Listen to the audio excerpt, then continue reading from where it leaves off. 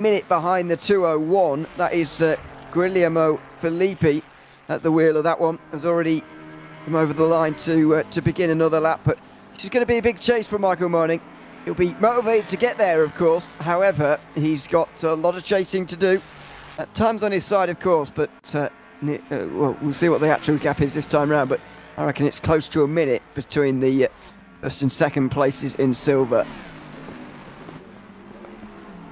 So lots of time still to make up, of course, and lots of time to do it. Just under 9 hours on the clock, and it feels like an eternity since we've began this race, and only 105 laps ticked over so far for your race leader. And somewhere at Spa it would be, you know, much higher than that one, as Valentin Barrier comes down the pit lane with Statsenko as well. So they've elected to take their mandatory stop. That promotes Michael Moning, of course, up into P8. So that puts him further towards Felipe, and that only now separates himself and Dylan Tan.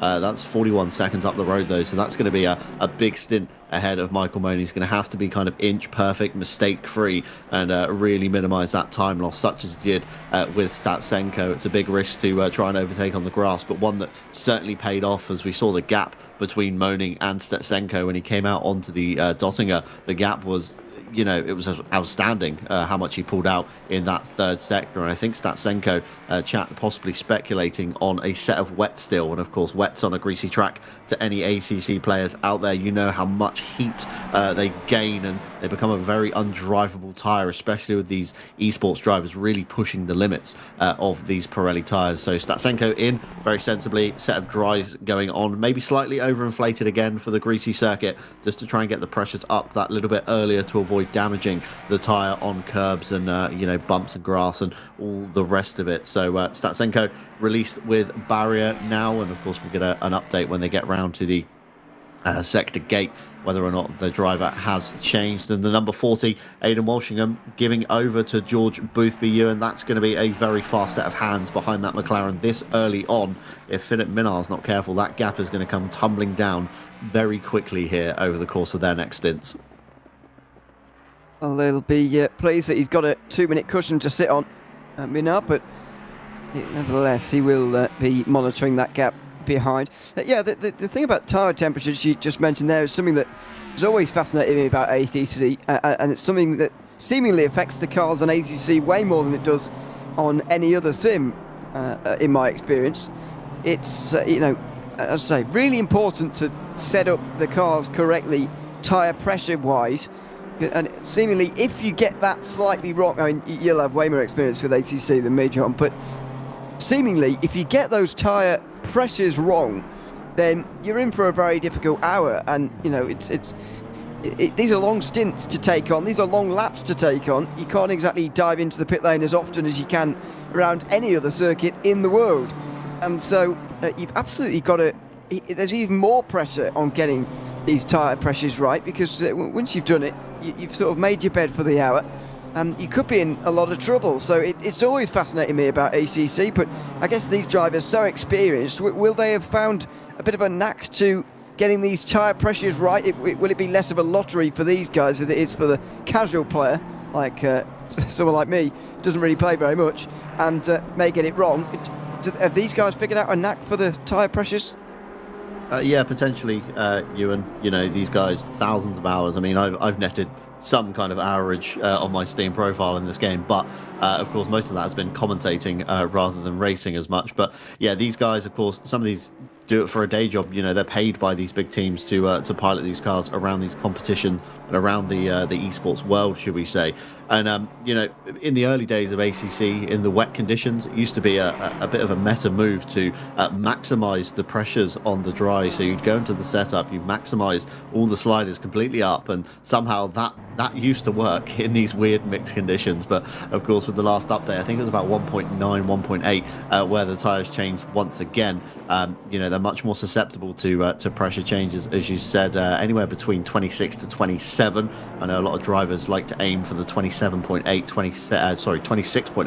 26.9 region, so it allows for that pressure loss should the tyre get damaged at all during the stint. But it's going to be a bit of a coin flip here, because of course the track is drying out, currently greasy still, of course temperature quite low, so it's going to take a while to come back in once again. And you know, you're either going to be bang on at the start of the stint, you're going to be slightly overinflated, of course, for these greasy temperatures, just to get them into that pressure window. And then, of course, when the track dries out, heat builds up, of course, pressure will then build up as well. And then at some point, you're going to be way over the ideal pressure. So it's a bit of a, do I do it at the start, or do I wait for the tyre to come in and do it at the end? It's a real coin flip for some of these guys. But if it was me, with the low temperatures, you're going to want to aim for the kind of beginning of the stint, because you know this track's not going to dry out anytime soon, and then that's going to keep the kind of the Pirelli surface a bit more fresh, you know, a bit less susceptible to graining and blistering. And within ACC, once you've damaged that tyre, that's it. You, like you say, you've made your bed for that stint. So if you've underinflated it, you've already grained the tyre, you've got to live with that for the next 60 minutes. Sounds like an absolute nightmare, is the way I put it. To figure out, but there you go. That's the challenge of driving in one of these events. Somebody asking in YouTube, by the way, how many cars we had at the start of this race. According to the timing screen, 40 or 41 drivers at the start, or teams at the start of this race. We are down at the moment, I believe, to maybe just 28. I think the 711 of Louis Flescher might have retired here, and that might be the 29th position, you know, set in stone now, with those teams and below all retired from the race. Not sure. We'll continue to monitor that over the next few laps, but they are losing laps quite quickly now. I believe that that may be our 12th retirement of the race. We're on board with Maximilian Frank here. The car you can just see up ahead is the number 89 BS Competition BMW. This is the battle for the best of the BMWs, of course, and it's Filippo Barchida versus Maximilian Frank. And Frank is gaining some time here for Team Nitro. Down the Dottingen Hill they go, under the Bilstein Bridge, now into the Tiergarten. Wonderfully fast section of corners before you're braking and turning and switching direction all at the same time. Through the actual final corner, what you actually have to brake for, and then hitting the power on the way towards the line again. This gap's going to have come down from 1.9, I would suspect. There you go, 1.5. Frank begins to turn the screw and put the pressure on. A 1:18.5 last time round suggests that we're not exactly at the fastest conditions all race long. However, Frank is certainly going faster than Barchida just for the moment. Yeah, 8:19.3 for Barchida last time by, so big time loss coming in at the moment for the BS competition camp. But again, it's not all about what's going on now. Again, we're still 8.5 hours away from the checkered flag, so all Barchida really has to do is just keep it safe, of course, not take any risks, not overly defend, and certainly not put that car either in a wall or, you know, in the gravel or grass here on the GP circuit. So I'm sure he's not going to make it easy, but he's not going to, you know, overly defend, dart about the front of Frank, and especially in these mixed conditions, of course, tyres not in their ideal window, scrabbling for grip, and of course definitely there's a drier line on the circuit as we see a bit of a wiggle there coming up through the Schumacher S4 Barchida. They are pushing the envelope of that 89 somewhat. The green AstroTurf on the outside, that's going to be retaining a lot of moisture. Painted surfaces though, not too phasing for the BMW camp behind, and both cars in flying formation. I think a bit of a dip into the gravel for Barchida, so really overdriving the car at the moment, and really kind of pushing the track limits. We, you know, we paid for the whole track, why not use the whole track, and then some more as they come through the GP section towards the Nordschleife. And that's a big wiggle and a big handful of oversteer before they get to the Nordschleife. That's going to bring Frank into the fight even more as they come through the Hatzen back towards Flugplatz. Well, this is not been a good start to the lap, I'm afraid, for Filippo Barchida. I could just tell she was looking in the mirrors a little bit there on the way towards... Oh, no, I don't know which turn it would be, what turn number, because obviously we'll forget about turn numbers for this circuit. But just before the left-hander of the chicane there on the Grand Prix circuit, just brought the car maybe a car width to the left or so, which just suggested... I'm looking in the mirrors here just to see where Maximilian Frank is, and sometimes that isn't a good sign. And I'm afraid the curbs through the final chicane there on the Grand Prix circuit had really sent the car into the air, caught a pretty big slide, and then had to gather the car back up again and push on. But Maximilian Frank is right there now. He's going to be getting the slipstream on a section even like this on the way through Flugplatz. then down the hill on the way towards Schwedenkreuz here, and then the braking at Arenberg as well. Frank is nowhere near close enough to make a move just here, but this is where the pressure begins to really mount. This is where Bakita will be under the biggest amount of pressure. This is where Frank will be hoping she makes another mistake here and he can just slip through without any further problems. This is going to be a high intensity part of this race. There's two teams who are on the same strategy, pitted on the same lap last time round, coming into battle here with 8.5 hours to go. This is a legitimate battle for the final step on the podium.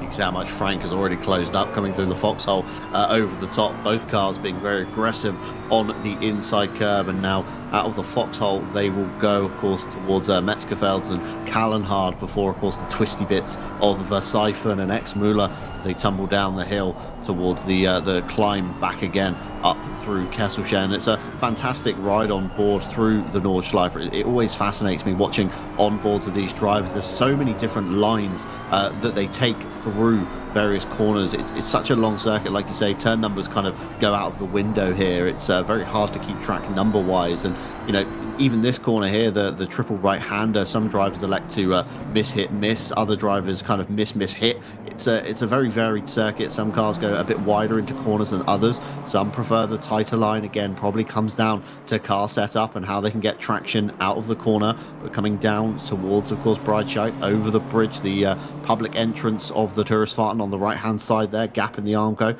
nicely to join if you don't want to take on a full lap in the real world. And I think Frank is going to be close enough this time, Ewan, to get some slipstream up Kesselchen, and of course the climb up the hill essentially is very laborious on the car. It takes a lot of kind of top end away. You don't really realize how kind of uphill it is until you're driving towards Mutkirch,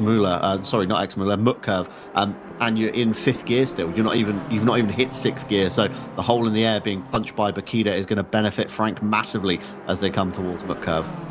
Yeah, through Kesselchen they go, the left-hander, and here goes Frank in the slipstream. As you say, the uphill nature will just slightly exacerbate the slipstream effect here for Frank. Is he getting enough of it, though, into the Mutkirch?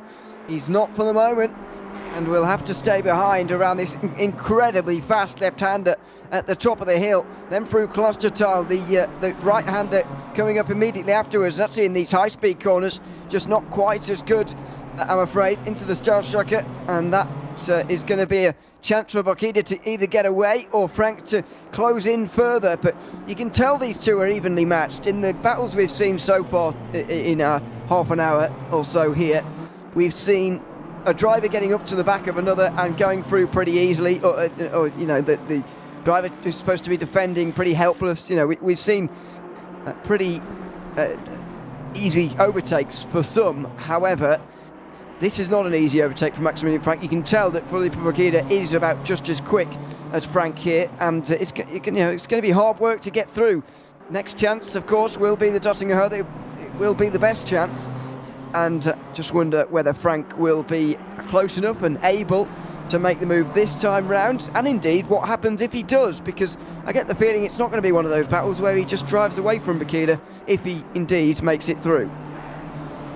Yeah, absolutely. So I don't think Bakita's going to take it lying down, as I say. They're going to make it ever so slightly awkward, but you know, not awkward enough that it risks the BS competition car, as track status has hit optimum now. So Pirelli should be starting to come into their window in temperature. And again, it depends how drivers have set their pressures in this last pit stop. Are they going to be overinflated by this point, or have some drivers, you know, timed this really well? Some drivers and teams for the Pirelli to come in at this perfect moment, kind of, you know, 10-20 minutes into a stint, and then a happy 40-minute stint towards the end. It's going to be a bit of a time will tell scenario on who becomes a big gainer and who kind of, you know, loses the most amount of time at this stage. But certainly looks like Bakita is quicker through the kind of final sector as we come up towards Schwabenschwanz here, and of course the Kleine Carousel, the mini carousel, as it's dubbed. The concrete, normally very slippery when we get into the wet stages of the race, catches a lot of drivers out,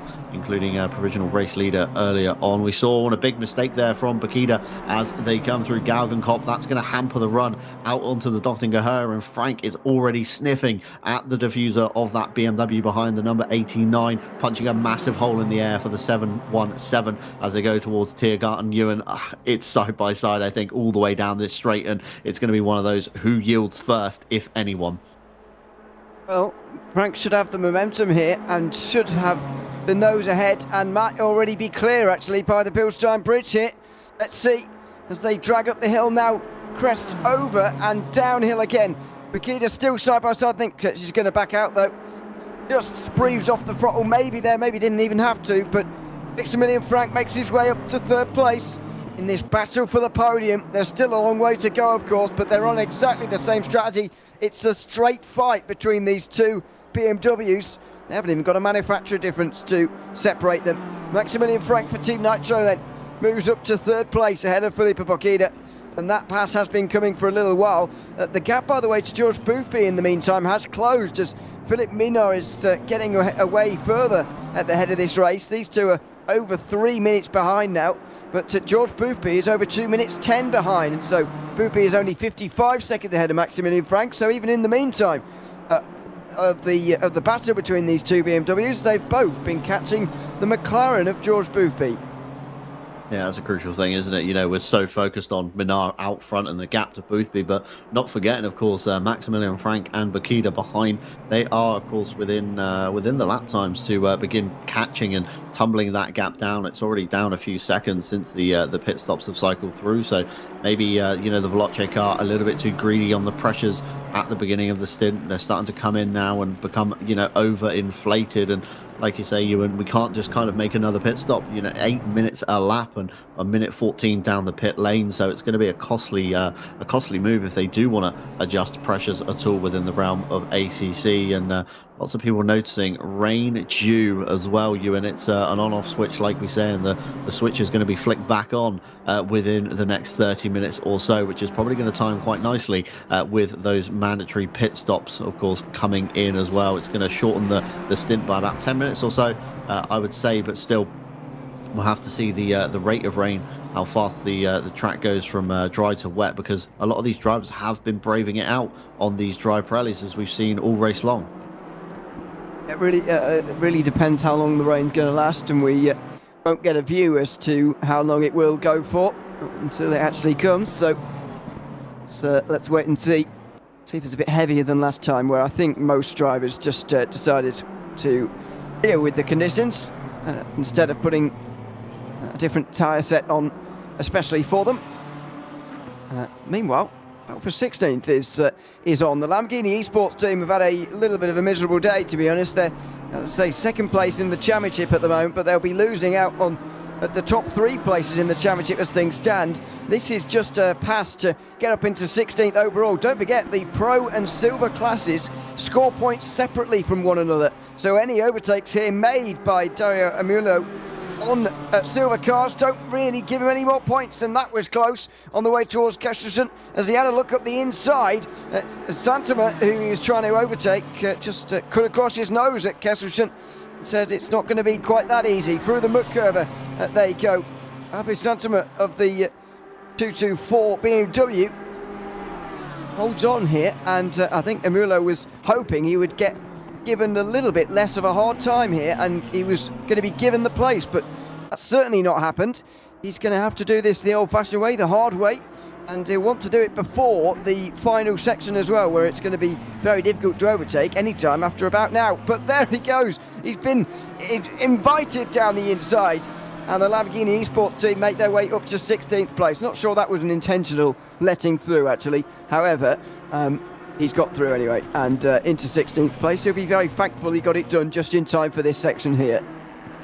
Yeah, not sure if Santima meant to do that or just accidentally kind of gassed the car a bit too early in the carousel and jumped himself out of it, but either way gifted the number 63 essentially the free position. But like you say, Ewan, of course, pro on silver cars, it doesn't affect the championship point scoring. The number 63 is going to have to get all the way back to the number 72 Ferrari before they can score some more points, of course, dispatching of another silver driver in their way in the form of Matteo Naudi in the number 17 BF Racing car well. That's one of your championship contenders down in silver as well, and they were tumbling down the order when I left with David Addison and Aidan to go into the night before handing over to Mike Naus. But currently your silver leader on screen at the moment, the Gladius Competitions number 201, Felipe, currently aboard the car, and I think in flying formation with the VSR car, both a memorial to Christian for today's race, I think, judging by the livery names in the bottom right hand side of your screen. I think that's the number 6 Lamborghini, currently Pavlychuk all the way down in P22 overall, so I'm sure not going to be too much fight when the blue flags begin waving in a few laps time. So we'll keep an eye on that. In terms of the Silver Championship, by the way, Gladius are tied for the lead at the moment with BF Racing Esports coming into today. The top 4, and I'm sure you've heard this before, but I'll say it again. The top 4 covered by only 4 points at the start of the day. Veloce Academy in the 711 were only 12 back at the start of the day, 12 and a half back. And the Genesis Esports McLaren as well in 6th place, only 23 and a half back. So all of those 6 had a chance at winning the title today. It's only going to be one of them, and it's only going to be Gladius Competition as things stand, because effectively they are the championship leaders and they're currently leading this race. But I can't help but feel with every bit of rain that we get, there's a huge amount of risk attached to it for not just everybody as normal, but actually even more so for these class leaders who are going to be going to the pit lane first, and if the rain doesn't fall quickly enough, hard enough, by the time they get to the pit lane, then they'll just drive past and they'll stay on the drives. But if those who are, especially in the case of the overall leaders, those who are 2-3 minutes behind in 2nd and 3rd place, 4th, 5th place in the overall field, they've got another few minutes to decide about the conditions and think, actually, yeah, it is a good idea to come in now, and could leave the leader out on dry tyres on a very wet circuit when they didn't quite intend so. So I can't help but feel that with every bit of rain here, there's a huge amount of risks attached, and we can't be handing the win to anybody yet with so long to go. Yeah, the magic of endurance racing, isn't it? Anything can happen at any given time. It only takes, like you say, a bad rain shower, a bad strategy call, and before you know it, of course, you're sat on the pit lane taking wet tyres while all your opponents are sailing past, and you almost have that doubt in yourself thinking, did we make the right call here? Should we have stayed out? And, you won't be able to tell until the rain subsides and see how far you get on those wet tyres. It's a very tricky call to make, and as a driver, of course, it's not one you want to make, so you almost want to have somebody sat with you, maybe in a Discord call or team speak with your crew, and everybody collectively analyzes the situation and wonders what the best call is. And Philip Minnaar, of course, being so far out ahead from George Boothby, he's the pioneer essentially, isn't he? If he goes past the pit lane and in about a minute's time, George Boothby then comes through Tiergarten, Boothby has a much more kind of accurate picture of how the track stands, and if Minnaar goes through the start-finish line, that's it. That's 8 minutes plus before he's going to get back around again, and limping around on dry tyres on a wet circuit, that's going to hemorrhage time. If Boothby comes out of the pits like a scolded cat on a fresh set of wets, he's going to be lighting up the timing boards in comparison to some other drivers around him. Yeah. We'll see though when the rain actually falls. There's the actual gap. You can see 126 seconds between Minnaar and Boothby for the moment. After 108 laps in this race now completed, we're going to get well over 150 here in this race.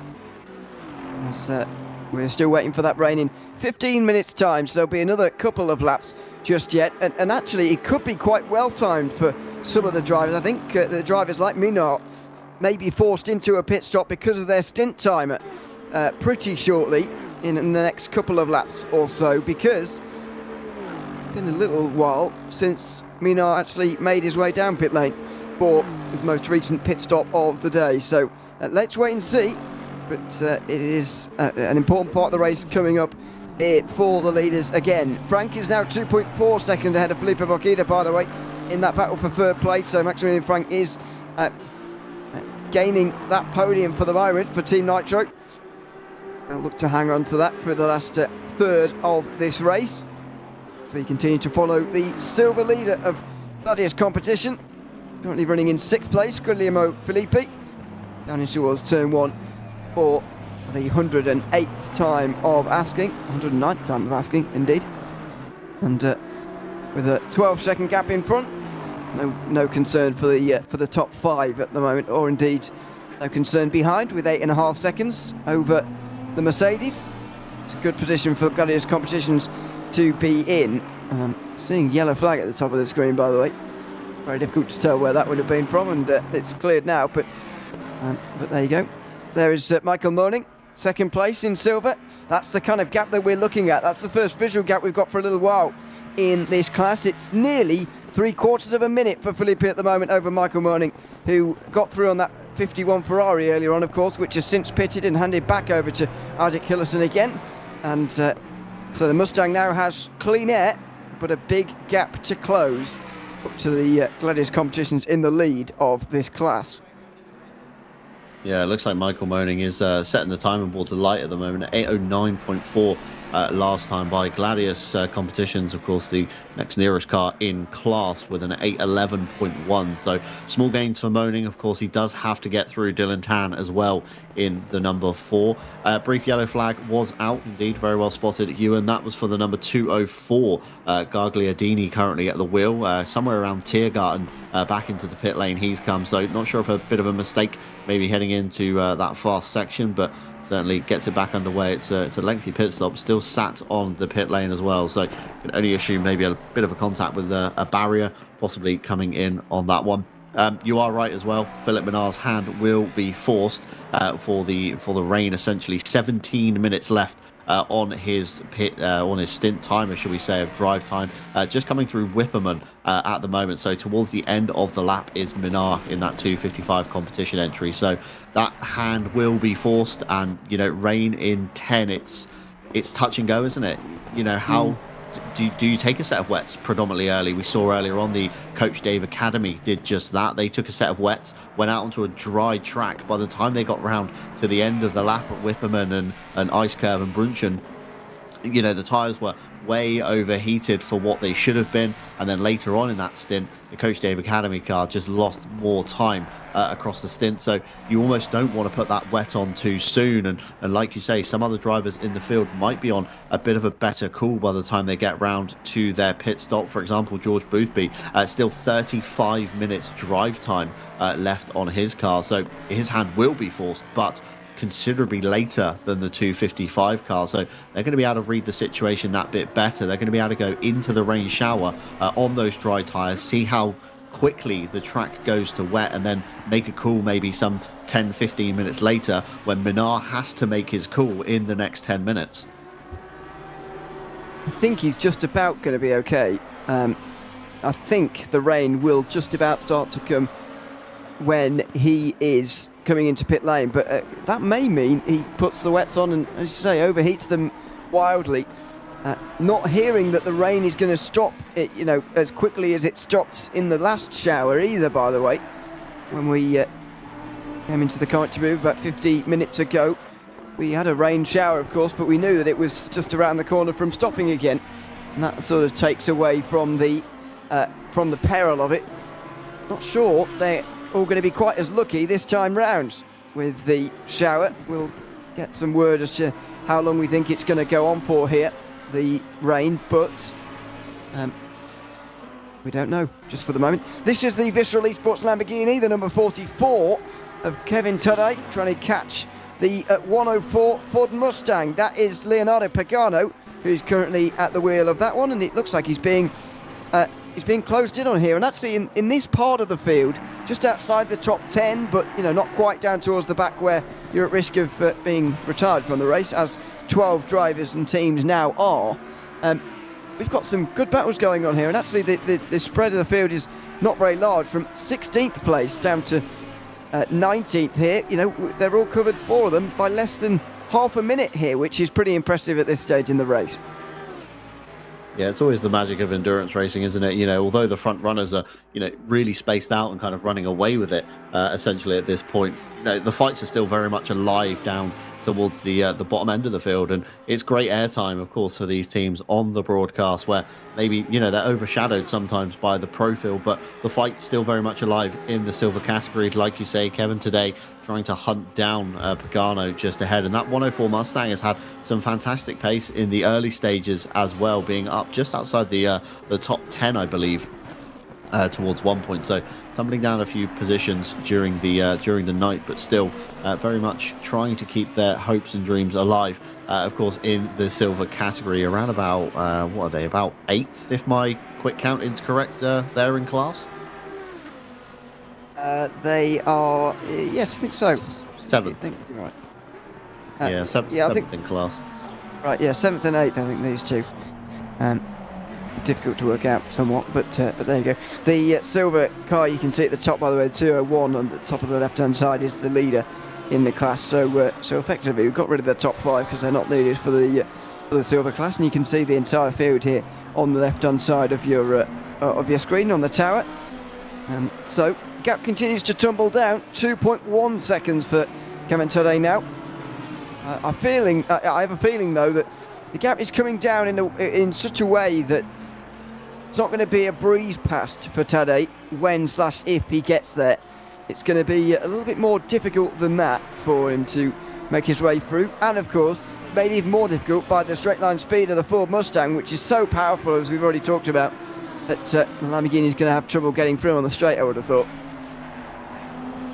Yeah, we saw early on, didn't we, Tuts Vincer Hacker struggling against one of the Mustangs as they both came into pit lane. And if the Aztec cars are maybe, you know, sharing setups between the camps, it's possibly going to be another one for Kevin today. He's going to make it all up in the corners, and then by the time he gets to the Dottinger, where he really needs to, you know, slingshot the car through towards Tiergarten, he's going to struggle with the grunt of the high revving, of course, V8 Mustang, slippery in a straight line, but certainly lacks in the corners. You can see how much of the gap today has already closed up just in the GP Strecker alone as they head out on towards the Hatz and back. I'm sure the Lamborghini is going to gain quite hard in this first sector as they make their way, of course, through Heineken out into towards the Flugplatz region. And certainly when we get towards, you know, Flugplatz, the Mustang again going to stretch its legs towards Foxhole. They'll go, and then as soon as they get into the twisties once again towards the top of the circuit, Kallenhard, Metzgerfeld, for example, the Lamborghini is going to come back into it. So the Nordschleife,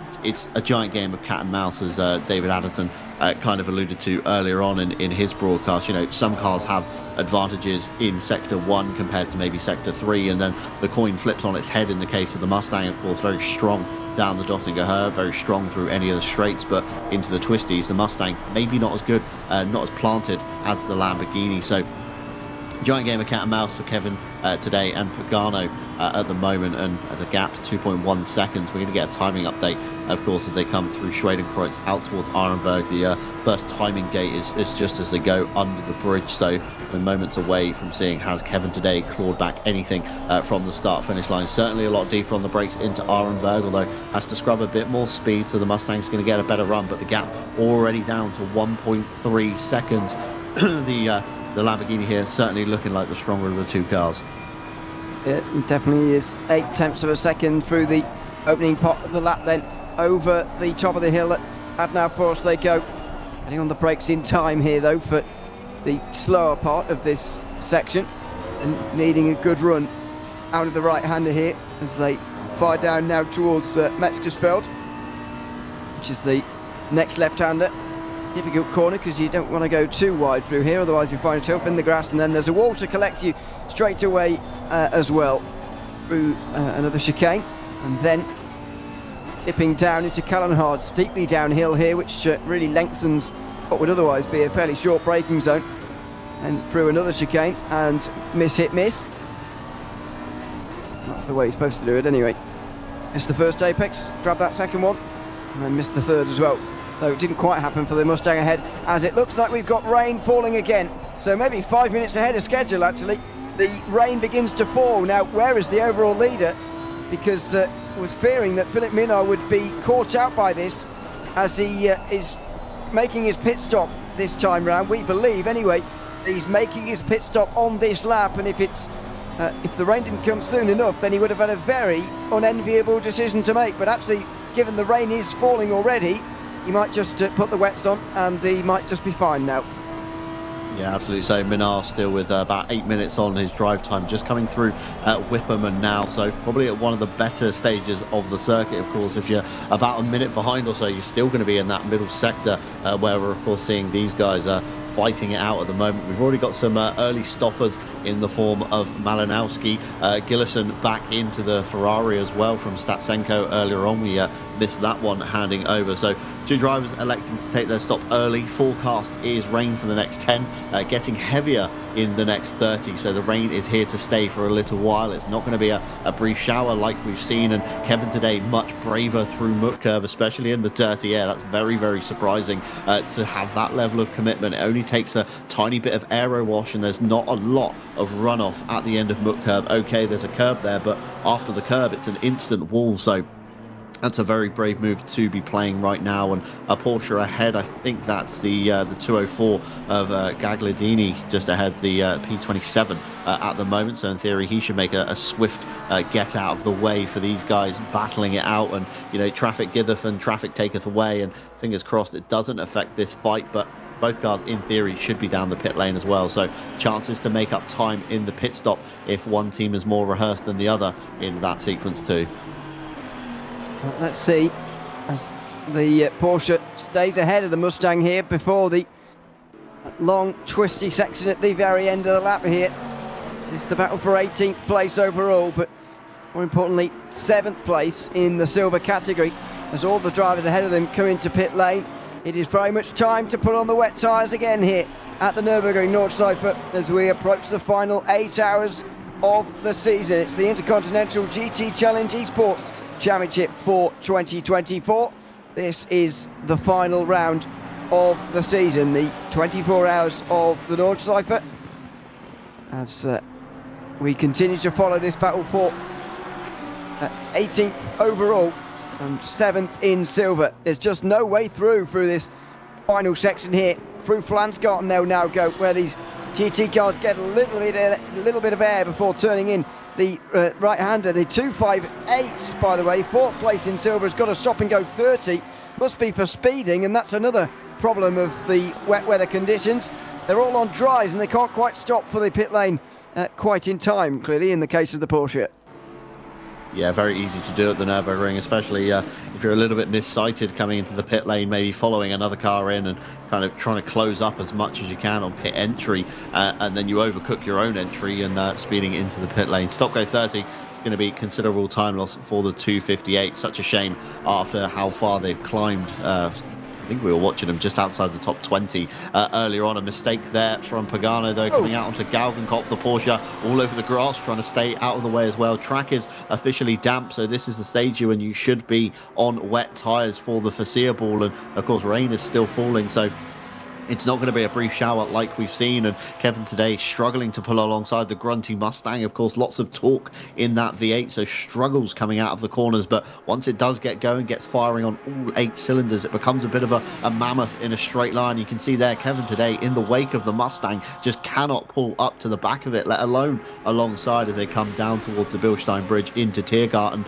And maybe Kevin today thinking this race could be won more on pit lane than it could be on the track, and maybe just holding station, knowing that again both cars are going to be down the pit lane at this current time, as your race leader has been in and out as well. And a big wiggle from the Mustang, and the Lamborghini follows suit into the blend line. Again, be careful of the pit entry. You can see Kevin today pulling out to the right hand side just so he can spot that pit board, and I think that was a very brave late braking move there from Kevin today to try and minimize that time loss coming into pit lane.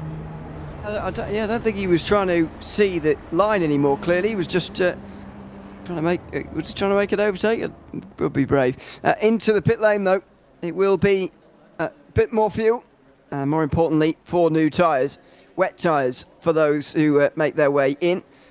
So Philippe Minard back out onto the circuit again. I just wonder who has come in from the top 10 there, because Minard was forced in. Has everybody else followed him? Is the question there? There is Leonardo Pagano in the Mustang.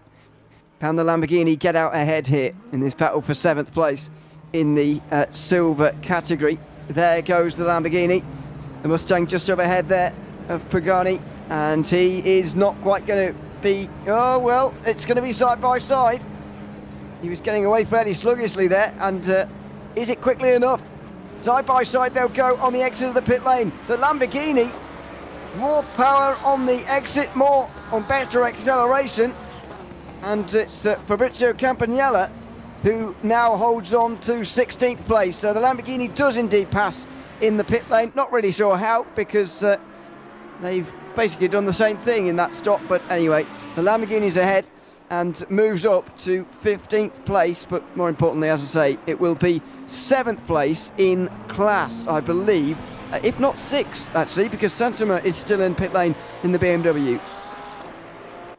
Yeah, I'm just thinking that the Lamborghini may be a bit quicker on the pit stop, or maybe the Mustang a bit more generous on pit exit, seeing the side-by-side moment, not wanting to maybe receive a penalty for making it too wide out of the pit lane, and just thinking sensibly, we're gonna back out of this one. The rain is here. We're not as strong in the wet. Let's let them through, see what they can do, and then maybe in a few hours time, when the track might dry out, we might come back into it again. Track is officially wet. Rain is here to stay for the foreseeable, getting heavier for the next 10 and heavier again in the next 30. So Pirelli wets are the ideal tyre to be on. And as we say that, George Boothby down the lane this time by to take their stop. With them brings, of course, Frank and Bukida. I can only imagine everybody now isn't going to brave a set of dries for the foreseeable. We should see everybody down the lane, in theory, on to wet weather tyres. And another stop-go 30, Ewan, that's for the 789 of Sabirov down in P20, currently in the mix of the Silverfield. That's going to be, again, a considerable time loss that will shuffle them way further down. Yep, should be for speeding in the pit lane, as there is the car that will benefit from it, the BF Racing Esports car that was in the lead of the championship coming into this race. It's not going to salvage their championship situation, because the 201 is still leading by a long way here. I believe they will have lost a bit of time actually, because they will have been forced to stay out a bit longer than this car, but nevertheless it's still not a great place for the 17, and it is a good place for the 201 to be in. See Alexander Led just in behind the 72 Ferrari, one of the pros, as the rest of the lead lap make their way into pit lane. Not sure who was the first driver to come in actually, which car was the first to come in, so not sure how far down the pit stops are going to continue on here for the next few minutes, but Michael Moerning has to come in from second in silver. He won't have gained or lost anything in terms of pit lane time to the 201. Has to be a lot further back down, I think, to have gained or lost any time. As Alexander Late closes in on his fellow Ferrari here on the way towards the Moot Curve. An awkward place to be in, because the slower class effectively looks like the faster car for the moment, and so could provide a pretty awkward moment between these two Ferraris fighting for 14th place. Will soon be 13th as the 258 makes its stop and go 30 penalty. Yeah, in theory should shuffle the BF Racing car up a position, like you say, towards more championship points, but it's not going to be enough at the moment with the domination from Gladius all the way up in P6 overall into the lead of Silver. We have got a few driver changes coming through as well. The race leader, Philip Minard, has given back to Abdulaziz, so that's the man with the fastest lap of the race throughout the night. So again, all eyes on him. George Boothby has given over to Luke Whitehead for the Veloce McLaren number 40. Maximilian Frank stays in the Team Nitro car, but it is Bukida out and Camera in to the BS competition car. So again, maybe Camera coming out in the hopes of catching Frank back again, and maybe trying to make the pass in these wet conditions. And a fantastic stint nevertheless from Bukida to get it through that tricky phase of going from wet to dry and trying to make the call on the tyres, and then having the Team Nitro car battling them as well. Fantastic job to keep the number 89 safe and still in the race for the bottom step of the podium, and coming all the way from the back of the grid when the green flag dropped. That's some feat to have, of course. Remember the Lamborghini, the number 63, didn't get off to a great start either, finding themselves backwards the midpoint of the lap just before Bergwerk, and they tried to come back and then had subsequently another accident since. So two very different stories there, Ewan. It's hard to keep pushing a car consistently for the amount of hours that we're asking for teams here, and that momentary lapse of concentration, that's all it needs to put a kibosh on it, throw a spanner in the works, and really upset the flow of the race. And you tumble back down the order, making lengthy repairs, you come back out again like a stab rat. There's nearly a mistake there from Alexandra Ley as they come through Schwalbenschwanz nearly onto the grass. And we saw earlier on, when a car hits wet grass, it tends to pull it off towards the wall, and it's very hard to get back. So that was a very hairy moment, probably going to mentally affect Ley slightly and make him a bit more wary of how much grip is truly out there on this wet circuit. But back to my point in question, of course, it's so easy to undo one of those kind of last to first challenges, but the number 89, proving exactly how to do it so far during this race.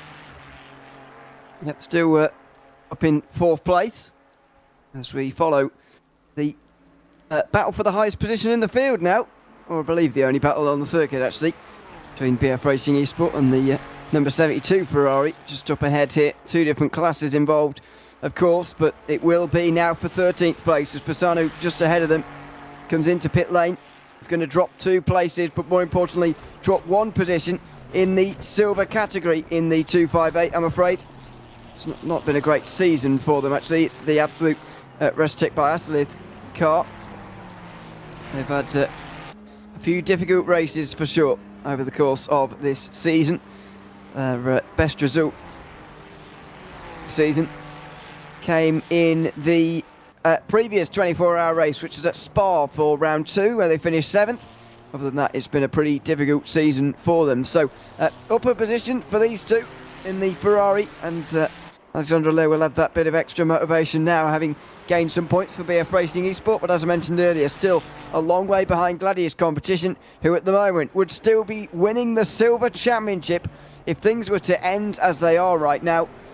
Long ways to go, of course, with just under 8 hours, just under a third of this race still remaining. However, Gladius Competition are in control as things stand, as they continue to lead the Silver class, and at the moment lead the Silver Championship ahead of I don't even know who would be second actually at the moment. I was about to say BF Racing Esports, but I'm not even that sure about that, because only 4 points behind for ST Racing Esports. They're currently second, so actually it's going to be ST in second place. But anyway, they're all going to be behind the 201, and surely with such close margins, probably making that team, the Aston Martin team, very nervous indeed, and they'll be pleased to have got into the pit lane that time round and actually not lose any time to their rivals. They'll be pleased that the rain didn't really start to fall after they'd gone past pit lane, but before their rivals had gone past pit lane, which would have allowed them a chance on the wets, where they would have been quicker,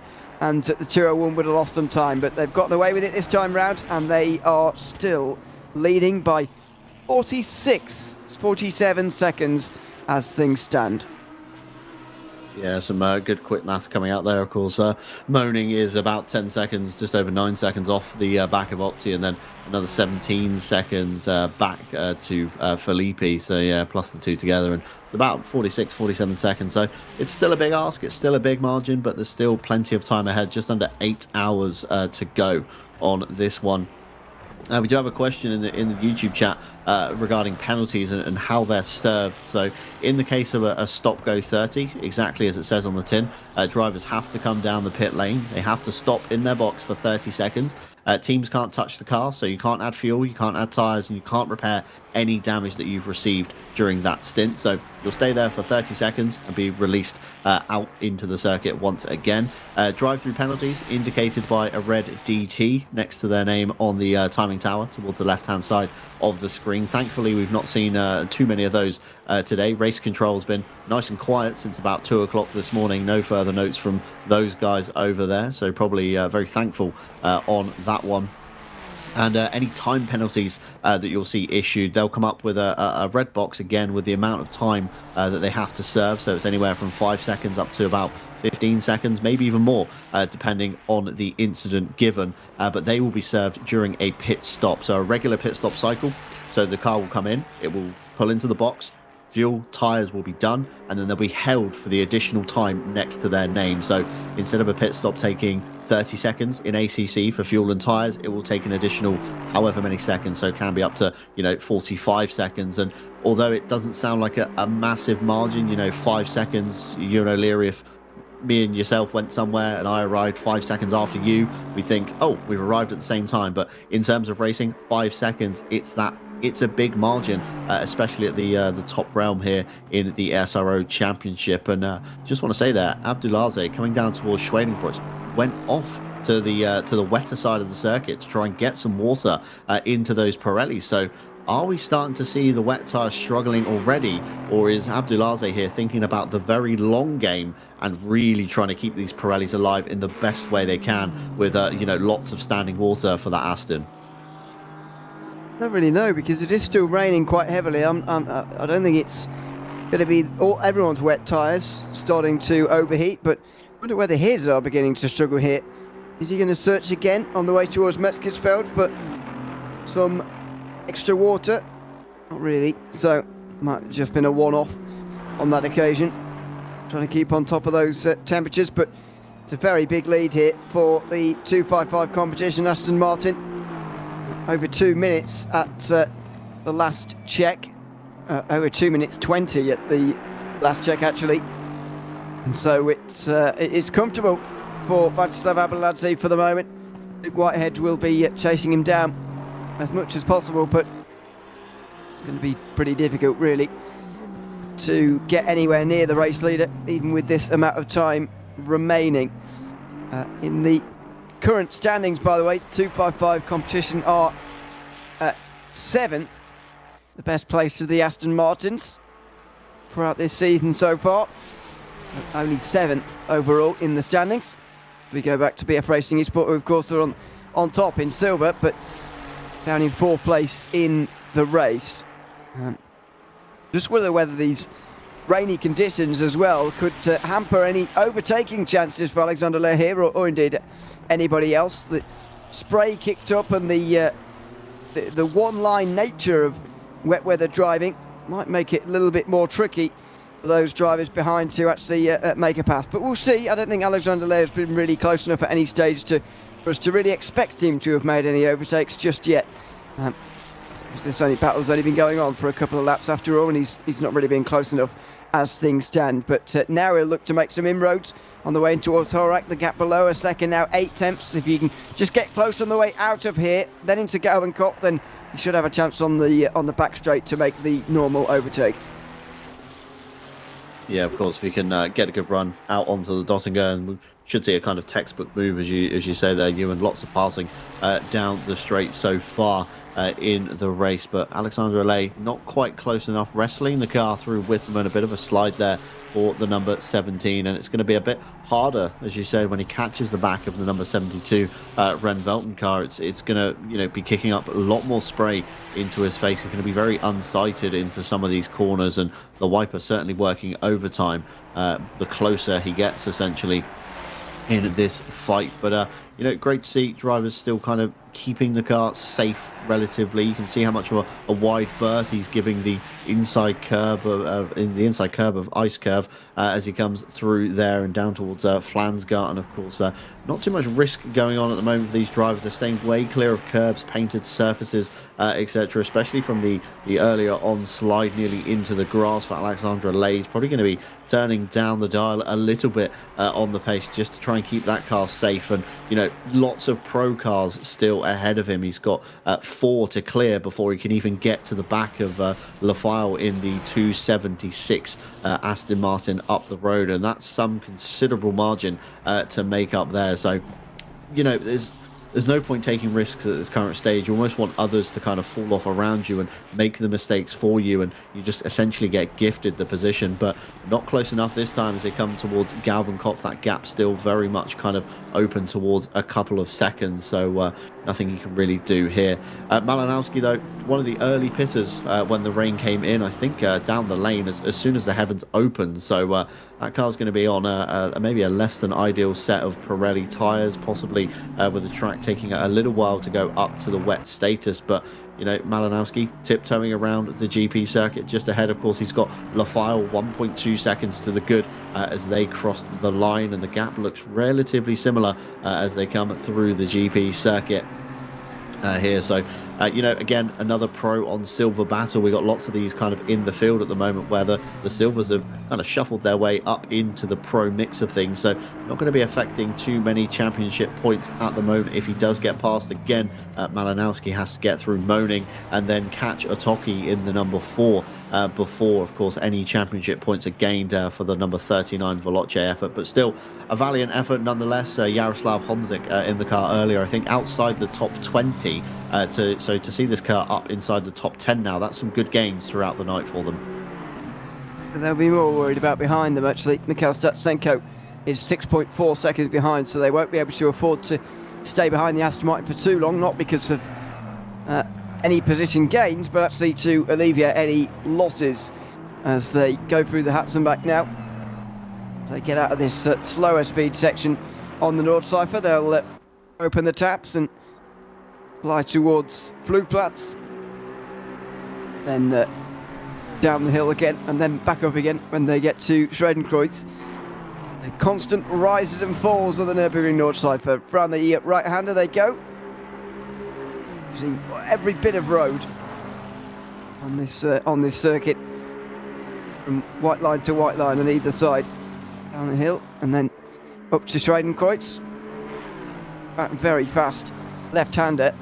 You can't really afford to take at full speed because you want to be braking in time for Arenberg, but Maciej Malinowski there was using pretty much all the road anyway, so fair play to him for getting that stopped in time, especially in these wet weather conditions. Then down the hill, Buxra, and over the top at Adnar Forst. They'll be cresting the hill shortly and making their way into the braking zone for these slower, more fiddly sections of the circuit. And again, we've spoken about it many times before, but what a challenging circuit it is in so many ways. You don't need the rain exactly to make it challenging. It is anyway. And fair play to all of these drivers so far for a good race. To still be in the race, I think, is an impressive achievement at this stage because of the circuit and the weather conditions as well, and the long nature of this race. We've been going more than 16 hours now, so it's fair play to everyone that they're still in the race. But Maciej Malinowski won't be thinking about that very much. He'll be looking at getting 9th place overall here, and at the moment he's just not close enough to make anything happen. But I suppose it's better this way round than it would be if he was stuck behind the Aston Martin and just unable to get through. It would be A, less frustrating, but actually B, I think Malinowski's going just as quick as he would be even if there wasn't an Aston Martin directly ahead of him right now. He'd be doing this pace anyway, so it's not really holding him up. Yeah, I don't think he's too affected, is he, by the number 276 ahead. Of course, he's far enough away, just over a second, to not be affected by the dirty air. You can see the spray on the windscreen is still kicking up, though, so that's going to be tricky if Malinowski still drives in VR, which I remember in the early days of ACC, he was always big into the VR, so I can only assume that's the case as well. You can see how much he's working the steering wheel, so the in-game animations essentially translating what's going on in the real world to the game, so even the feet in the cabin at the bottom of the shot, you'll see the brake pedal and the accelerator move in turn as he stands on the brakes briefly, probably for muck curve at this point. It's not really a lift and a downshift, it's more of a dab of the brakes to get the weight transferred forward. You can see they're balancing the brake and the throttle just to try and find that kind of grip over the front end of the McLaren. Of course, a mid-engine car, so majority of the weight towards the back, the front axle very kind of light and empty, and in these wet conditions you do need to throw some of that weight forward to get the tyres to bite into the tarmac in order to get that turn-in advantage that you need. Whereas the Aston Martin, of course, ahead, power plant hanging over that front axle, that's going to provide some good traction, some good kind of bite on the steering, should we say. But coming out of the corners, maybe the back end a little bit lighter than the McLaren, so again it's that kind of tit for tat thing that we've got going on. Just mentioned earlier, Ewan, of course, we've been going 16 hours here, and we've only done 112 laps, which doesn't seem like a lot, but of course at 8 minutes a lap, it's a considerable amount of laps going on here. And if you went to somewhere like Spa, around 16 hours of Spa, we'd already be on lap 400 and something at this point. So it just proves how long the lap is here. And of course, you say the high rate of attrition. We've lost a lot of cars throughout the night due to various ailments going on between them. And if they're still in the race at this point, 16 hours in, it's a considerable feat, let alone being, you know, this kind of dialed in. And you might remember, we touched on it briefly in the broadcast, but Luke Whitehead's solo 24-hour race that he kind of attempted here in the Porsche, which again was in mixed conditions, but solo for 24. You know, Luke Whitehead currently in the car, probably going to be well rehearsed in what he's doing at the moment, and even managing to finish third, you know, solo 24 at the Nordschleife. Probably the best pair of hands on the grid right now, Luke Whitehead, I would say, up in P2 for that Veloce camp. But watching, riding on board Malinowski through the final sector, it's, you know, it's an absolute art watching the sheer car control, and like you say, drivers using every inch of the circuit, not afraid to kiss those curbs and still use those painted surfaces, even though the track is of course officially deemed wet at the moment. You can see how much coming out of the Beloff S's. Malinowski running the curb down the left hand side, which is surprising, tweaking the wheel through Schwedenkreuz, wrestling the car as he comes out and just trying to look to his dashboard. I think he's on maybe 1 TC,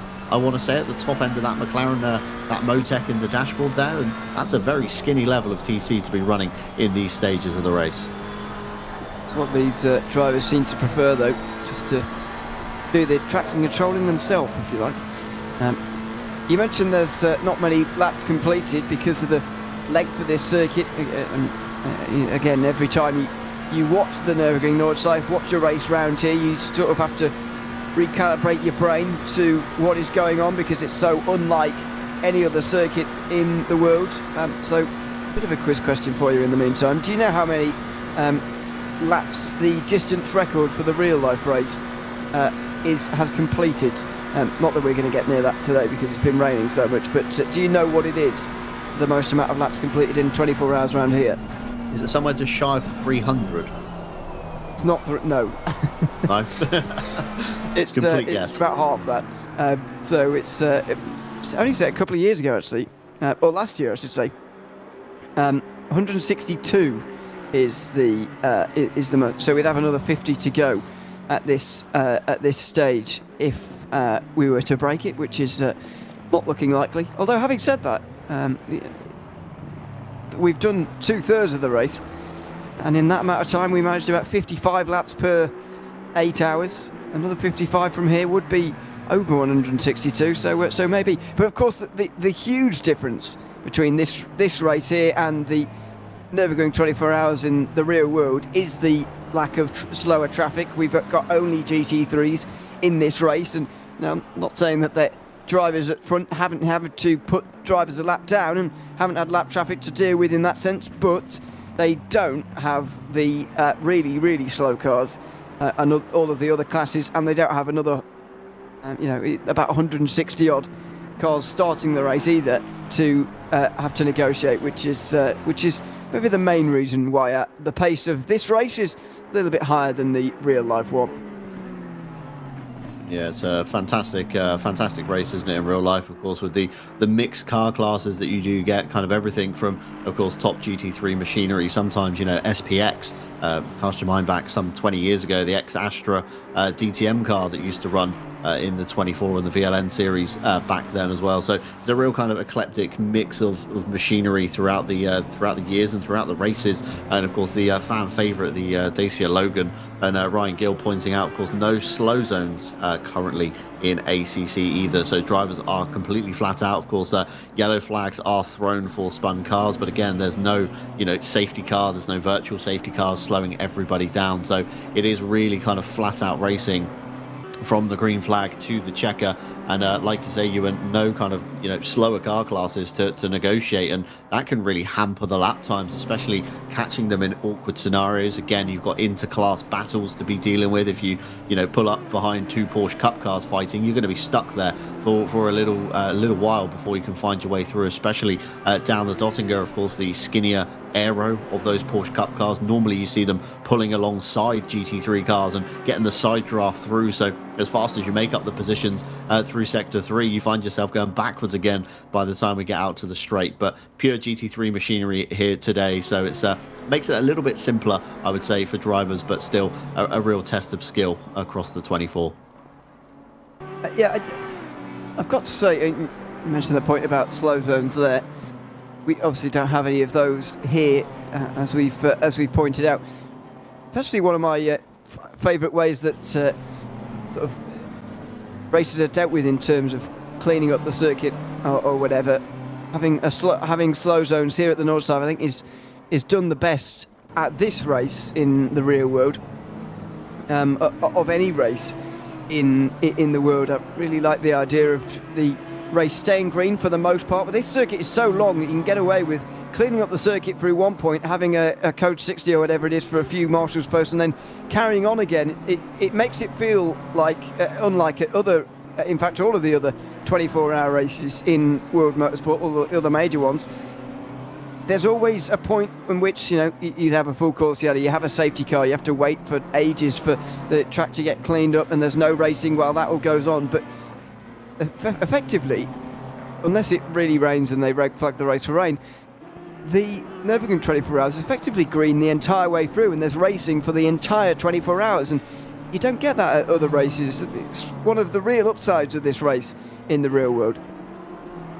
Yeah, it's a good point you make there. I think Le Mans, possibly, correct me if I'm wrong, this year, and the last few years have had slow zones as well. So kind of maybe the Nürburgring setting a kind of benchmark for, you know, slightly bigger, longer circuits. Again, Le Mans still on the long side compared to somewhere like Spa. Again, a little bit of a shorter lap at Spa, but here the biggest lap probably on the endurance racing calendar. And something to note as well, during those slow zones, they do move, of course, track machinery around. So the Unimog, quite famously caught on broadcast, kind of trundling along while a GT3 car goes screaming past on the outside line. It's a bit of a weird thing as a driver, probably to try and witness, you know, going round these twisty corners in the dead of night, seeing an orange flashing beacon and thinking, hold on a minute, is this a safety car, or am I about to catch the Unimog? Again, it keeps drivers on their toes, and you really can't afford to have that kind of lapse of concentration in the real world. And equally so, translating, of course, to the virtual world, penalties not so kind of severe. You know, if you scrape the car down the wall in ACC,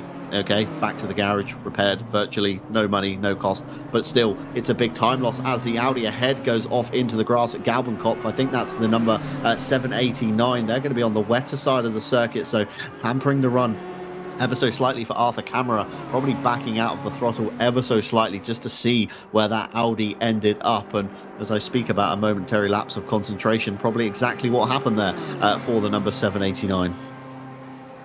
Probably, yes. Although the straight line speed's still pretty good. Closes in a little bit, and we'll just stay behind on this occasion. Yeah, I mean, as I say, Le Mans do some sort of similar thing, but the way they sort slow zones is so weird that you have to do the straight before the incident also at a really slow speed before you actually get to the incident, which just seems strange. The way they do it here is very, very good indeed, in my opinion. But there we go. Not something we have to worry about here today in this race, because we're green for 24 hours, and even in the rain, we'll race through it no matter what, even through the night time, as it was raining, as you know, through most of the night. We continue to follow off camera here, trying to catch Maximilian Frank in third position. They're all, by the way, losing even more time to Václav Abeladze in the 255 competition car. I'm getting to that stage in the race where I'm beginning to wonder just how many people he's going to put a lap down here, because we've only got 14 on the lead lap currently. He's just put William Pisano a lap down after the stop and go 30 made by Pisano. That's obviously put him a long way back from where he was previously. However, it's also put him a lap down. So Abeladze so quick at the moment, he's not going to finish on a lap of his own here, but he's got nearly a third of the race remaining to put even more drivers one lap down. And I think he might well do, to be honest. The speed he's going at is phenomenal, and he's now 2.5 minutes ahead of the field. In just 90 minutes of us being here, he's increased his gap by 30 seconds. Yeah, blistering pace coming out of the 255 competition car. Last time by, it was an 8:39.3. Just for comparison, Luke Whitehead, of course, the next car on the road, an 8:41.7. And then we tumble down to the BMW times, 8:42s, 8:44s, 8:43s for the majority of the field. So Abdulaziz really in a different league of his own, as you said, Ewan. Of course, how many more cars is this man going to take off the lead lap in the next 7.5 hours across the competition? I wonder.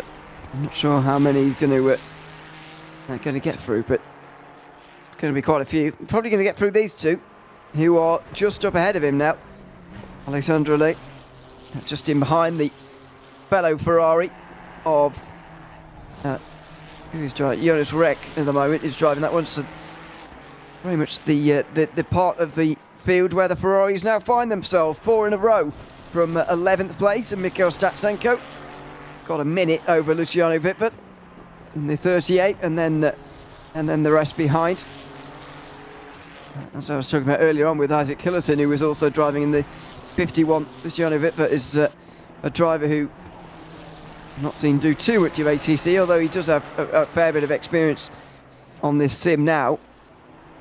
It's predominantly, maybe arguably better on other sims. And so doing well to hold his own in this field, 12th place. And part of the pro class, of course, where that car finds itself in the top 10 as things stand. It's top 15 get points, by the way, in these races. That should mean that, or indeed will mean, everyone remaining in this race should be scoring points of some description here, even if it is just 1.5 points for 15th place. They should be getting some, if things indeed carry on as they are, with less than 30 cars and teams remaining in this race. It's been a fairly high rate of attrition. As you noticed overnight, it was mainly through the night where cars fell by the wayside. There was a 6-hour period in the middle where we lost about 8 of our teams, unfortunately, maybe a little bit less than that, but it was an attritional night for sure. It just feel once the sun rises though in the morning that things do get that little bit easier, although when the sun rose this morning in sim, there was still a very long way to go because of the time of day that this race started at it was 4 p.m. virtual standard time, 3 p.m. here in the UK, and so 4 p.m. in Central Europe as well. It's a pretty late start time, and it means that when you wake up in the morning, you've got a very demoralisingly long time to go. For example, if there was only, if we started at 1 p.m. UK time, we'd be, 5.5 hours away from finishing at the moment. But as things stand, it's going to still feel like a very long race to go here for everyone who's still out there. Yeah, absolutely. So, I mean, even more demoralising when you look at the lap counter and realise you've only just ticked 113 laps. But Abdulaziz on your screen at the moment, driving down the left-hand side of the Dottinger Her, really sucking up that kind of standing water into those tyres. I think he is very much thinking of the long-term gain in this race, trying to keep those Pirellis as fresh as he can in these early stages to prolong their life towards the latter half of the stint. Weather forecast: decreasing rain in the next 10 minutes and stopping in the next 30. So what that means is Abdulaziz, his stint is up in 30 minutes time. So potentially when the rain is stopping and the track is drying out, again, another awkward call to make for the 255 camp. Do they gamble a set of dries early on, or do they stick with the wet tyre and see how much the track dries out, and maybe even pray for maybe a change in the forecast? Wind speed quite low at the moment, only 1 kilometre an hour, so not too much kind of weather being blown about the Eifel region, but still, nevertheless, unpredictable and changing conditions. It's going to make it very awkward for the 255. Of course, Luke Whitehead a bit further down the road. He's still got 32 minutes of drive time left, so everybody's going to be relatively in the same boat by the time the rain ends. So it's going to be a real mixed bag next time down the pit lane, I think, Ewan. Let's see. As Vyacheslav Abdulaziz continues to lead by a very, very long way. Yellow flag again out somewhere on the circuit, although it's gone back in again pretty quickly. Glad to say, actually, and I know I shouldn't say things like this, but I don't believe in the commentator's curse anyway, so I'm just going to say it. In the last hour and a half that we've been here, relatively little incidents as well. I mean, I can barely remember any, actually. We're getting to that stage in the race where everyone's in such a rhythm, despite the actual weather and the rain falling and then not falling again. We're actually seeing some good driving from everyone in that we haven't really seen anybody have any incidents, to be honest, which is a good thing, and means that everybody who is in the race now will continue, and hopefully they'll all get to the end as well. But for the most part, it's been clean, and there's been no one in the wall for the last hour and a half, and hopefully it stays that way. Yeah, fingers crossed on the old commentator's curse there. I seem to always curse people when I begin to talk about them and start praising them on how well they're going. So fingers crossed that isn't going to be the case. Let's catch a race replay here. This is the Samantha Tan Mustang coming down into Callanhard, the downhill braking zone. Gets to the exit curb, nice and tidy. Not too sure what we're seeing here through the old Piff Paff chicane. Oh, a little bit too much curb. That's a big impact. That's big damage for the Samantha Tan racing car. That's going to be a lengthy stop for Michael Moaning, currently on the circuit. Just trying to work out where he is entirely. He's just coming through the carousel, so it's still a long way to go. He hasn't even made it, all too many corners. He's began the run up Kesselchen after that incident, and still a whole sector to go, Ewan. I feel slightly responsible for that. But, doesn't believe in commentator's curse, instantly curses someone. Well, I still don't, but it's quite comical, isn't it? Oh dear, never mind. So Michael Moaning will likely be a bit. It depends really how much damage that's actually done. I mean, it looks bad. That there's no doubt about that. However, will it have actually done that much damage for Michael Moaning? I'm not entirely sure. Oh, don't tell me there's another one that's happened while I've been chatting about no one's crashed. Here we go with the Honda. Brief yellow that you mentioned earlier on. Okay.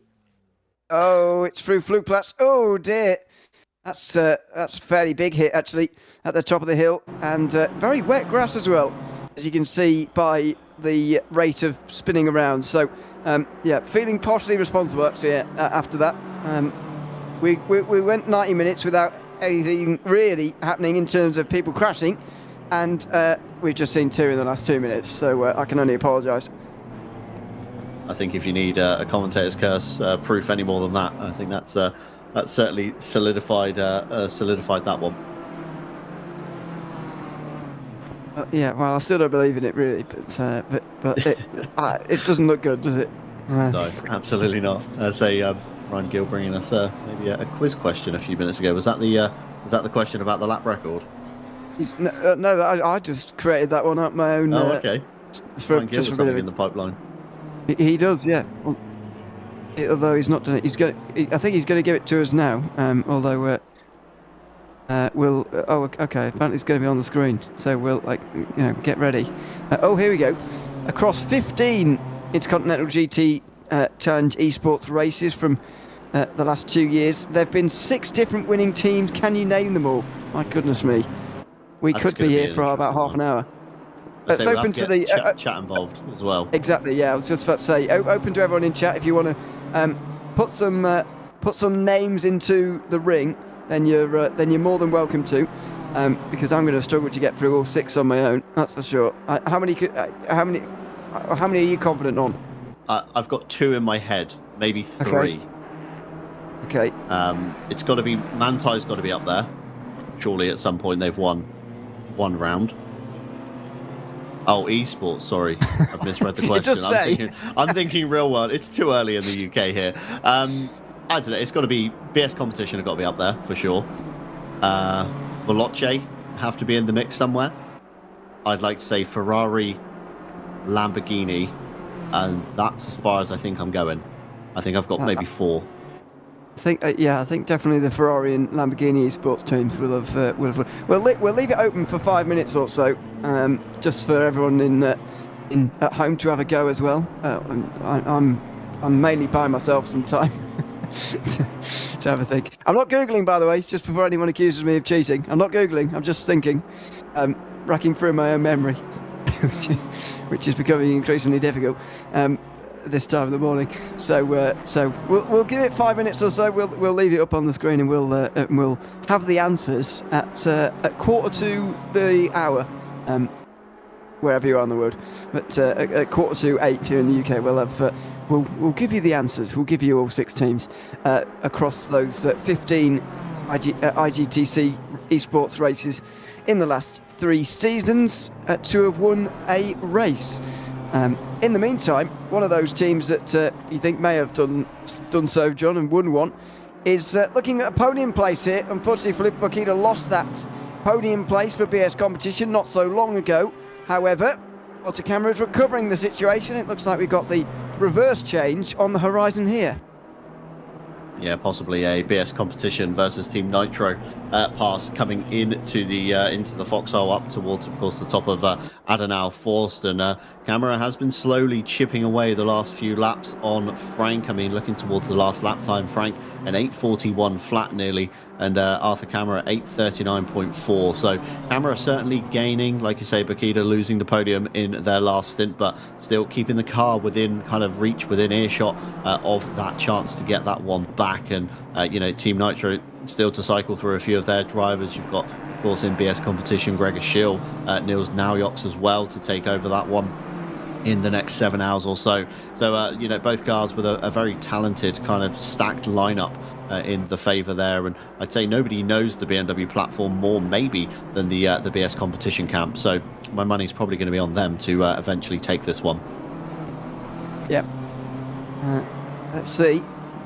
They're, of course, both battling for the honour of being the first of the BMWs in the field, which is going to be a big one, I suppose, as well, as the Aston Martin and McLaren ahead look to be driving away. Abeladze still a long way ahead of the rest of the field, well over 2 minutes and a half ahead of the field now. There is the gap, 1:53 seconds as things stand. But the gap to Luke Whitehead, more importantly, is increasing here. So we are starting to see these two increasingly isolated in the field. Maximilian Frank gets up over the curve through Berwick, though, and it's not a great run up the hill here.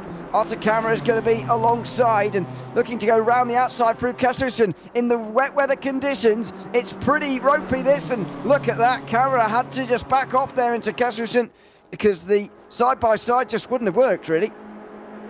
Yeah, the much wetter side of the track, of course. You can see the dry line forming on the racing line and lots of standing water either side. So Camera more than likely hitting puddles, and Frank is sideways through the curve. He's lost it into the wall, rear to front damage, and that's a big time loss for the Team Nitro. 717 got a bit loose on the entry, probably dabbing the brakes a little bit too hard, and the back end just coming round, gifting Camera the position and cracking under pressure of the BS competition car. Well, that was a big incident. Could have been bigger, in fact. Arthur Camera moves up to 3rd place. As, by the way, there's been a change for 9th as well. Maciej Malinowski is now into 9th in the 39 Veloce McLaren. But more importantly, for 3rd place overall, Camera through on Maximilian Frank. And it just shows, doesn't it, that actually around this circuit, you don't need to make all the overtakes yourself. You don't need to make them all on the circuit. You could just wait for a mistake from the driver in front of you. Especially in these mixed tricky conditions, one lap isn't going to be the same as the next, and Maximilian Frank finding out the hard way as they came up towards the muck curve that time by. Let's catch a race replay of this one, of course, onto the wetter side of the circuit before the muck curve, back onto the dry line though to cover off Camera here, and just to see if we can speculate what happened. Maybe onto the curb, dipped a wheel in that grass when the curb ended, and that was just enough to upset the rear end of that BMW into the wall, rear to front and right side impact on that car. So that's going to be a bit of a lengthier pit stop next time by with that damage being fixed. But as we said, Arthur Camera, of course, gifted the position in that sense, and he's now free in empty space to try and make some more progress towards Luke Whitehead in the Veloce number 40 McLaren. A few more suggestions coming in on the quiz, though. We've got Williams and MSI Mercedes, of course, being thrown into the ring there as well. That's 2 teams we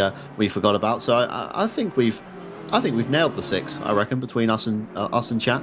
I reckon when Ryan Gill puts the results up, we're not going to be too far off. what I was going to say is that we've named about 8 teams now, so we might have all 6, but I reckon there's been some teams named who haven't won a race. I'll get our final answers in now, just to, so we can reveal the actual answers for you. I'm personally going to go for the Lamborghini Esports team, the Ferrari Esports team, Unicorns of Love, MSI. Who else am I going to go for? I'm going to go for BS Competition and Williams as well, having won. I'm not sure about that because I've left Veloce out, haven't I? So those are my 6. Are you differing from that? Who are you going for? I think you're pretty on the money there. I would say. I reckon counting in Unicorns of Love as well. I reckon you're not far off. I reckon maybe Veloce, but then I don't know who you take out in exchange for Veloce in the same breath. I'd take maybe BS Competition or Williams out for Veloce, but anyway, if you give me all day, I'll continue to change my answer all day. So we'll end it shortly, and we'll reveal the answer to you shortly about that one. And if there's a team that we haven't mentioned and I'm going to be shocked by it, then I'm not sure I'm ready. But there you go. We'll wait and find out. There goes Arthur Camera over the line. 8:36.4 for him last time round. You can see the weather having its effect as he pulls to 5.5 seconds ahead of Maximilian Frank. We're probably still quite a little bit too early in the race for this, but at some point you've got to be wondering, is Camera just stretching out a margin right now that he could hold all the way home? As I say, probably too early for that just about for the moment, but 5.5 seconds is going to take some catching. It's going to be a while until that battle for third re-emerges, I would have thought. Yeah, not forgetting, of course, the pit stop that's inevitably coming in for the Team Nitro car. They're probably going to be on pit lane a little bit longer than the rest of the field around them. So that's, again, going to be more time lost. Last time by, Frank with the 8:43.5 after that heavy mistake. So probably going to take a knock to his confidence as well in these conditions. Thinks he, confidently knows the Nordschleife like the back of his hand, and certainly getting bit very hard as he came in towards the Muck Curve section. It's, a high rate of attrition, as we keep saying throughout the night, and that's an instant example of how kind of easy it can all become undone. A pixel of a tyre too far over the curb into the grass and tapping the brakes, and as somebody said in the YouTube chat, it's instant.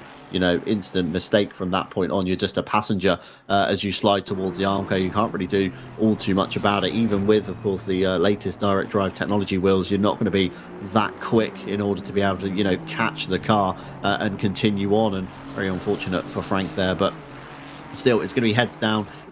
Teammates, drivers are going to be in his ears telling him, it's a mistake, it happens, we're all human. Let's try and salvage some more back and see how far up we can, of course, get. Still a good healthy lead, though, to the Williams number 5 car behind them, so they can really look forward and, although, be aware of the Williams car, not intently be staring at the mirror, knowing that, they're going to come across the next horizon. Meanwhile, we are following in with Mikhail Statsenko. It's closing in at the moment on another one of the Aston Martins. That's Jeremy Lefaux, just up ahead. 3rd place at the moment in the silver category. Would have thought would be moving up to 2nd pretty soon. However, Michael Moerning, I don't think, has pitted after his crash just before Callenhard there. So it is still 3rd at the moment for the number 276. Out over the line they'll go. 7 hours, 18 minutes remaining in this race. As we approach 10:09 in Europe, and virtual standard time as well. The sun, well, the sun has not risen, but the daylight has returned at least, and the rain continues to fall on the circuit. It stopped earlier on with about 8.5 hours to go, just a bit more than that. We saw the rain come in for the first time in a few minutes after a very short shower. This has been a more prolonged and heavier shower, though. We're approaching actually an entire stint now covered on the wet weather tyres by just about everybody. It was perfectly timed for the 255 competition, Aston Martin, who came in at the right time, and they were able to just make that wet tyre change fit in exactly perfectly, really, with their stint plan. the rest of the field had to pit slightly early, especially those inside the top 10 overall, etc. Had to just make their pit stop a little bit early, cut that stint short, and then make their way back out onto the circuit to continue in these very, very tricky conditions indeed. Now, though, we are approaching just 7 hours to go, and the rain continues to fall with no sign, as things stand, of the rain going away. Seemingly, it's here to stay for the moment. I think for Mikhail Statsenko, though, who we're following here in the 51 Scuderia Ferrari Esports team, he's rather enjoying the rain. He was earlier on. He was put in when the rain was falling in that very short shower earlier on with when Isaac Hillerson got out the car. And Hillerson got back in again when it was dry. Then he got back out again as soon as it started to rain. That suggests to me that Statsenko is more comfortable out the two at driving in the wet weather.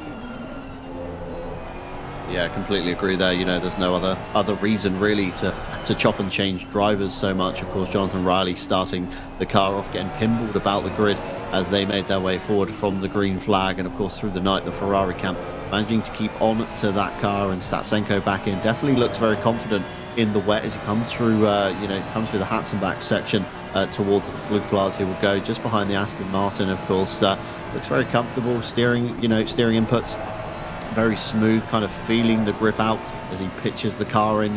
No erratic movements that we saw, kind of similar when we jumped on board with Malinowski, absolutely kind of wrestling the McLaren about in these wet conditions. And Statsenko almost looks like he's out for a Sunday drive through the Eifel region in the Ferrari 296 as they head up towards Schwedenkreuz. Of course, we're going to get a timing gate update, 1.7 seconds at the line for these two. That gap certainly has come down somewhat as they come under the Yokohama bridge. The gap down to just half a second now. So Statsenko is certainly looking like the faster car, but once again, it's going to be a pro on silver fight, but a fight nonetheless, and of course won't affect point standings, but it does provide us for some entertainment up here in the commentary booth, and of course for the guys at home.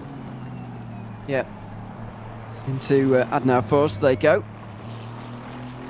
Statsenko would have probably liked to get through before this point, because it's going to be pretty twisty from now until Bergwerk, where there will be another chance, because that's the corner before the long flat out run uphill. I just wonder if it stopped raining. Is it out on the circuit? Doesn't look like it's raining anymore, though I didn't know it was going to stop anytime soon. Is it still raining? I don't. Yes, it has stopped raining in game. Oh, right, okay. Didn't think it was going to stop anytime soon, but there you go. We've got a drying circuit, and again, pretty awkward timing for everybody, because they're not too far away from making another pit stop, and that is going to be a little bit awkward as they all try and figure out what to do in that sense. Down the hill they go into Versailles, and this is particularly difficult for Mikhail Statsenko now, as the Aston Martin still covering the road in front of him into Exmüller.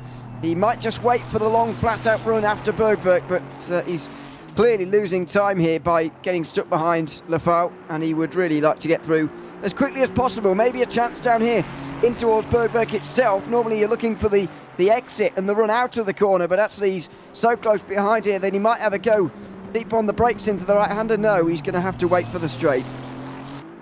Yeah, holding in behind the Aston Martin, maybe playing it sensible, as we know the climb up through Kesselchen is very steep indeed, and towards Mutkirk again we saw this very similar move kind of from earlier on with Arthur Camara and of course Maximilian Frank. The wet side of the circuit not ideal at the moment, but the circuit definitely drying out already. You can see the kind of how dry the racing line is, not too much standing water either side. Statsenko tucks in behind the number 276 of Lafayette. Towards Mutkirk they will go. Fingers crossed we don't see a similar incident to what we saw last time. Both cars through the Mutkirk safely, and Statsenko will tuck back in once again as they head out towards the Stahlstrecke and of course the carousel. But Lafayette holding on quite well here in this fight against the pro car, and a little bit too deep maybe on the brakes in the Stahlstrecke. Statsenko with a better run through, but when we see a gift handed over as they go through the carousel, both cars electing to take the low line through the concrete. Neither one of them slipping out, as we saw earlier with Abe Santima gifting a position away to the Lamborghini Esports crew, and through sector 3 they will go. And this is probably going to be quite a big time loss, I would say, at the moment for Statsenko. Certainly looking like the quicker car at the start of the lap. However, as we got through the midsection towards the end here, certainly looks like the Aston Martin of Lafayette is coming back into it ever so slightly as the track begins to dry. As we said earlier on, and of course pit stops are kind of imminent at the moment. I mean, Abdulaziz currently down at Breitscheid, just behind these guys, kind of in the midpoint of the lap. So he's going to have to come through this time by only 9 minutes on his stint timer left. So that's going to force his hand down the pit lane. And with everybody else pitting quite similar times, Luke Whitehead coming through the Hatzenbach at the moment, he's 11 minutes on his stint timer. And there's a pass there for Statsenko up the inside of Lafayette. He goes through the Brunchen section, and that releases the Ferrari Esports car now to try and progress their way up through the order. Well, it was a mistake on the corner before Brunchen that allowed Mikhail Statsenko through. It would have to be a mistake, really. There's very little chance of you making it through without one at that part of the circuit. And that's why he would have been frustrated to have not made the move before that. But he is now finally ahead, and you can already see the gap he's beginning to pull. I think Statsenko only looked like he'd had some of the pace knocked out of him a couple of moments ago because he was stuck behind the Aston Martin and not because he'd actually lost any speed. But now you can see immediately, as soon as he's got through, he's putting car lengths into the Aston Martin, and he does need to, because when they get onto the dotting here, there will be a bit of slipstream for the Aston. And if he was close enough, then he'd be able to come back again, but I'm not sure he's anywhere close enough here to trouble Statsenko on the long back straight, or the straight towards the end of the lap anyway. So Statsenko should have this position now as long as he survives this next straight. Yeah, it should be locked in at this point. ACC slipstream range is about 0.6 seconds, and the gap certainly looking like just about around there, maybe a little bit more by this point. You can already see Lafayette not interested in tucking in behind Statsenko. He's more into the wetter side of the circuit, the standing water down the left and the right-hand side as they come through. Moaning already into the pit lane in the number 28 Samantha Tan Esports car. They've called it very early on this stint. I mean, most of the drivers will be down the lane this time by. I don't think anybody else has a lap left in them at all, as we see Malinowski down the lane, and Statsenko then leads Lafayette also through the gap in the Armco towards the pit limiter. And do you want to pull maybe a bit of a reverse as Luke Whitehead encounters some traffic through miss here coming down towards Ex-Mula at the bottom of the hill there?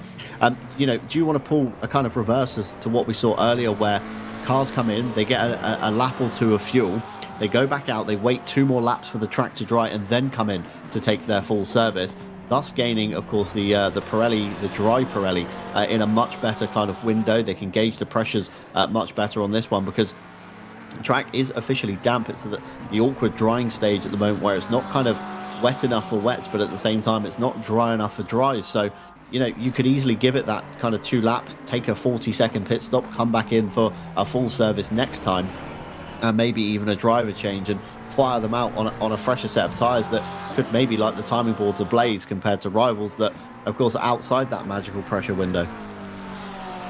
Well, let's see what they decide here. Doesn't look like everybody's coming in. Lafayette is either already out back on the circuit again, or he didn't come in at all. I'm not sure which it is. Michael Moaning still in pit lane. We saw his big incident on the last stint. There was a big crash just before miss through that little chicane, the left and the right. Unfortunately, that means he's had a bit of a longer stop, and he will drop down to 3rd in the silver class, but no further than that. But what it has given is Gladys competition an even bigger lead here. They have got 6th place at the moment overall, but that doesn't matter. It's about the gap they've got to 2nd place in silver. It will get the actual gap as they come across the first sector line for the first time in this new stint. However, you can be sure it's an even bigger gap now for the silver leader, as the overall leader, Václav Abalaze, also makes his way in. And look at where Luke Whitehead is. He's only at Horak at the moment. The gap is 2 minutes and 40 seconds now.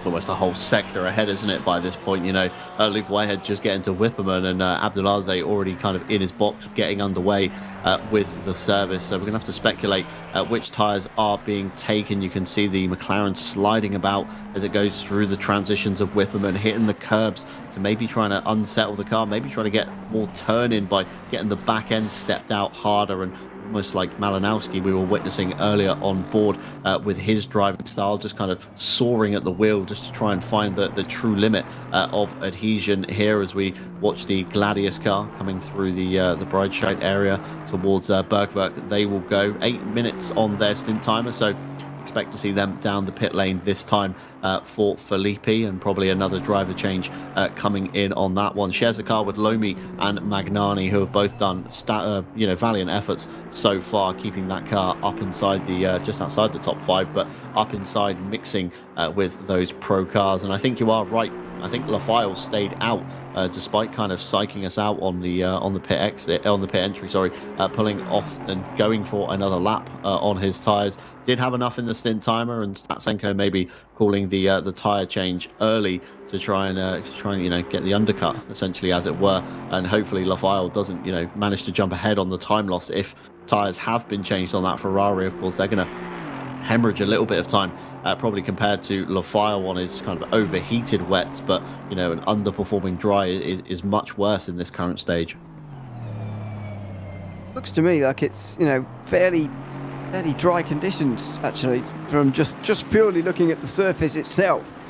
Seems to be very little water actually being kicked up at the moment, very little water still remaining, and it has dried ultra quickly, it seems, especially for the temperatures that we're seeing on the circuit at the moment, as they're not very high, so yeah, it's seemingly drying very quickly from what I can see for the moment. Over the top of the hill at Horact goes Guglielmo Filippi, still leading for Gladius in the silver category, the only category in which the championship was still to be decided today, as the pro champions were already set through 2024. Mercedes AMG Esports Team MSI guaranteed the championship at the start of the day, and so it doesn't especially matter that good 64 laps ago, so well over 8 hours ago in the first third of the race, Nicholas Hubin retired from the race 6 laps after, actually, another pretty major contender for this race, very possibly, and this season overall, the 777, Darren McCormack, retiring from the race about an hour beforehand. So that's a part of the order when there was, fortunately, a lot of big names falling by the wayside. Into the pit lane comes Luke Whitehead here, and I'd imagine he'll be followed by everybody else here who hasn't pitted yet. That's everybody, I think, up to Jeremy Lafayette, the top 7, I think, of all yet to come in. Yeah, should see a big flurry down the lane. You're right. I think the top 8 still yet to pit. Of course, the leader has pitted and is back out. So anywhere from 2nd to about 8th, I believe Jeremy Lafayette will be the last car kind of in the train coming down the lane. Malinowski handed over to Sean Arnold. It's the Statsenko-Gillison show in the Ferrari camp as well. They've switched seats once again, so plenty of door opening and shutting on that Ferrari. Both BMWs down the lane in tandem, as we expected. Camera and Frank, of course, bear in mind Frank probably with some damage to fix, and the gap already up to 15.5 seconds by the last timing gate. So Camera's pulled out 10 seconds or so on that Team Nitro entry, which is fantastic once they got past. Of course, we saw earlier on as well, you and the Samantha Tan esports car hitting the wall quite hard, and that's cost them about 40 seconds in repairs in the pit lane. So Gop out now in the number 28, down to P11 overall, but still 3rd in the silver runnings, but it's not going to be enough to catch, of course, the Gladius car in the next stint. So they're going to have to lock in for the long haul. Just over 7 hours to go until the checkered flag. Abdulaziz out, Conrad Ciata in to the 255 competition car. So we're going to see a lot of change-ups in pace, I can only imagine, over the next stint or so.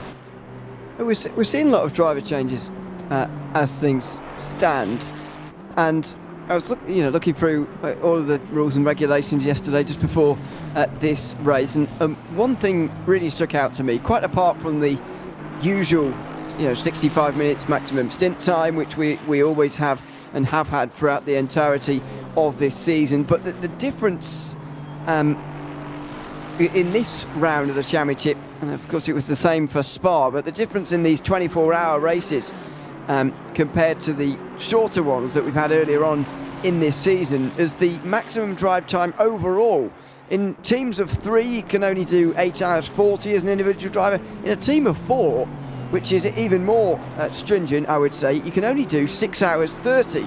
Effectively, that means that everybody's got to stay as close to 6 hours as possible, in case you're not going over 6 hours 30 as an individual driver. It just feels to me as if that particular regulation especially gives these drivers very little wiggle room, and so in all of these teams they're having to change driver fairly regularly, and they're having to keep really on top of who's done what amount of driving time, because 6 hours 30 is not actually very much driving to go over in a 24-hour race.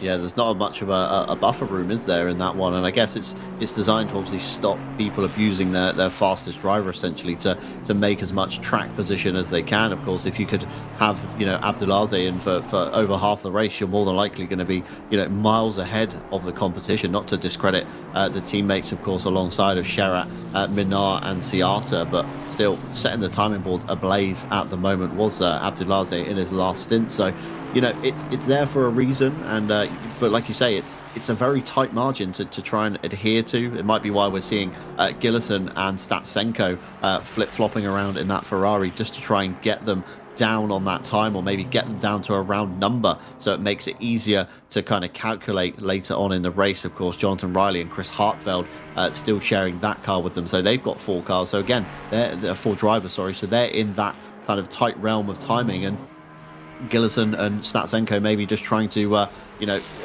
use as much drive time as they can in this early stage, maybe handing off to Hartfeld and Riley as they get towards the latter half of today's race.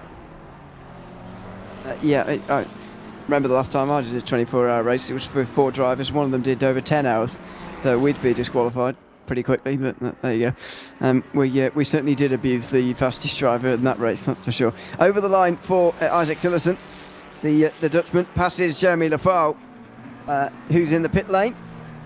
Will he drop back from second place in the class, though? Vincent Goppel in the Mustang is going to be coming over the line shortly as well, after a bit of a longer stop because of Michael Moning's crash into the wall. It's dropped the Ford Mustang back a bit, but it's still not dropped them out of second place in silver, because over the line they go, 20 seconds behind Isaac Gillison. And in that sense, I am somewhat surprised the Ford Mustang has been able to hold on to second, because it was a long stop. Jeremy Lafau maybe did 1 lap too much on the wet tyres. He clearly fancied his chances on those wets on a damp circuit rather than going for the dries, which seems to have been the more recognised decision here.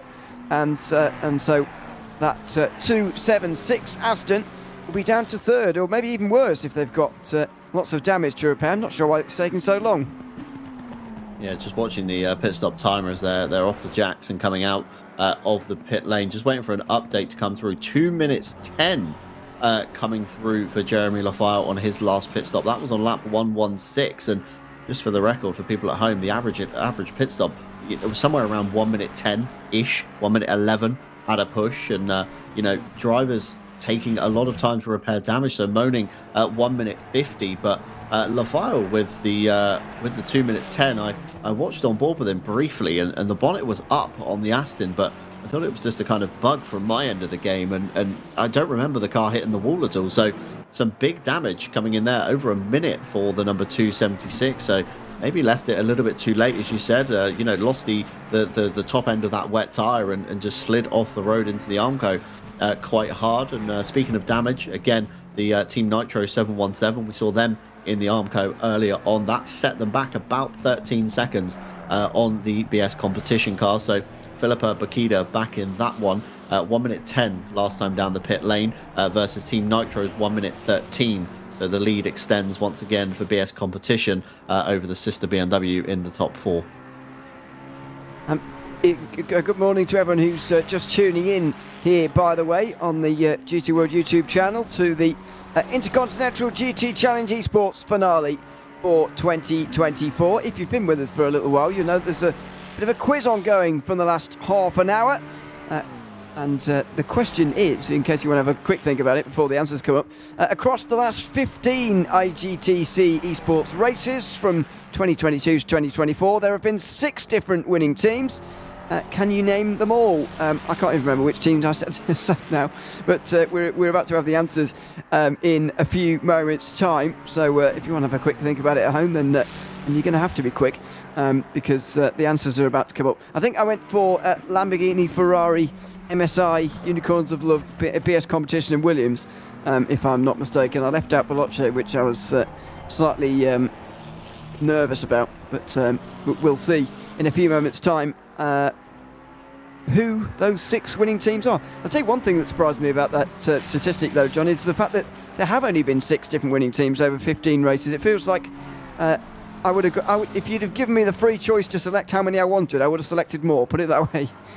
Yeah, I'd have said closer to maybe 10 or so on that fact. I mean, 2 seasons worth of IGTC races, you'd expect to have not a different winner for every single one of them, but you'd certainly expect for teams to rise, teams to fall as driver lineups change. Of course, we had the big change within the esports world where teams began to shuffle. Of course, Veloce came up the ranks from the Yas Heat crew, and lots of things did change throughout those seasons. So you'd certainly expect different outfits to kind of cast their victory over these races. But yeah, to only have 6 different teams, it just proves how high these teams are in their level of competition and the efforts they put into these events. And to have 6 different winners, it's highly competitive between those 6.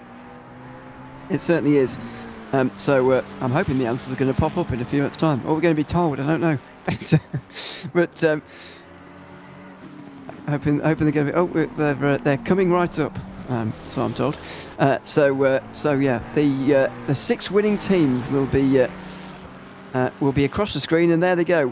How well have we done? It's ultimately Lamborghini Esports, Veloce Esports, Unicorns of Love, Williams Esports, Team MSI, and Scuderia Ferrari Esports. So I got 5 out of 6. I'm okay with that.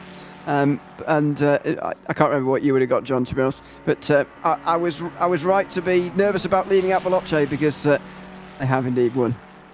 I think I was about maybe the same, maybe 4 of the 6. So I definitely didn't initially count Unicorns of Love, and of course the MSI team being a separate outfit essentially. So same but different, you could almost say, over the last couple of seasons on that one, just under a new banner essentially, as the Unicorns of Love did come up through the ranks of sim racing quite quickly. And again, it's that crossover, isn't it, between the real world and the virtual world for some of these teams, of drivers being picked up by the official outfits that do represent these brands. BS Competition apparently have had 5 podiums but never won, or haven't won in the last 3 seasons anyway. So that's where I went wrong. It's to be fair, if you'd have pushed me to change one for Veloce, I would still would have picked Williams, so I still would have got it wrong. so I can't say that I would have got it right if whatever. No, anyway, I'm pleased with 5 out of 6. That's okay. In case you're wondering, by the way, which teams have won this season, as you will not be surprised to learn, Team MSI took the opening round of the season at Suzuka. At Spa, it was Team MSI again who were able to take the victory despite qualifying outside the top 5. Lamborghini Esports team took a lights to flag victory at Indianapolis for round 3. At the Red Bull Ring, it was the Scuderia Ferrari team who managed to take the victory, and at Monza it was MSI again taking their 3rd win of the season to clinch the title 1 round ago. So those are the ones that have won this season, and then Williams, of course, Veloce and Unicorns of Love have all won in the previous editions of this series. That was a bit of fun, a bit of a quiz. We might have another question for you later on, but stay tuned to find out. But yeah, I have a feeling I'm not going to do any better than that if there's another quiz. I've got to be honest. That's going to be my limit, I think, 5 out of 6. So there you go. Stay tuned for another one maybe in the future as we continue to watch the battle for 8th place. Yeah, Ryan Gill, Quizmaster, bringing us the question there that's kept everybody on their toes slightly this morning as we begin to wake up and, of course, get into the racing action. Just after 8 o'clock UK time, just after 9 o'clock in-game time, and, of course, Central European time as well. And battles beginning to hot up as drivers, of course, begin to wake up, become more alert, or some begin to drop off maybe from their longer night shift as the sun has technically risen in game, although hidden, of course, by the vast amounts of cloud that we do have at the moment. Isaac Gillinson tucking in behind Sean Arnold's Veloce McLaren, pulling out to the left-hand side as they come towards the Bilstein Bridge. Down, of course, the other side they will go towards Tiergarten side by side. I'd probably expect one of these drivers to lift, or the Ferrari to already have the overlap, and they do as they come down to the compression. Ferrari is ahead. Up into P8 goes Gillinson, down into P9 goes Sean Arnold, and a bit of a textbook move that we've seen a lot of the time here. Many passes happening down into the Tiergarten section. Some drivers less cooperative than others, making it too wide. We saw earlier on at the beginning of the race, Williams really getting their elbows out with the number 4 Mercedes as well, and that didn't end too well for either of them, with a shortcut across the grass and a spin for the number 5 Williams entry. So it does really take, two drivers, and two to tango, and two to really cooperate in some of these passes and making them achievable in that sense. I can only imagine Arnold's given a little lift to Gillinson there, seen how fast he's caught in the previous lap, and just made the sensible call to think, you know what, we're not going to fight this. Still just under 7 hours ahead of us. We've still got plenty of time to get this one back with the driver changes ahead. Yep. So let's see how the battle continues on. It's the first battle in a while where there has been a class position and actual points riding on this one. As we go back to the battle for 11th place, as Hubert Szymanski closes in on Jeremy Lafau in the Aston Martin. We've had a nice sprinkling of battles so far in the last couple of hours, which has been nice to watch. As we cross the line here with these two, the Polish driver at 1.1 seconds behind now. It's just slipped a bit further back than he was previously. Just looks like there's been a change for 6th place as they're there. Has there been an incident for Dylan Tanner, or maybe they've been that way around the entire time? I know that the E4 has been not long out the pit lane, but as has everyone, to be fair. So not sure on that one, but that's for 6th place. This is all the way back for 11th. Looks like the slightly rare occasion of the Pro team being a little bit slower than the Silver team as things stand, because Szymanski can't really get anywhere near Lafau, who's still, of course, in that final podium place in the Silver category, and he's about 45 seconds ahead of the 17 BF Racing Esports team, who are looking to take that final spot off the podium off him. Yeah, absolutely. So, I mean, the 17 have to claw back, don't they? Kind of everything they can in their championship hopes. And, of course, seeing the Samantha Tan car crashing out gives them that kind of, little bit more hope that there could be another position on the horizon should they, get the foot down and the race come to them. Of course, 2 other drivers sharing the car, Axel Ramonet and Matteo Naudi still to take over, and Alexander Alay has kind of been in the car for the foreseeable, I think, since we've come on the air. I'm pretty sure it's either a double or going into a triple, possibly at the moment for the French driver there. But Szymanski there through the chicane they go. A little bit of a twitch ahead from Lafau. That's going to bring the gap down a little bit more. 1.1 at the line. It's certainly a lot closer than 1.1 currently as they head through the Sabina Schmitz curve out onto the Hatzenbach once again. Just under 7 hours to go. Of course, rain has stopped some considerable time ago. No rain forecasted for the next 30 minutes, just pure cloud as it stands on my forecast. 21 degrees in the air, 22 degrees down on the track, and track status still greasy, as you can see from the lights reflecting off the tarmac as out into Heineken they go, and beginning to run towards Flugplatz. Szymanski going to be a bit closer, probably benefiting somewhat from the slipstream as they head towards Schwedenkreuz, but you know how hard that Aston is to get through, as we witnessed earlier on, of course, with the number 51 of Statsenko behind for the majority of, 2/3 of a lap before a mistake from Lafau gifted the position into Brunchen. So can Lafau keep his nerve this time and maybe hold up Szymanski just that little bit more? But again, you don't want to get too involved in a fight that's, nothing to do with you, because Goppelt just up the road. We're going to get a timing update as they come through Arenberg under the Yokohama Bridge on the exit. Let's see, has Lafile caught any more? 47.4 seconds to the good, and half a second now back to Szymanski. So,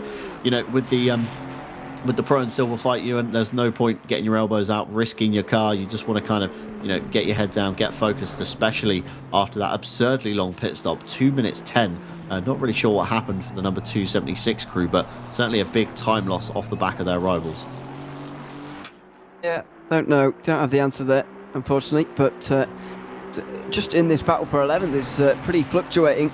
As I said, towards the end of that previous lap, Szymanski looked like he was dropping a bit of time.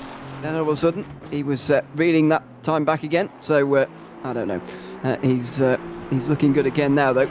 As through Callanhard they now go. The downhill braking zone, steeply downhill. Then into the chicane that unstuck Michael Boning earlier in the Ford Mustang. No such problems for these two, who now go through miss, hit, miss. It looked like Szymanski hit the first apex there a little bit too hard, actually. Got a little bit too close to the inside as they go down on the brakes now into Versiphon, out of the corner.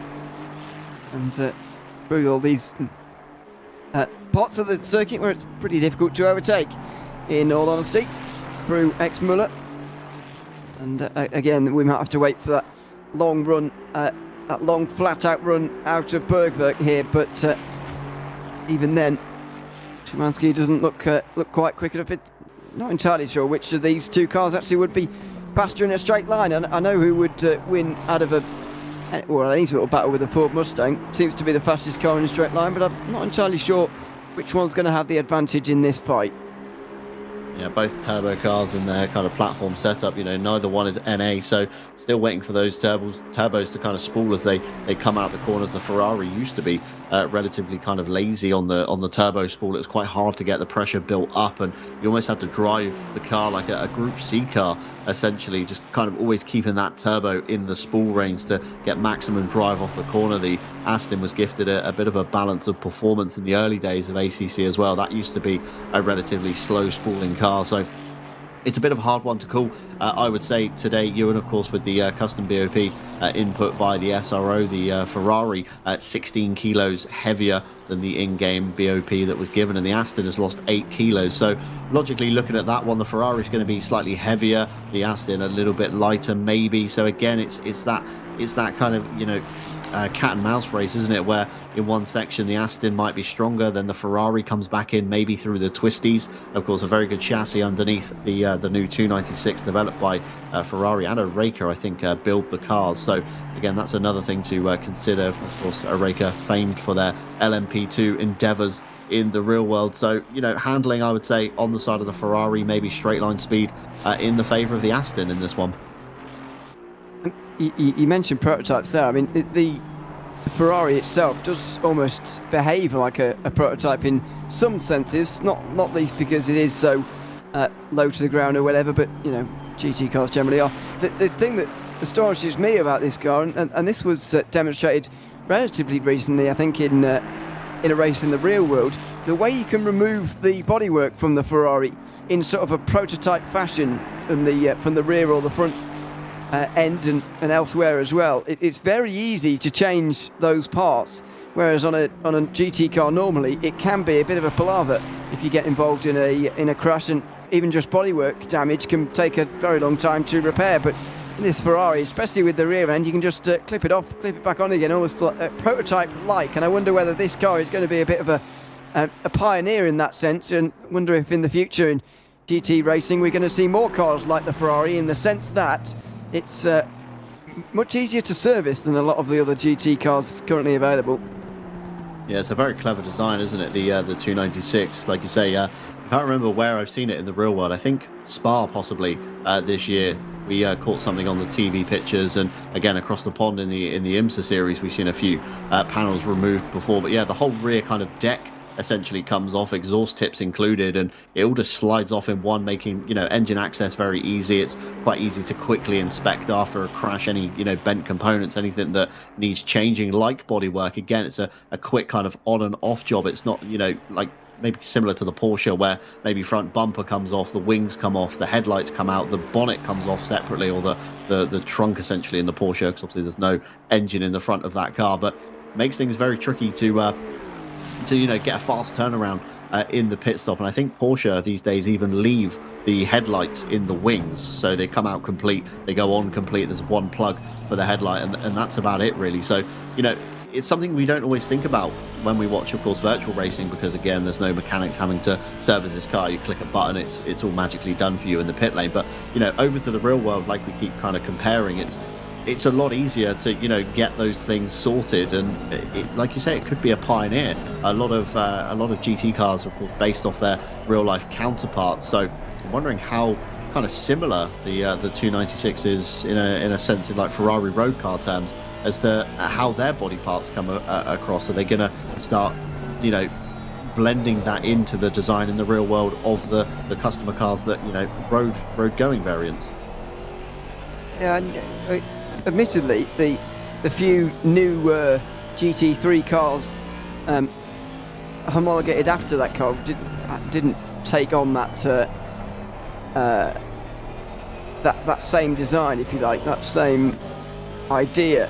However, I did always wonder, yeah, maybe it will be a bit of a something else that others take on. We've seen the Corvette, of course, the Z06, the new GT3, homologated nearly a year afterwards, and just over a year afterwards the Ford Mustang, of course, now very much involved in the world of GT3 racing. And those two cars don't really work the same, so I don't know. And I've got to admit, the baseline Ferrari does look very good as well. The 296 without all the GT3 stuff on it. I actually think it's the GT3 stuff sort of hurts the look of the Ferrari. I don't think it looks bad, but looks even better in road going version in real life. It's a spectacular car, and it's being put to good use at the moment. It's brought Ferrari success even around the Nürburgring Nordschleife itself in real life 1 year ago.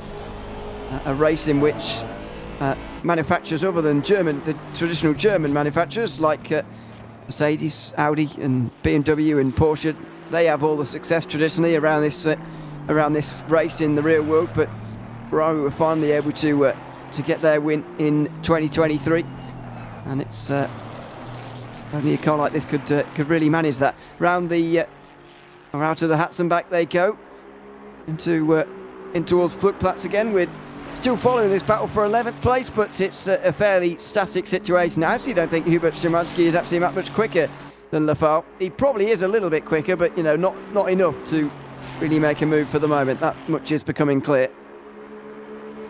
Yeah, almost holding kind of line of stern at the moment. Szymanski not able to get close enough to Lafau to really put that Ferrari in a bit of an awkward place as they go through Schwedenkreuz there. The Aston with a much wider line, but you can see the Ferrari able to take the tighter line and keep it on the left-hand side for the braking zone of Arenberg, whereas, of course, the Aston has to cut back across to the left before slamming on the anchors quite hard to get the car drawn up in time on that one. A brief flash of a yellow flag there, if my eyes weren't mistaken me. It could have been in this current stage of the race, of course, still relatively early for us here in the UK. Weather forecast has changed ever so slightly in the last few minutes or so. Looking clear for the next 10 minutes. However, rain again in the next 30, but it does look like a very light shower as it stands at the moment. Wind speed relatively low, so it's not going to bring too much of it through with it. So fingers crossed it should be maybe a stay out on the dry tyre and see what happens. Of course, stint time is very much alive at the moment. 36 just under for the race leader Konrad Siata on his stint timer before he does come down the lane. He's up at the Adenauer fourth section at the moment. So again, once again, the rain should come in relatively close to the pit stop times, which is going to make it very awkward on what tyres to call. So drivers are going to really have to try and extend this stint to get a better forecast of how the weather's going to roll through the Eifel region. Here's a bit of a discussion point brought to us from the YouTube chat. Someone mentioning that the sort of clip-on, clip-off bodywork parts are only part of the GT3 machine, and you can't do that in real life, which I think is true. So someone's suggesting maybe they should be banned to keep the GT3 cars as close to production cars as possible, because of course that is the idea after all. They're not supposed to be thoroughbred race cars after all, or only race-going cars. They're supposed to be road-going cars as well, which is true. Do you think that gap should be kept as small as possible, and in so doing, either having the clip-on, clip-off for the road-going car and the GT3, or neither, or do you think it's okay for the GT3 machine to be that little bit different, because after all it is a race car, and you're not going to race your road car very often? Yeah, it's one of those discussions, isn't it? How far do you draw the line from the official road car version? Of course, a lot of the other manufacturers with, like we said, individual pieces that kind of come off the car. Can you imagine, the front end of the BMW M4, the long nose of that coming off all in one clip? It would be a considerable lift for, 3 or 4 team members to get it off, but still would be a lot faster than taking apart, individual pieces, bumpers, lights, wings, bonnet, grills coming out, etc. So it's one of those grey areas, isn't it? It's almost like every kind of form of motorsport. It's not the regulations that are set in stone on paper. It's what can you read between the lines? Throughout the history of the top series of Formula One, we've seen many different rule changes and many iterations of cars coming through, and everybody every year somebody finds that loophole, don't they, that gives them the advantage. And Ferrari possibly have found the loophole within the GT3 technical rule book, possibly not stating anywhere that you can't have clip-on and clip-off bodywork. So why don't we make it and see what happens and see who interprets it? And maybe they are going to be the pioneer, like we're discussing at the moment. But it's one of those things, isn't it? It's going to save a huge amount of time in a pit stop. You've got an engine problem with the car. Rear deck essentially comes off in one, and you've got full access to everything from exhaust to turbos to the blocks to the heads to all the intakes and everything around it. It's so kind of compacted in there, but one 2 or 3 clips maybe, lift off both sides, slide it backwards, and you're in there. And again, when it comes to accident damage, inspecting suspension components, rear deck comes off, look down from the top, you can see instantly any arms, any toe links that are bent. In that sense, it's going to be a quick change. You know exactly which side you need to prioritize, which parts to run out the back of the garage and grab. And it's such an advantage in that sense that it makes that turnaround time a whole lot less should something happen, of course, in the real world. Yep. It's very interesting indeed to think about, but there we go. Right. It's not been repeated so far from any of the other manufacturers. So there you go. I'm just trying to read some rules and see if it, if there is anything discussed about that, but I can't find anything. Anyway, out onto the back straight they go, onto the dotting hill. They're actually both catching a bit of lap traffic here, and someone was mentioning this as well, whether these guys are legitimately a lap behind the drivers in front. That's not quite the case. What it generally means when there's either a gap or it says +1 lap, generally means we're just waiting for a timing point so that we can see an actual gap. It's generally not an actual lap. There aren't many gaps a lap or more, so don't worry about that. Into the Tiergarten, Szymanski was again pretty close, but not close enough seemingly to make a move. It would have been a brave one into the final corners there as they make their way up over the line now to complete the end of another lap. We've got 120 now completed. An 8-minute 10.5 from Szymanski. They're going quickly, but not quite, personal best purple lap times for these two. As things stand, to make their way out of the first couple of corners. And they're not too far away. They're only about half a minute ahead of Konrad Stiata at the moment. Two of the final drivers on the lead lap, and I guess by the end of the race, I'd imagine these two, or at least whoever is in 11th or 12th position, they're not going to be on the lead lap, and we're going to see the 255 competition, Aston Martin continuing to lap drivers as they now come over the line. That's how close they are to being lapped. The leader is just at turn 1 as these guys are coming out the hairpin. Yeah, absolutely. So it's a bit of a mammoth of a gap, isn't it, at the moment? And Ryan Gill notifying us in our ears that the top 13 are still on the lead lap on that one. So Szymanski and then Richter behind, and that's it essentially for the lead lap. So lapping over half the field so far, near enough, is the Konrad Siata car of the 255 competition, and that's no kind of feat to discredit. That's quite an achievement already in the race. Still with 6.5 hours to go on this one. Going back to our point again about how far you go away from the road derived car, a very good point from the YouTube chat. Centre lock wheels, of course, they're not on every single road car. Recently, BMW and Porsche in the GT3 range, they have introduced centre lock wheels. In the M cars, it's a retrofit. You can actually buy, I think, from the G series up. So any new M2, M3, M4 can have a set of centre lock wheels on the road going variant. So again, it's that grey line, isn't it?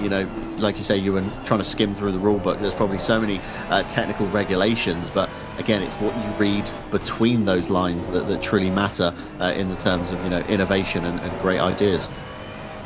It's a very good point. We can get a whole rabbit hole there. The road-going car doesn't have a normal race-going seat. Well, yeah, true. But we could play this game all day. Not to mention the radio. No radio. Where's the sat nav? We can go on. There's no passenger seat as well. Someone mentioned it. Yeah, it's true. So we'll stop going down the road hole because yes, there's plenty of things about GT3. It's not quite like the road car, but it generally keeps the same sort of shell, if you like. So there you go. Anyway, we ride on board with the Ferrari then, and a bit of a chance here to enjoy on board for a few moments with 6.5 hours to go here at the Nürburgring. It's the final round of the Intercontinental GT Challenge Esports Championship in 2024.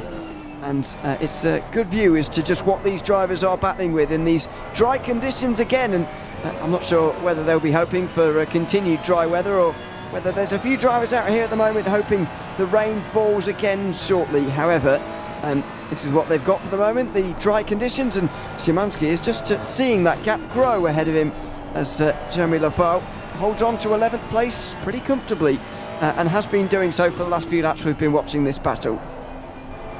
Yeah, absolutely. So, I mean, the file with some good pace there in the number 276 Aston Martin, just ahead, of course, riding on board currently with the Coach Dave Academy number 38 as they go through miss, hit, miss, but it's more of a miss, miss, miss currently at the moment on these worn Pirelli tyres. Of course, coming up kind of halfway through the stint now, 28 minutes left on the stint timer of your race leader, and everybody pitting relatively around the same sort of time. So again, should start seeing the pit stops all cycle through towards the 6 hour mark, and it's going to be one of those awkward stops, as we touched on earlier. Rain due in 30 minutes time. Of course, pit stops are due in about 30 minutes time as well, so it's one of those kind of questions you have to have with the team, one of those discussions where what are we going to do? Are we going to chuck some fuel in like we saw earlier on with the number 7 into the breach entry, and the number 72 Ferrari also mirrored that at the start of the race, where they brought both cars in, they fueled them for 2 laps, they waited for the rain to set in, the track to kind of deteriorate somewhat, and then pulled the car in to take those wet set of Pirellis, and thus extending the life, of course, of those Pirellis, where in the flip side, Coach Dave Academy came down the lane, chucked a set of wets on the drying track, of course, overheated, cooked them, blistered them, grained them to death. And by the time they got, of course, to the true wet stage of that stint, the tyres were just too far gone, as Szymanski very close to the wall in Muck Curve. I hate riding on board with people, even driving the Nordschleife. When you get to Muck Curve, it's one of those corners you kind of hold your breath when you tap that brake pedal, kick it down a gear, pitch it in, and you just kind of pray that the wall gets ever closer to the car. But of course, you don't ride into the wall, and very brave stuff there from Szymanski, and of course Lafile ahead as they run in their train towards sector 3, of course up towards Herak through the carousel. They will go once again. 1.5 seconds to the good is Szymanski, so not going to be close enough either for a slipstream, so that should just be a kind of line of stern entry there Meanwhile, the number 4 of Dylan Tan, we speculated earlier whether the 201 Gladius car had been ahead of them all the time. I think they had been on that one. Maybe pit stops just throwing our minds off ever so slightly. But I think that gap's come down, and that's 2.6 seconds now to the lead silver car just ahead. Again, it's pro on silver, so no real points affected for the HRT camp of the Mercedes-AMG Esports team. But still, it's going to be a position gained, and then they can set their sights towards the back of the Williams car, of course, with just over 6 hours to go. Yeah, this is a closing gap for sure. I'd imagine, although I've not been here all night, obviously, I'd imagine that the Singaporean driver has been used quite a lot throughout the night because of the time difference. Don't ask me what time it would be in the morning in Singapore because I can't do the maths at this time of the day. But it's, I think, late afternoon, early evening, something like that. Correct. And yeah, 20 to 4. 20 to 4, thank you. So, that's earlier than I thought. So, my point being, though, is that over the course of the night, well, it's been overnight here in Europe for the last 8 hours or so. It's been a pretty uncomfortable time to stay awake for at least all of the drivers. I know that you will have to have someone from Europe, I suppose, staying awake in the HRT team. However, I'd imagine that using Dylan Tan overnight would be a good thing for the team. But again, you can't exactly use one driver just throughout the night entirely, because if you're not careful and you use someone overnight too often, then you're actually going to breach the drive time rule. So we asked you about this earlier on as well, how many drivers of each team actually got. It's either 3 or 4 this year. If you've only got 3 drivers, then you're only allowed to do 8 hours 40 minutes of the race. If you've only got 4, you will only be able to do 6 hours 30 minutes of the race, and that is pretty constraining as Hubert Szymanski gets close again here to Jeremy Lafau. This is the closest he's been, but he's still not close enough. Yeah, still not close enough. As they come up into the Tiergarten section, not able to pull alongside the Aston. So speculation earlier on, maybe the Aston stronger in a straight line. Ferrari, of course, better in the corners, closing up through Sector 3, getting to the Dottinger Her, and nothing that Szymanski can do in the wake of Lafau's Aston Martin, and back to kind of stalemate essentially at this point, where Szymanski seems to catch but just can't have that extra kind of overlap as it stands. Or alternatively, maybe the Coach Dave Academy happy with the pace of the Aston Martin ahead and just using them to not conserve fuel as such, because again the tanks in these cars are more than big enough to go for the 65 minutes, but maybe just happy to keep line of stern and just use them as a kind of tow along to try and catch the back of the next pro cars. I mean, they've got Lafau to dispatch of, they then got Goppel to get rid of as well before they even get to the back of Sean Arnold in the number 39 Veloce McLaren. So Szymanski maybe just happy on a Sunday drive through the Eifel region for the morning, keeping the car relatively safe. Of course, Castorino and Patile and Whitvote in that car as well. So still 4 drivers in the camp to cycle through, and as you said, can't really abuse more than one driver overnight. Again, if you go from midnight to 6, say in a European time zone, that's already 6 hours. That's one driver essentially done. If they drive through the night, you're not going to do all too much with half an hour, unless the final pit stop you make is a splash and dash, and you just servicing the car for the final half an hour. But again, that's going to waste time getting the driver in and out of the car again. So you are really going to have to play this one quite sensibly in what you do with your drive times. Yeah, and also having driven 6 hours in a row is a pretty big ask as well. You'll need a break at some point. Just the general needs as a human being you need to take care of throughout 6 hours. You do need a little bit of a break from driving. So there you go. Through into the Hudson back they go, up into the grass slightly for Lafau and Szymanski as they're ever getting closer to another one of the Ferraris here to put them a lap down. I'm going to guess this is Yves Eggenman, who is in the number 11 Ferrari. Can't see him on the left-hand side of your tower, but he's 25th overall, and he's 2 laps, nearly 3 down now in the overall standings. We are down to 28 drivers, by the way, in the very early part of our stint. Louis Fleischer retired in the number 711 McLaren. And so from the 41 that started, we're down to 28 in the field. roughly 2/3 of our starting amount. Down the hill they go towards Swedenkreuz. For Lafal, he's especially close to the back of the Lamborghini here. It is a Ferrari, excuse me. Just to the Ferrari into Arenberg. Under the bridge they'll go. There'll be a new gap, but when the gap is this small, it doesn't especially matter. They won't be waiting particularly to find out what the gap is as they go down the hill and then into the dip. Back up again into Adenauer Forest. It's just a series of rises and falls, this circuit. And at the top of the hill they go, where there's some of the most runoff on the circuit, although it is all grass. Out of the right-hander they go, and the Ferrari will make it easy for them. Pretty nice of Yves Zegerman to do that, because after all, GT rules apply here. It's not F1 rules with the blue flags. You don't have to get out of the way. That was just pretty nice, really, from the Ferrari, just to let the battle through. Yeah, absolutely that. I mean, you're out of contention, so to speak. Of course, you're not fighting these guys for any kind of position anytime soon, of course, without taking back a few laps from them. So it's one of those, choosing your fights scenarios, isn't it, that we see all the time in endurance racing. Faster cars catch, they let cars through. They don't want to challenge them because they know the pace difference is so drastic that it's just not worth the time. And the number 11 there staying way out of the way, almost like F1 rules, like you say. It's GT rules do apply. It's up to the faster cars to get through, and the slower car to kind of hold their line, but not overly defend the position or make it all too awkward. Of course, going into braking zones, you can't then cut the car off that's trying to lap you as you both stand on the brakes. So very respectful driving from all around. Of course, 3 people in that party as they come up towards the Bergwerk corner before getting, of course, to the climb of Kesselchen. And Szymanski again is going to be close enough to benefit from the slipstream that we've seen so much coming up the hill. But again, it's not going to be enough to draw him alongside in towards the Mutt curve section. And I think Szymanski is just going to end up holding station here.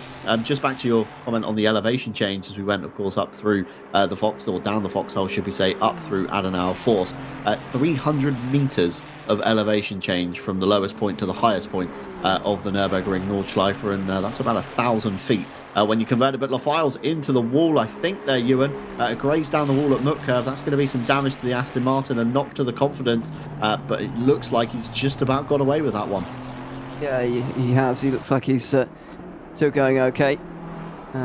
300 metres is a long way from the bottom to the top of this circuit, but it's a long circuit after all.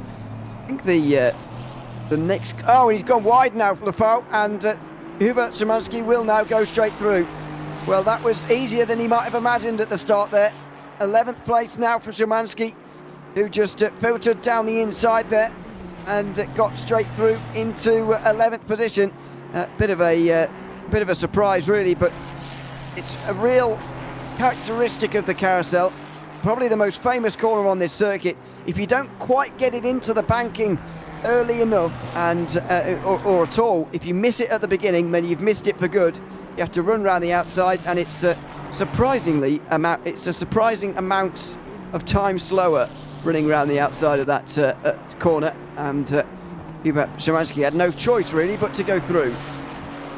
It's that awkward one, isn't it? When you don't pitch the car in hard enough, you don't quite hook up that kind of concreted, cambered area. It becomes very awkward, like you say, to either slow the car down enough to drag it back into the carousel, but then, of course, bottoming out the car, you lose time, you lose momentum. You're almost better to do exactly what Lafayette did there and just hang it around the outside. But equally so, it's too easy to carry too much speed into the carousel, committing, thinking, this is going to stick. I've done this on a hot lap before, and all of a sudden the grip level, you hit a bump slightly different, and you jump yourself out of the carousel. Again, that wastes even more time. So it's a very challenging corner. It looks quite simple on the face of it, but so very easy to get wrong. And Lafayette there gifting the position to Szymanski. So let's see, does the Aston Martin, drop off the back of the Ferrari, or, will it pull back up in the slipstream towards the end of the lap? And will we see that position flip back round again? Meanwhile, Dylan Tan in the number 4, just entering the Nordschleife now. The gap was 2.6 seconds to Magnani. That's now opened up again, 2.9 seconds for Dylan Tan. So a little bit of a time loss on the last lap. And last time by, it was an 8:11.6 for Dylan Tan, and it was an 8:11.4 for Magnani. So kind of stalemate in this fight. There's a little bit of a gain and a loss every lap, but not a considerable one to make a big difference in lap time. Race leaders, of course, running 8:10.7, 8:10.6 towards the front, and an 8:10 flat for Bakita. So currently Bakita the fastest of the top three, but then Mavix in the number 717 Team Nitro car, they've just done their personal best, an 8:07.5. So looking to try and negate that time loss they had earlier with the impact, of course, at Mook Curve. They've got the Williams Mercedes of Dennis Schroenager catching them in the number 5 just behind as well, 8:09.3. So currently 4th and 5th, the fastest of the top 5.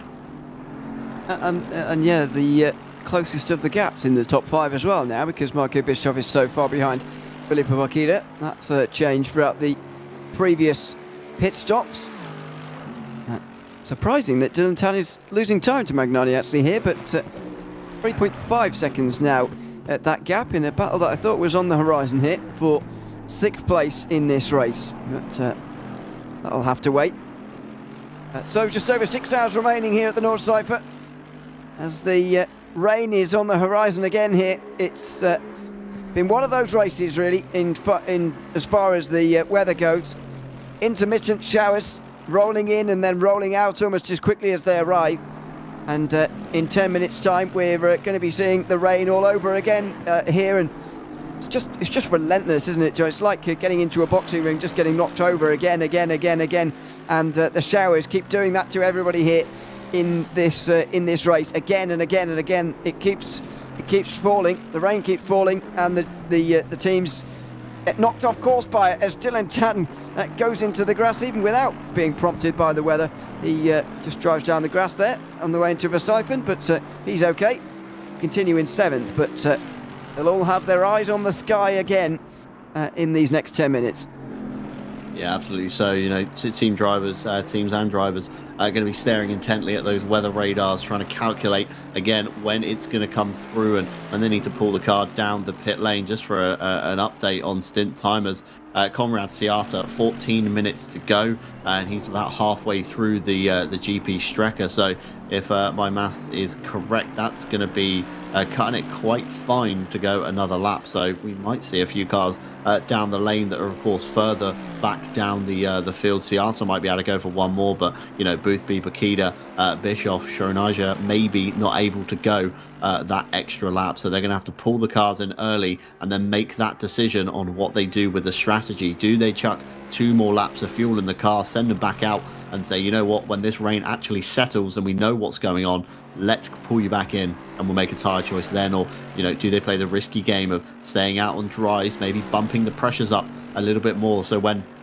the rain does inevitably come in, of course, they're going to be kind of, you know, overinflated. The pressures will drop down to accommodate for the colder temperatures, and then maybe they're able to cycle around on that tyre. Or, you know, the real big move, the real kind of brave move would be to take a set of wets on a dry track and then again risk damaging them before the rain comes in. So everything's a little bit up in the air at the moment. We're going to have to speculate on what drivers and teams will attempt to do. Of course, we saw earlier on in the race the number 7 and the 72 dropping in a couple of litres of fuel, sending their cars back out and pulling them in after the rain had settled and the track had truly got kind of wetter than it was when the rain showers began. Rain kind of imminent on the horizon. It looks like it's here for the next 30 minutes or so. Air temperature 21 degrees, 23 degrees down on the track, and wind speed very much lacking still on that front. But we can start to see the Gladius competitions car and the Dylan Tan Mercedes kind of in the same region of shot now. So the number 201 just ahead going through Brunchen, of course, towards Ice Curve, and Dylan Tan following suit. I think the Aston Martin just out of shot. There it is in the front once again. So they are close in a sense, Ewan. They are, you know, the gap is extending and coming down lap after lap. So Dylan Tan lost a little bit of time this lap again, 3.3 seconds. The gap is now opening up too. So Magnani really dialed in that Aston Martin currently and really focused on that silver lead. Very surprising, the gap opening up between these two, I've got to say. So there you go. In terms of the silver lead, what is the actual figure of the lead? Just let me do some maths out loud here for for a moment. We've got Valentin Goppel in the number 28 Mustang in second place in the field, and it's about 2 minutes 2 seconds behind as far as I can work out for the moment. So it's a big gap for Magnani, and if I'm not mistaken as well, over the last 3 hours we've been here, I think it's only a gap that's growing now, actually, the silver lead. The Mustang has obviously been into the wall. We saw that with Michael Moning, but actually it looks like the Fowler has been losing time as well, as the rain begins to fall all over again, a few minutes ahead of schedule actually, but the rain's falling again, and we are going to have a big decision to make very soon. Dennis Schoninger immediately into pit lane here to change onto those wet tyres, maybe his hand was forced by stint times anyway, but rain's falling and decisions are having to be made here again.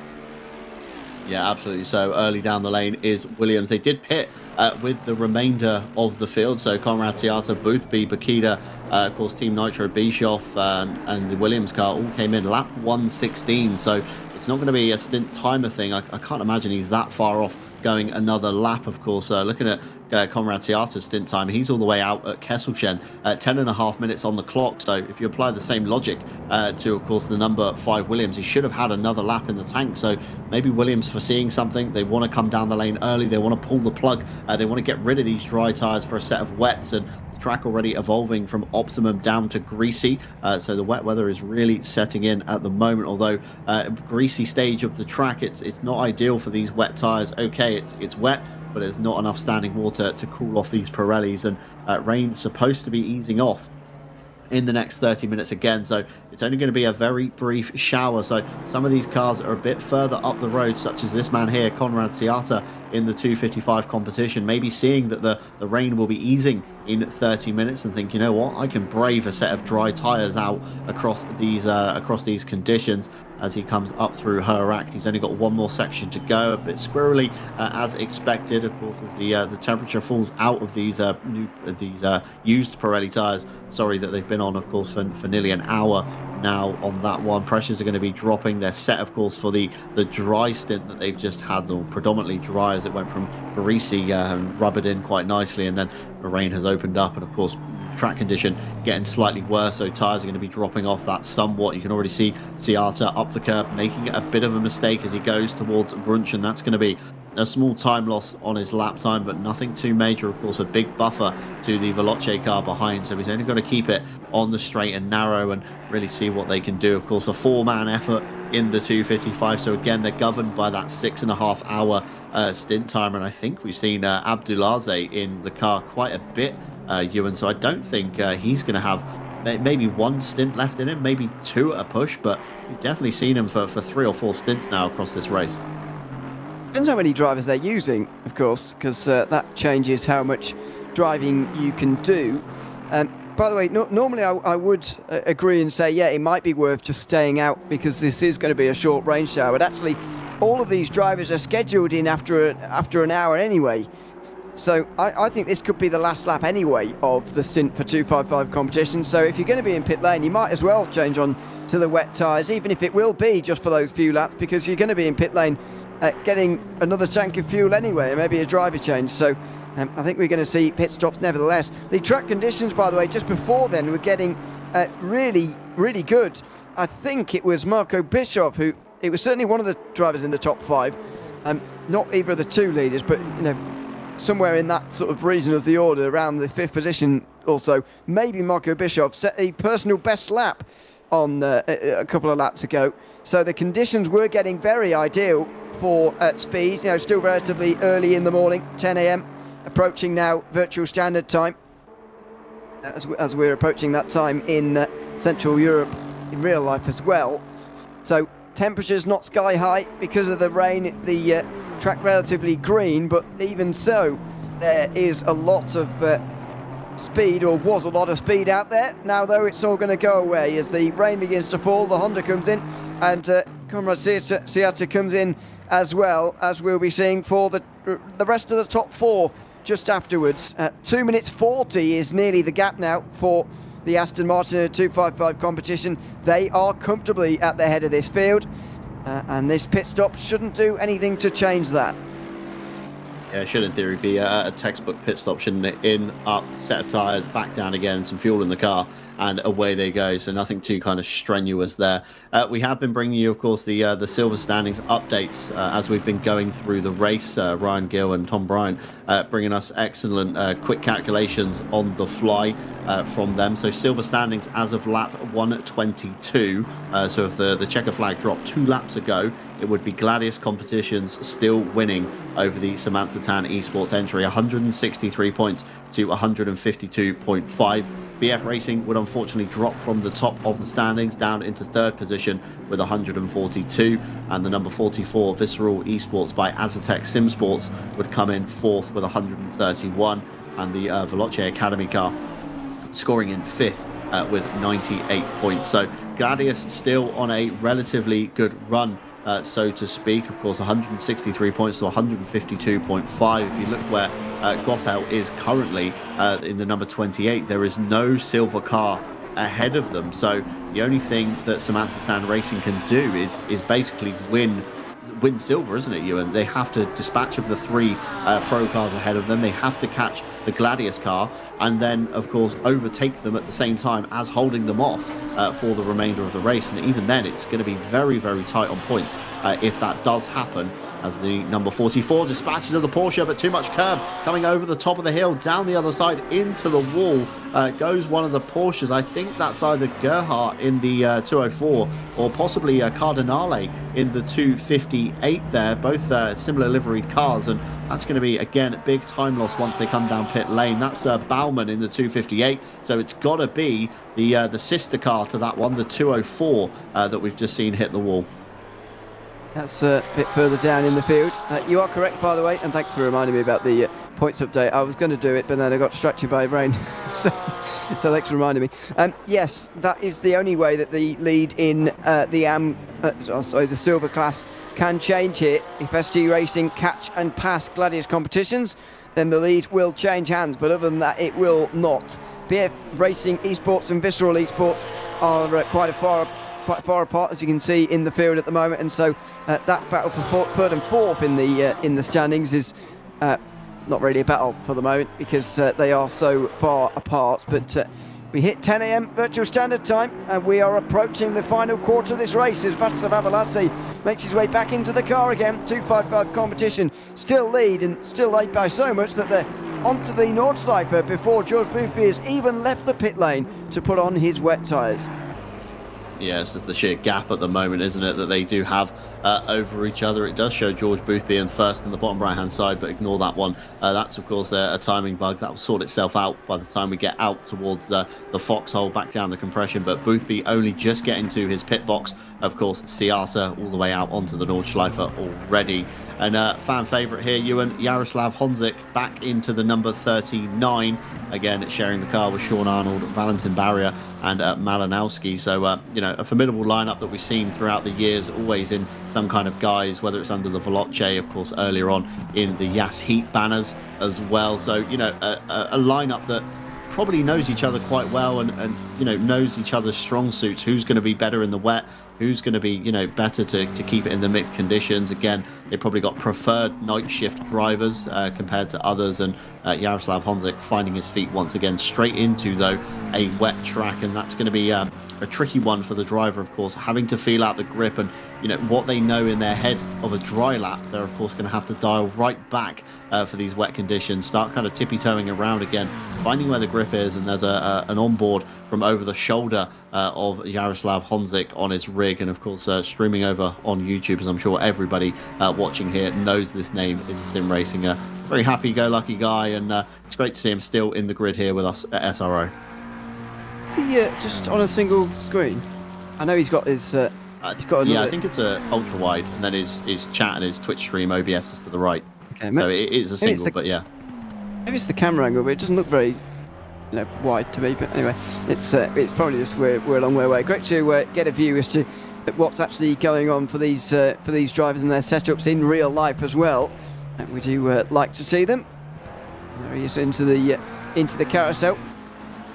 Trying to keep an eye on on his stream as well on the right hand side, which is always having your eyes in different directions. I guess for some people it does help to have people sort of along with you for the ride, if you like, and you feel a bit less lonely, especially in the night if you're doing a lot of driving. But in the same breath, it could be a bit of a distraction as well for some drivers. No, I wouldn't like to be looking over to the right-hand side to see what on earth is going on or whatever it is. It would be quite distracting, but for him, he finds it that bit of company quite nice, and helps just to keep concentrated, but keep relaxed as well, keep engaged in the race, because these are long races, and don't forget that you might not see another car for ages. It could be relatively difficult to stay engaged with the race and keep going, driving quickly. So it might be good to have some company along with you for the duration of the race, and Honzik certainly has that throughout the races, as we know. Yeah, it's a very tricky thing, is streaming, live streaming. Essentially, of course, we're nice and simple up here in the box. We watch a picture coming to us from our production team, and it makes it very easy to keep your train of thought going and just focus on what you're watching as Honzik, of course, slides through the Beloff S's in the wet conditions. But of course, when you're live streaming, you're focusing on your own race. You're trying to look at one monitor, like you say you would, while looking at the other monitors, of course, for your stream, making sure that's running okay. There's no technical issues with that. And then you've got your chat to, of course, engage with, thanking subscribers, donations, and all the rest of it. It does become a very kind of intense, mentally draining scenario to be in. So props to Honzik for doing it. I've done it with a handful of viewers, and it's very, very tricky, let alone with the hundreds of viewers probably tuning in to Jaroslav Honzik as he negates through the Nordschleife. A very different point of view there from Jonas Rex in the Rennvelten number 72. A relatively simple setup, should we say. A bucket seat onto a rig, probably no Twitch chat to distract him. Very locked into the lap, and I'm liking that shirt quite a bit. That's a real funky jersey going on there. I think that's the official Rennvelten one, I would say, judging by the turquoise and the kind of tribal pattern down the right hand side. But again, great to see the driver's point of view, and it's again another unique thing brought to us through the world of SRO and the esports point of views that we bring you to the broadcast. It's always interesting seeing how different people's setups vary. Of course, you've got some guys with loads of equipment around them, triple monitors, big direct drive wheels on rigs, and then you've got the opposite end of the scale. Some people still racing on desks with relatively old hardware in comparison. And it's the wonderful thing, isn't it, of esports and competitive gaming. Okay, gear gives you a certain advantage, but you can still be very, very quick on the most basic of hardware, and it just comes down to natural skill sometimes, or skill that you again develop and you coach yourself into. And that's what I love about esports. I think in general it's become so big and so wide and so varied that everybody realistically has a shot at getting involved in this kind of virtual world of gaming now. I remember on another sim, one of the best drivers at the time was still on a controller, which is especially difficult. There is a look at Maximilian Frank, who's back at the wheel of the 717 BMW. That is an ultra-wide curved monitor just up ahead of him. Got the wrong logo above his head there, but never mind. He's driving the BMW today, just making some adjustment. And one of the very short sections, you get a breather on the Nordschleife into Meskersfeld, and then towards Kallenhard. But there's another view as to what these drivers are going for. I've got to say, the ultra-wide curved monitor has become a more of a regular feature in the old sim racing world. In the last few years, I'd say single monitor displays have very much gone out of fashion. It's all about VR, and especially ultra-wide monitors these days. They're all the rage. I'm not sure if they're actually any quicker, or if they're any more immersive either, because I've never used one, but they do seem to be a lot more popular than they were about 5 years ago and longer. Gear has very changed quite drastically in the years of sim racing that I've been coming up through and witnessing right from the beginning of the Microsoft Sidewinder wheel 90 degrees left and right on that one to what we're coming up to now. Direct drive units, big powerful motors with high torque outputs, and again, monitors have changed. We've gone from the single kind of big CRTs to flat panel kind of LCDs, and now we're onto the OLEDs and the ultra wides, and triple screens were a thing, and certain people prefer the triple screen, certain people prefer the ultra wides, and like you say, VR is another way now that people are getting more immersed and more engaged in sim racing. I've dabbled in a rally game within the VR world for a competition a while ago at a local dealership near me, and it's very immersive. I'll be honest, I thought I was going to get motion sick at first, but once you kind of remember that it's a virtual world, you're not actually in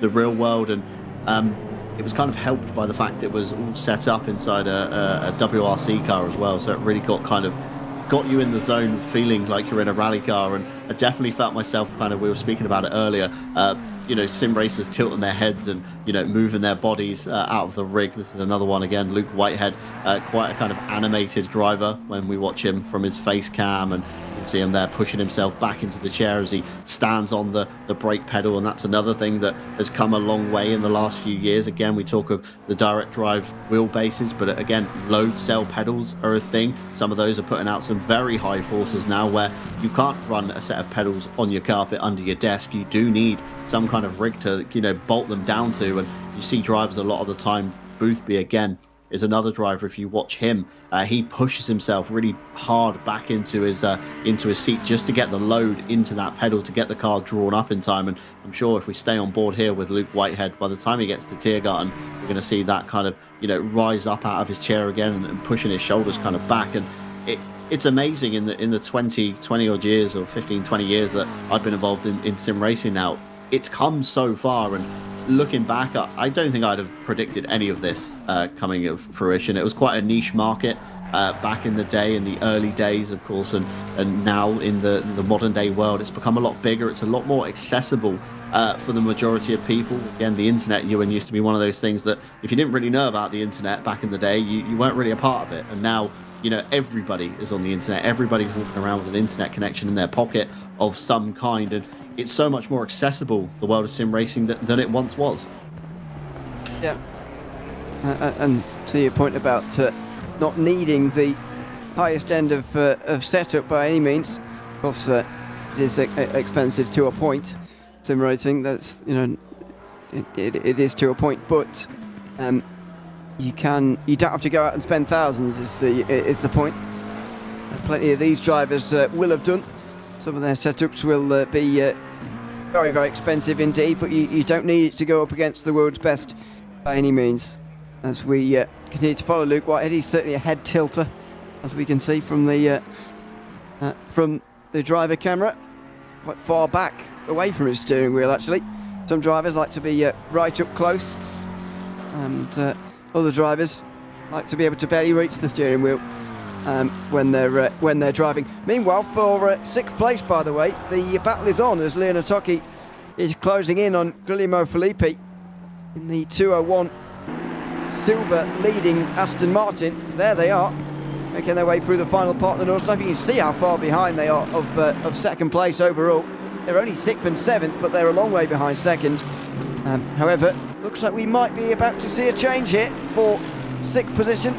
Leonard Tocchi is quicker than Filippi, I think, right, based on the driving we've seen so far from the two of them. It's just about getting close enough now and finding a way through.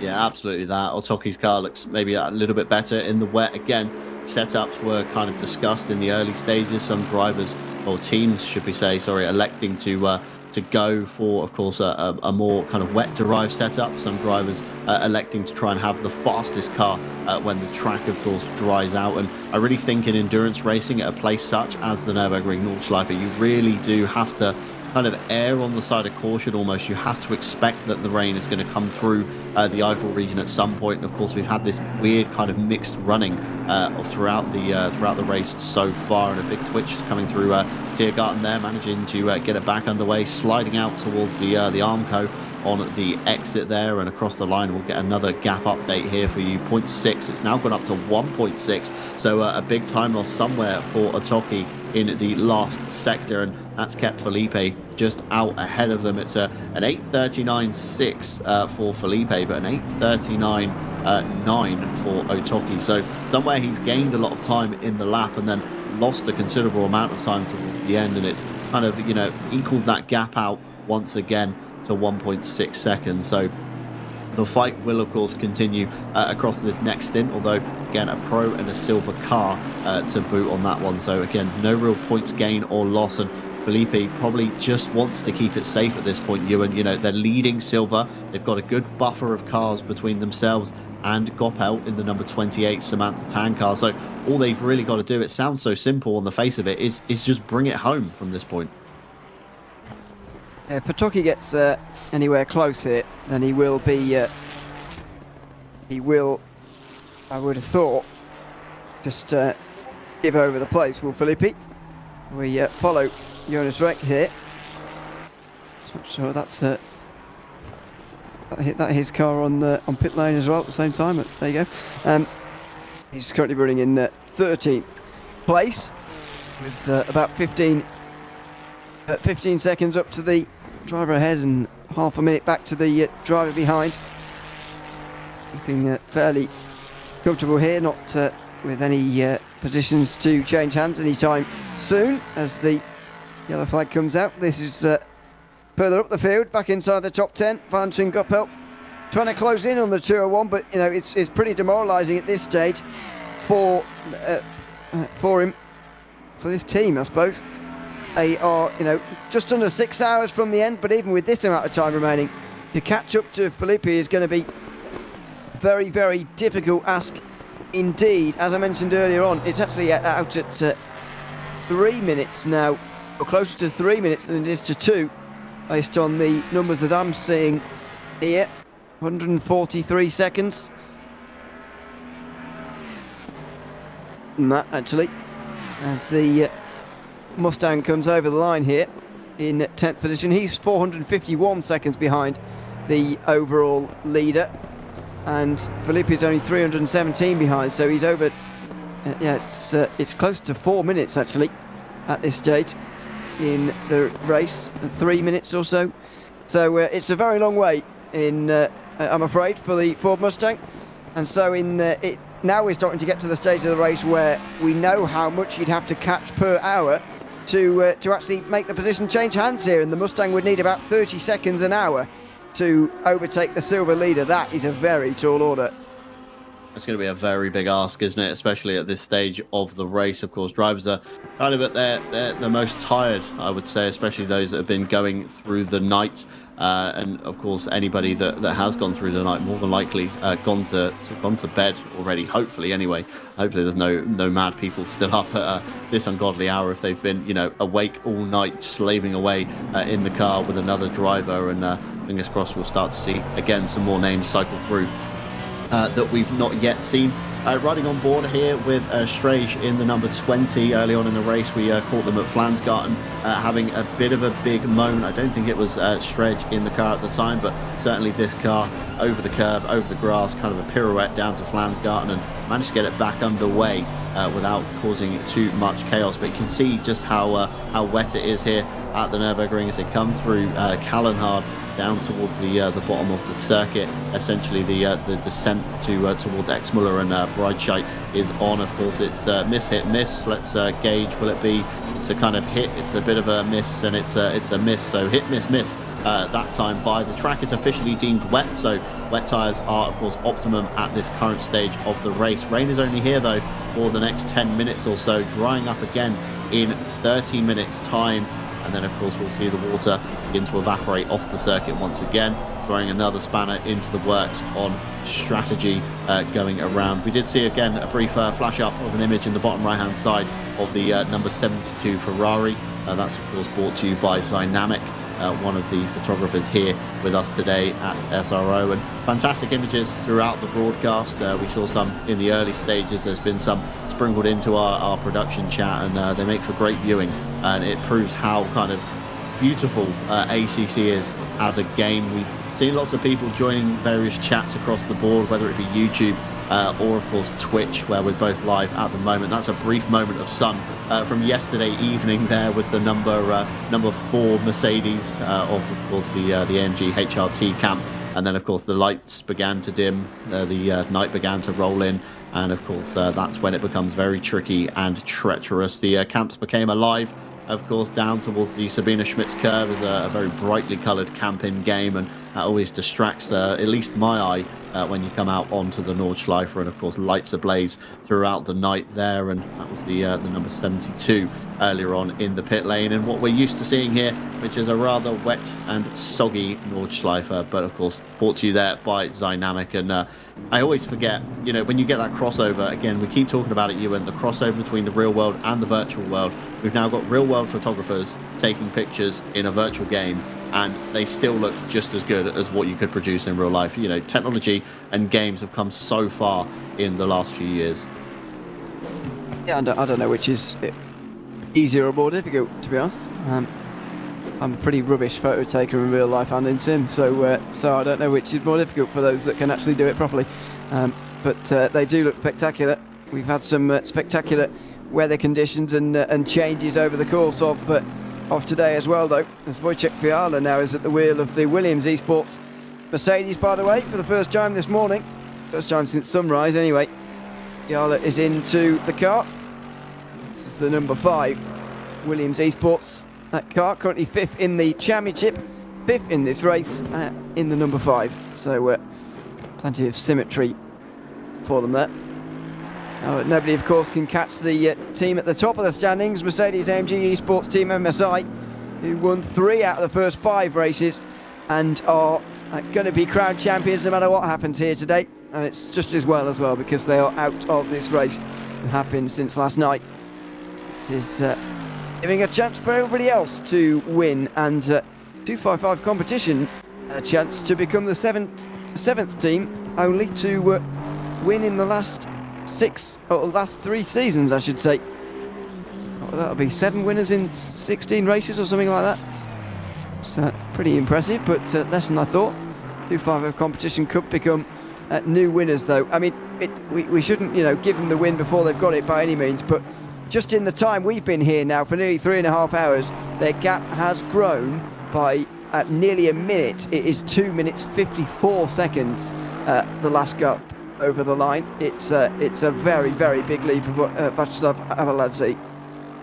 A very dominant performance so far from the 255 camp in the race, of course, sharing the car with Sherat, Siata and Minar, so 4 of them in that lineup. Again, 6.5 hours drive time to cover them each over the 24, so it's going to be something that they will have to manage come the end of the race. And just remembering, the number 255 actually had a qualifying ban on Friday and has started from P42. So we've been speaking a lot about the BS competition cars starting from the back of the grid, but again, not to discredit the 255 competition entry, they were also in that same region, and they are 2 places up on the number 89. So in a grid as stacked as this, we started 43 cars qualified, 41 I believe made the server, and we're currently down to 28. That is an outstanding feat to come all the way from the back of the grid, and it just shows how much pace that the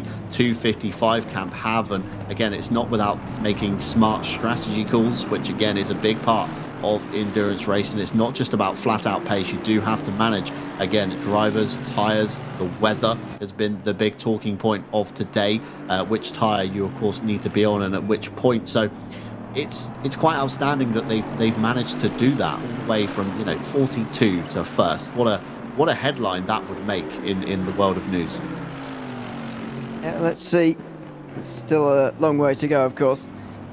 It's very impressive indeed, as Leonard Toki still a second and a half or so behind Filippi in the silver lead, 6th place overall. He goes through in the Aston Martin, the Gladius competitions car.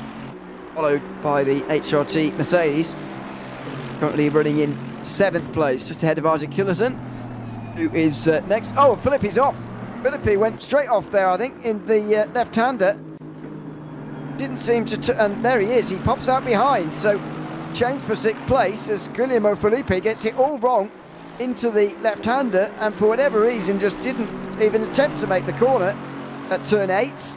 Well, he's dropped down to 7th place, and for some reason has gone off the road. But it doesn't really matter as long as this doesn't snowball into a much bigger problem for the Aston Martin. Then he'll be fine. But it's not a moment you want to see from a class leader, and not a moment that Filippi would have wanted to happen either. But he's lost a place. He's back on the road again now, and he'll be hoping to put that behind him. Yeah, I mean, if you want to have a momentary lapse of concentration and give yourself a real wake-up call, certainly that point of the GP circuit, of course, plenty of tarmac out to the outside of the left-hander, so easily recovered, no real gravel or Armco to hit, managed to get it kind of drawn up in time. But if you need a kind of slap in the face to wake you up at 10:30-ish European time and 9:24 here in the UK, it's one of those things, isn't it? You can't afford to lapse your concentration at this point of the race. You're leading silver. You did have 3 pro cars between yourself and your next nearest rival. Okay, it's a 2-minute, 3-minute gap between you two, but making consistent mistakes like that time will soon dwindle down. And especially if you start making contact with the barriers, or even worse, multiple contacts with the barrier over one lap, that's going to then bring in repair time during the pit stop, which is going to hemorrhage time once again, and you'll find that 3 minutes will dwindle down quite quickly if you're not too careful. So Filippi really does have to get their head back in the game now, get themselves back into the zone that they once were in, and of course not forgetting that Lomi and Magnani also sharing the car, so it's not just Filippi that he's going to undo everybody's hard work. So really does have to get focused. And back on your screens once again, this time the 276 and the 38, 2 different drivers this time though. Szymanski gives over to Pertile, and of course Lafayette gives over to Lateo in the ERE Race Sport Esports number 276. So again, this could be another change on the cards. 2 different drivers, Ewan, usually indicates 2 different types of pace. Yeah, so we'll see if this position, 11th position, will change hands anytime soon, just as we saw for 6th position a few moments ago. Matthias Leitao looking for a way past David Patil, if he can possibly get one. 5 hours 40 remaining here in the race, and so plenty of time for Leitao to make up this position, but we'll probably be looking for an improvement and a 2nd place maybe in class. So let's wait and see if he can catch Goppelt here, and the first step to doing that of course will be passing David Pertil if possible. So up into the fast chicane, there you go, and Leitao will be spending, I would imagine, a bit of time stuck behind the Ferrari now for 11th position overall. Down into Sabine Smith's curve they go, and into the Hatzenbeck, the slower part of the opening part of the Nordschleife. It's very fast other than this part down here where they hit the brakes. A bit awkward as they have to turn left in this braking zone before curving round to the right, and then up over the curves through these slower corners. It's all about setting yourself up for Hohenheisen, which really affects your run down the straight, and I'm afraid Matthias Leitao didn't get that right. Got up over the curve through the final part of Hohenheim there, and he is going to drop back as a result of that. Maybe you're looking for a bit of the cooler part of the circuit there, just so he can cool the tyres down. The rain is still falling here, so it's not too far away from stopping, and that means he will be able to put the drives back on again later on. But still looking for that wet tarmac to the sides of the roads here, which is never a good sign when someone is doing that. Down on the brakes into Arenberg, slides the Aston Martin right the way through the corner. That won't be helping with the temperatures, I wouldn't have thought. But nevertheless, he's still very close behind the Ferrari as he tries to make his way through into 11th place. He does look like he might just be quicker than David Patil here. We'll see. Absolutely so. I mean, Lateo certainly keeping Patil honest during this first kind of sector. Oh, that's Jonas Rex off at Arenberg. We were saying earlier on the sliding coming through Arenberg for the Ferrari and the Aston. Maybe Jonas Rex come in a little bit too hot there and finds himself with a trip to the beach. Of course, big gravel trap on the outside of Arenberg always kind of stops cars usually before they get to the wall, providing they haven't come across the grass from Schwedenkreuz. That's normally enough to keep the car out the wall. It looks like the number 72 managed to do just that, but how they ended up there, it's a bit of a mystery. Maybe as we saw earlier with the number 717 Team Nitro, possibly just that, dip the wheel in the grass and that was enough to break the grip when the car's already at the kind of, the limit of grip. That was a big slide for Patil through miss hit miss into the siphon, sliding around as well. That's not a very good run on the exit of here, and you can make a move into Exmuller because it is a big braking zone if you're close enough. I'm not sure Leotow is quite close enough this time though. Into the left-hander, slides again with the front. Seems like both of these cars might be struggling for some tyre temperatures here, as in they're getting too hot as Patil pulls to the right-hand side here. This is the racing line, to be fair, so not going to cool the tyres down too much by driving through there if he indeed wanted to at all.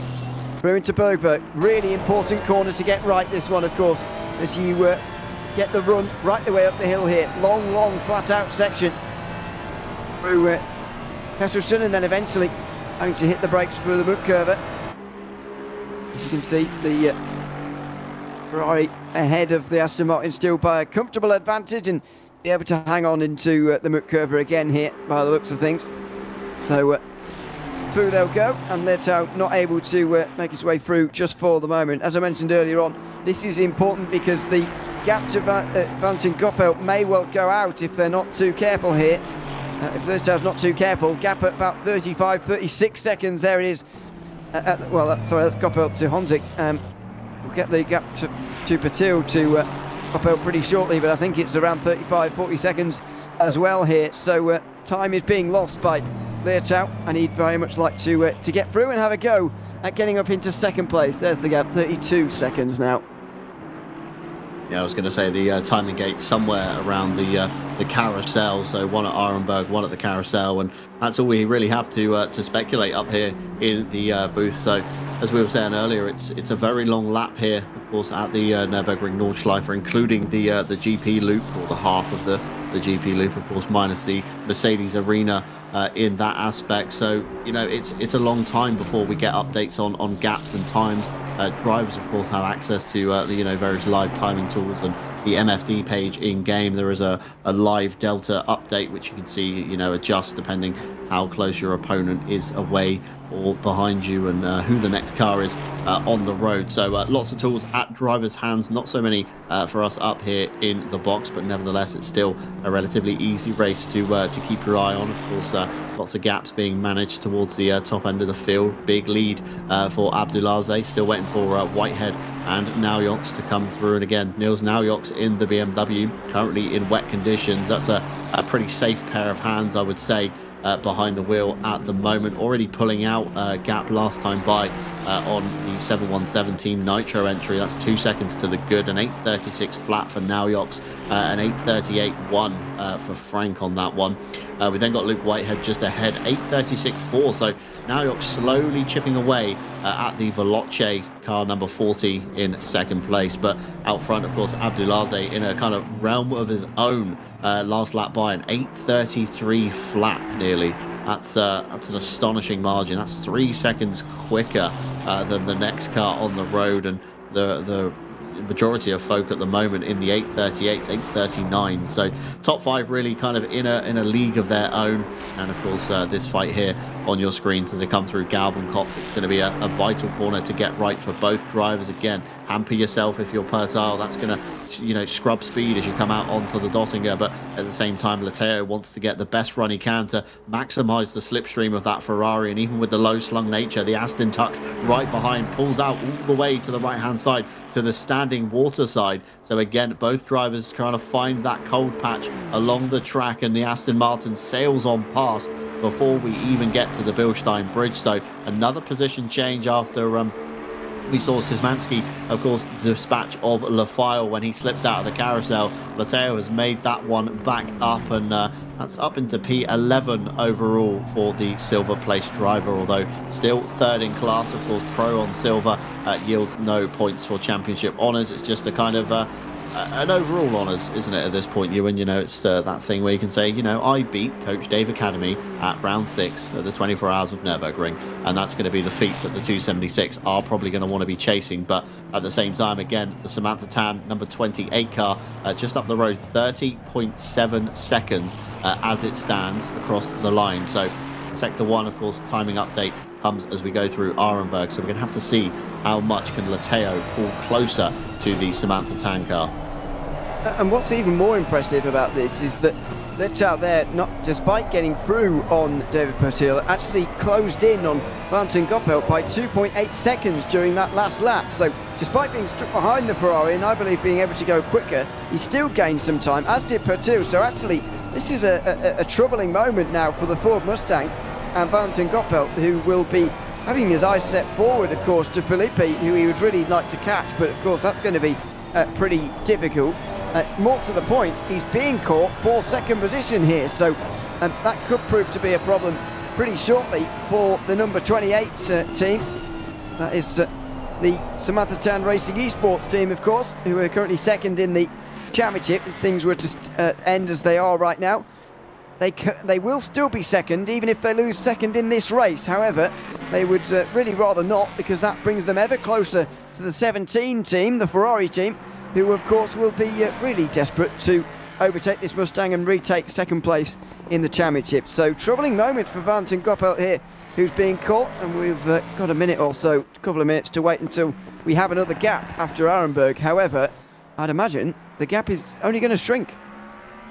Yeah, if the gap last lap is anything to go by, like you say, Ewan, of course, coming down despite battling the number 38 Coach Dave Academy entry there for Lateo. It's an 8:41.8 last time by for Goppelt versus an 8:39 flat from the number 276 behind. So even battling a car, still 2 seconds shaved off the lead, or should I say the second place gap here between the Mustang and the Aston Martin. And I can only think, you, and that's going to be because of the sheer torque that this car kind of puts out in these wet conditions. It's not going to be, the best platform to be in. You're better off kind of going with the smoother kind of turbo car of the Aston Martin, of course, as the boost builds. The power kind of comes in gradually. It's easier to drive around the wheel slip threshold, shall we say, of the Pirelli tyres here. So, Goppelt, as soon as he even touches that accelerator, all the torque comes through at once. Naturally aspirated, high revving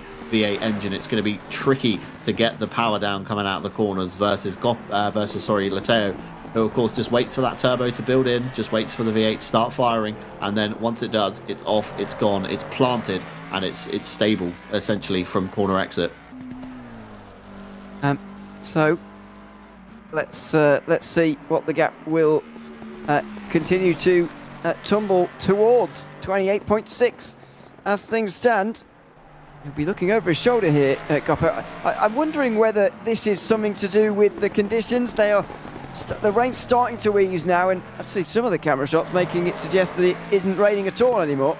But then there's another one that shows there is still some rain falling, so I don't know what to believe anymore. But it does look like the rain's beginning to stop. I wonder whether these wetter conditions are not really helping the Ford Mustang here, whether the Aston Martin are enjoying them a little bit better, because after all, there is a Aston Martin leading both of the individual classes of this race. There has been a fair amount of rain, and it does seem that in this rainy, wet period, Lateo is able to gain some time. So maybe it's down to a manufacturer thing, and there's only so much that Valentin Goppelt can do when the car behind you is just inherently faster.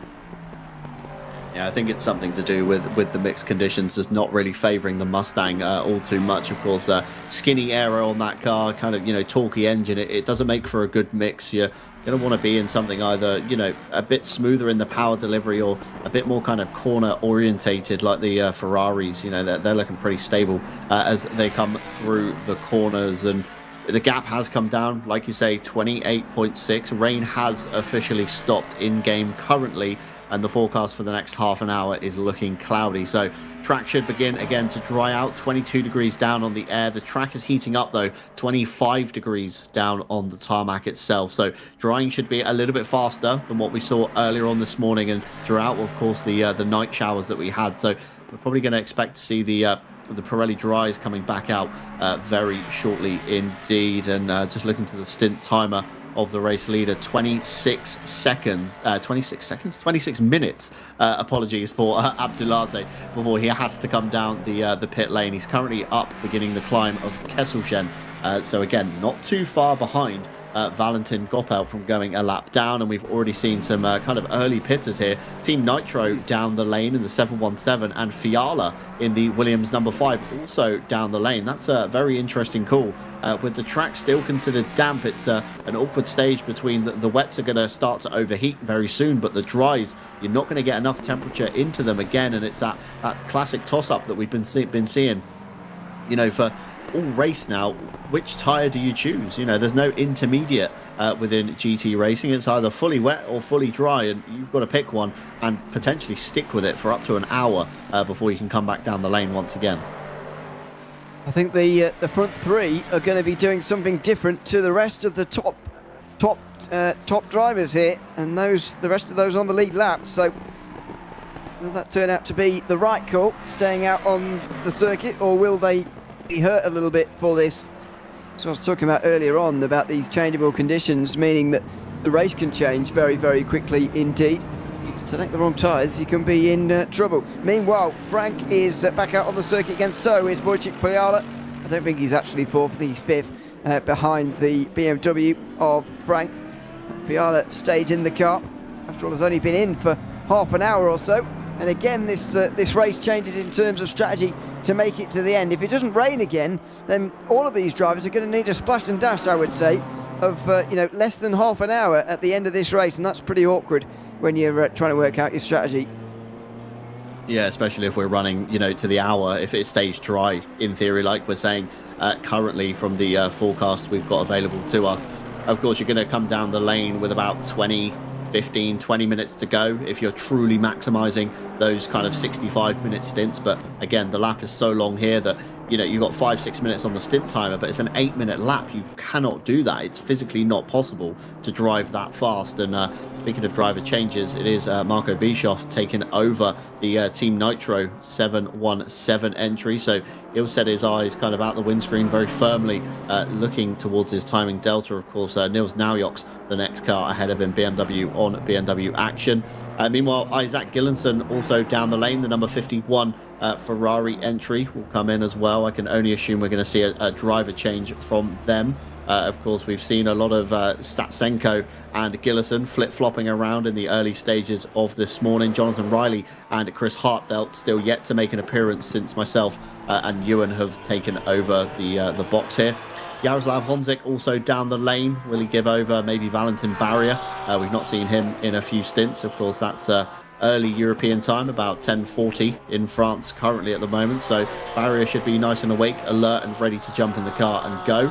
Or will Honzik elect to stay in, knowing how much grip is truly out on the circuit? It's again one of those toss-ups, isn't it? Do you want to throw a driver in at the deep end, or do you want to be a bit nice and wait for the weather to fully change before gifting him the car over? Goppelt also down the lane, so the gap to Lateo will come down, and time will tell you. And if Lateo stays out and tries to capitalise a little bit on track position. I wouldn't have thought he would stay out, but I think he will close in as he pits in now. Just Lateo. In an ideal world, I think you'd like to change driver at a more regular point than this. You want to leave the same driver in throughout the changeable conditions, but we've had so many changeable conditions, so many showers in this race, that we or the teams don't really have the luxury of being able to select the driver that they want through a more regular period, whether that's regular rain or whether it's, see, more ideally regular dry running. Don't really get that choice here. So I've got to change drivers whenever, otherwise we would have seen drivers in for 18 hours so far. The conditions just continue to change again and again and again. This is the Porsche of Benjamin Barman into pit lane. Got into this car when it was drying out the previous time round. He's seen through another shower and is back into pit lane again at the end of this. There goes Václav Abeladze. Well, it's not anymore, it's Konrad Siata back at the wheel. So another driver change for 255 competition as the new driver sent out in damp conditions that could well catch them out, but haven't seen such so far for 255 competition, who've had a very good race indeed. So far ahead of the rest that as Siata comes out the pit lane, Luke Whitehead hasn't even gone into the pit lane yet. That's the kind of gap we're talking about. Yeah, Luke Whitehead just currently coming through the Beloff S's towards the end of the lap, towards Schwedenkreuz. So that's a big margin that Konrad Siata, of course, has to work with currently. It does say 1 lap on the timing tower on the left-hand side, but it's just because ACC is a bit lost in the large gap. It doesn't quite know where to time. So again, it assumes that the car is a lap down. Once we get to the start-finish line, the gap towards Luke Whitehead should again display as it does underneath with Niels Naujoks. Of course, Marco Bischoff out in the 717 Team Nitro entry, again waiting for a timing gate for him to come through. Fiala still being chased down by the Niels Klinkmuller car now. The number 4 Itoki given up that one, 36.5 seconds to the good, and Magnani 3.1 seconds back on Klinkmuller. So again, Felipe out the car, maybe a wise move with that lapse of concentration we saw earlier on, and Magnani now taking the reins of the lead Silver Aston Martin. Jonathan Riley just crossing the timing gate there, flipping over in the number 51. And Jaroslav Honzik, I believe. Oh no, Sean Arnold, beg your pardon, in the number 39 entry now. Valentin Goppel gives up to Lucas Matea in the number 28. So once again, a round of fresh faces, almost in the top 10. Yeah, it is. That's to be expected. Only 14 seconds between Arnold and Riley, which is encouraging news. That's going to be close, but look at the gap now between 10th and 11th for second in silver. It is a gap that's decreasing ever more. It's under 24 seconds now, the margin, as Luke Whitehead makes his way into the pit lane. 3 minutes behind Abeladze. It's official, it is 3 minutes. And then another minute back to Niels Naujoks. And that's going to be a pretty important pit stop as well here for BS Competition. Don't forget, they had to go round one more lap on those wet tyres than the 717 Nitro BMW. Is Marco Bischoff, I should say, going to take third place, or is he going to get a bit closer to third place by going onto the dry tyres a lap earlier? I suspect he will have gained out of this, because these are dry conditions. I'd reckon the dry tyres are quicker at this stage, but Naujoks is stuck out there, hung out to dry, if you don't mind the pun, on the wet tyres. Yeah, we're in that awkward, greasy stage between it's not damp, but it's not dry. There's still standing water around, painted surface.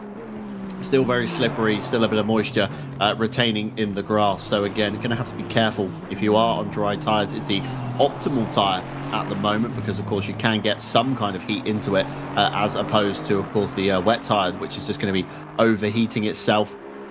We do have to remember, though, the big time loss that the number 717 had in the hands of Maximilian Frank when they hit the wall, of course, at Mutkurv.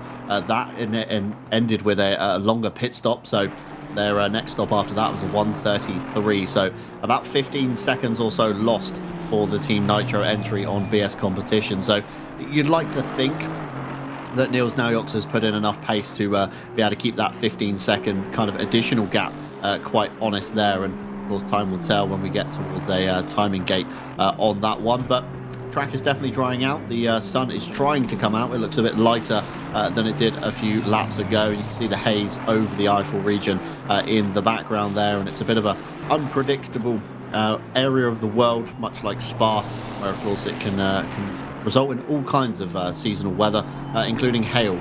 Remember a few years ago in the real life 24 series when the race got red flagged and cars stuck on the circuit up at Admau Forst and Bergwerk, and the whole circuit just became one big colourful car park when everybody had to pull over. But we're back to the fight, aren't we, once again? We keep looking at this one, the Coach Dave Academy car with Hubert Szymanski back at the wheel once again after a short stint from David Patail, and Jeremy Lafile back into the ERE Race Esports team in the very colourful number 276. And it's almost like a deja vu moment here for myself and you, Ewan, of course, up in the box. This is what we were witnessing just about an hour or so ago between these two.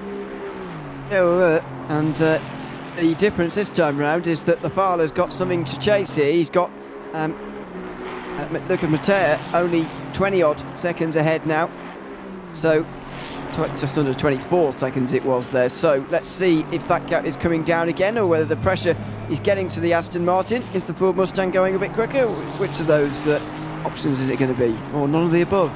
Out of corner before the carousel they go, and then they get into the banking. 24.2, so it is going out again now, ever so slightly, but overall you can see how that's come down by about 10 seconds in just the space of a couple of laps, because the Mustang did seem to be struggling in the wet weather conditions. Maybe the 276 team will be hoping for a bit more rain so they can gain a bit more time.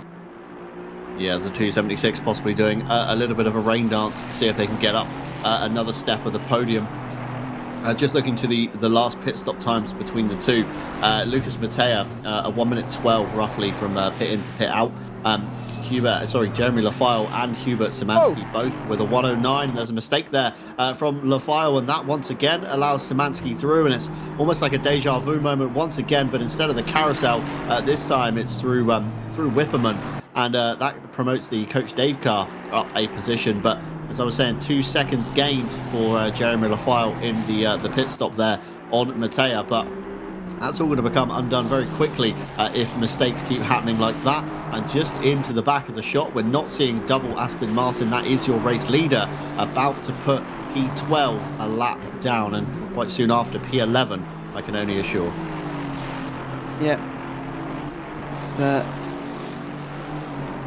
it's interesting how things have changed so quickly here for the Aston Martin. It really is. But oh dear, and across the curbs. Oh, big save for Jeremy Lafale as well through the Stefan Bellof as he really mashed one of those curbs. That's exactly why you've got to avoid them.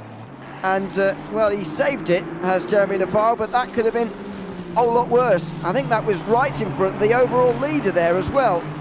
Or is that another, the Aston Martin's another one of the laps down? But that was Jeremy Lafile getting things wrong by smashing the curb through the Stefan Bellof. He does a pretty good job to save the car from crashing entirely, actually, but he's lost even more time, not only to Szymanski, that's the one that doesn't matter so much, it's the time he's losing to the second place in silver as he tries to move a step up the podium. It's not going to be happening if mistakes like that continue to creep in.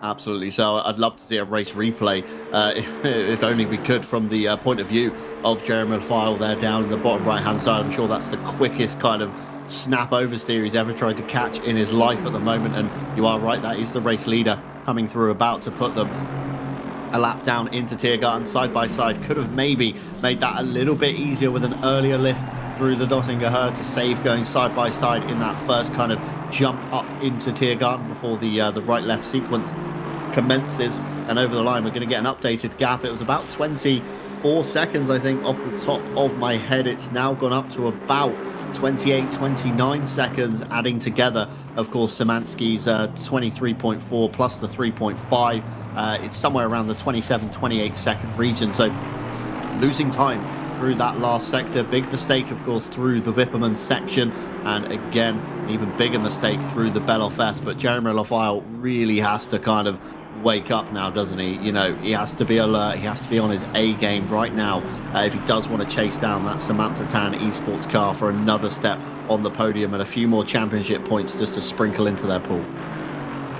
Yeah, well, I'm not sure however hard he tries here or however wake he is. I'm not sure Jeremy Lafale's quite got the speed to match Mattea now. And cutting out mistakes will help, of course, but even so, it's looking difficult. Meanwhile, as we've said, the driver's getting put a lap down now. Jeremy Lafale officially just over 8 minutes behind the lead now, although he is only in 12th place. We're very shortly going to have only 10 cars on the lead lap, and makes you wonder how many we're going to have on the lead lap by the very end of the race. The 255 competition, Aston Martin is continuing to drive at exceptional speed, over 3 minutes ahead of second place, over 4 minutes ahead of third, and at the moment, well, the gap I don't think quite corrected for third place, but looks like this is trying to tell me that Marco Bischoff in fourth is over 4 minutes behind. So I'm not entirely sure. No, that's not accurate quite, actually. He's only 27 seconds behind Alpha Camera at the moment, is Marco Bischoff. But even so, it's clear 255 competition are going at tremendous speed here, and they are going to have only 10 cars on the lead lap very shortly. I wonder how many they'll get through by the end of the race. Not inconceivable that they can get into the top 5 maybe, as far as putting people a lap down goes. Yeah, I mean, if they continue with this, outstanding pace and consistency on the pace, it's not, we spoke about it earlier, it's not just about the one lap time. Okay, it's very quick. It's the fastest lap of the race, Conrad Ciata, 8:04.6. That's great. But if you can't manage that across the 24 hours, your other drivers, your other teammates can't manage that kind of pace, then of course you're not going to be anywhere near the top come the checkered flag. And I think that's what the 255 entry is doing so well at the moment. They're also kind of quick, but they're all consistently quick. So it's really hard to find the weak link in the team at the moment. And Ciata and Abdulaziz taking through the morning stint of this race very confidently and relatively unfazed by all the weather that's being chucked at them. Of course, the track changing from dry to wet, back to dry again. We are officially on an optimum circuit once again. So lap time should be relatively low to what we're used to seeing here at the Nordschleife. Rain is going to stay off for the next 30 minutes at least. Track temperature 26 degrees, air temperature 22, so it is beginning to heat up a little bit down on the surface here, so that should breathe some good core temperature into these Pirelli tyres. And I know a lot of these esports drivers do tend to overwork the tyre in ACC, and you touched on it earlier, Ewan. Of course, the ACC tyre model a lot more kind of susceptible to heat and pressure than maybe other sims on the market, and it's all about managing that Pirelli. Of course, you almost got to split this final 5 hours down now into a sprint race, haven't you? Five sprint races at an hour each, and just try and get through it that way, because we've come such a long way from the green flag yesterday, and it's so tricky to stay this consistent, in the late stages of a 24-hour race, when you become a bit relaxed. You kind of switch off a little bit. You think, I've done this, for 16, 17 hours already. Only got 5 hours to go. Let's dial it back a bit. And that's when mistakes kind of start to rear their head and lapses of concentration. We saw earlier, of course, the 276, a little bit unfocused going through the Beloff S, clattered a curb.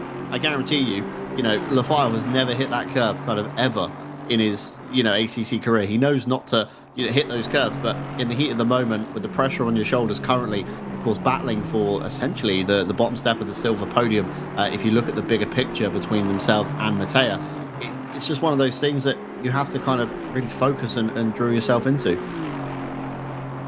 Yeah, it's especially poignant at this part of the standings as well, from 10th place right the way back to 15th or so.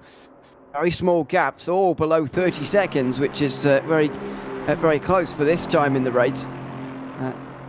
From 8th to 16th is all below a minute, all below 45 seconds. So it is a congested part of the order where you can very ill afford any errors, really. Jeremy Lafale, unfortunately, has made one or two of those in the last couple of laps, and so that second place in silver is getting further and further away, even as Szymanski closes in in 11th. Lefal is losing speed and is nearly 6 seconds back already here. We're approaching the end of another hour, by the way. We're approaching 11 o'clock in Europe, Central European time. And so we're nearly 5 hours from the completion of this race. And it's settling down into a dry stint. I wonder whether they're going to get an entire hour on the dry tyres and then make a pit stop to put on some more dry tyres, because in the 4 hours or so we've been here, I don't think we've seen a whole dry stint followed by another one, if you see what I mean. It's been the conditions have changed so often.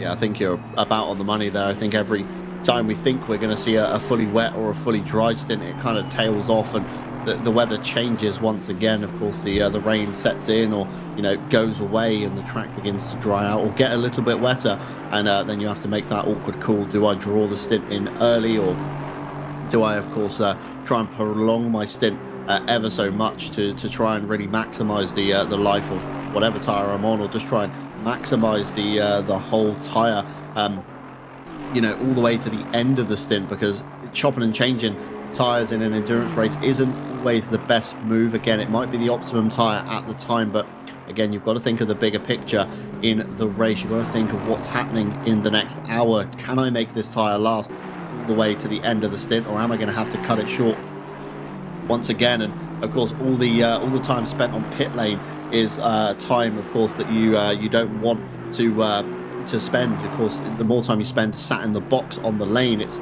less time that you're circulating. And endurance races typically, of course, won by lap numbers, but again, the more time you're stationary, that's the less amount of time that you're on the circuit, covering sheer distance. And that's what, of course, early endurance races used to be based off, actual distance rather than laps. And of course, laps is a far easier way now to measure things. But again, you've got to keep circulating. You can't be wasting time coming down the pit lane all the time, changing tyres, back out again, back in 2 laps later, and the cycle continues. And everybody just kind of loses time, loses interest. And you do really just have to play the big tactical game here, Ewan. Yeah, certainly. Into the Tiergarten for Jeremy Lefal again. And, well, he's losing quite some time now. Other close gaps on the circuit. Magnani not too far away from Niels Klinkmuller, who's 6th at the moment. We saw Leonard Tocchi overtake Filippi earlier on, of course, for 6th place, and Magnani now only 1.6 seconds behind the number 4 Mercedes as things stand. So that's another one of the close battles. We've got one for 4th place in silver as well. Alexandre Lair back at the wheel of the number 17, just ahead of Emanuele Cardinale in the 258 Porsche. So a couple of close battles there.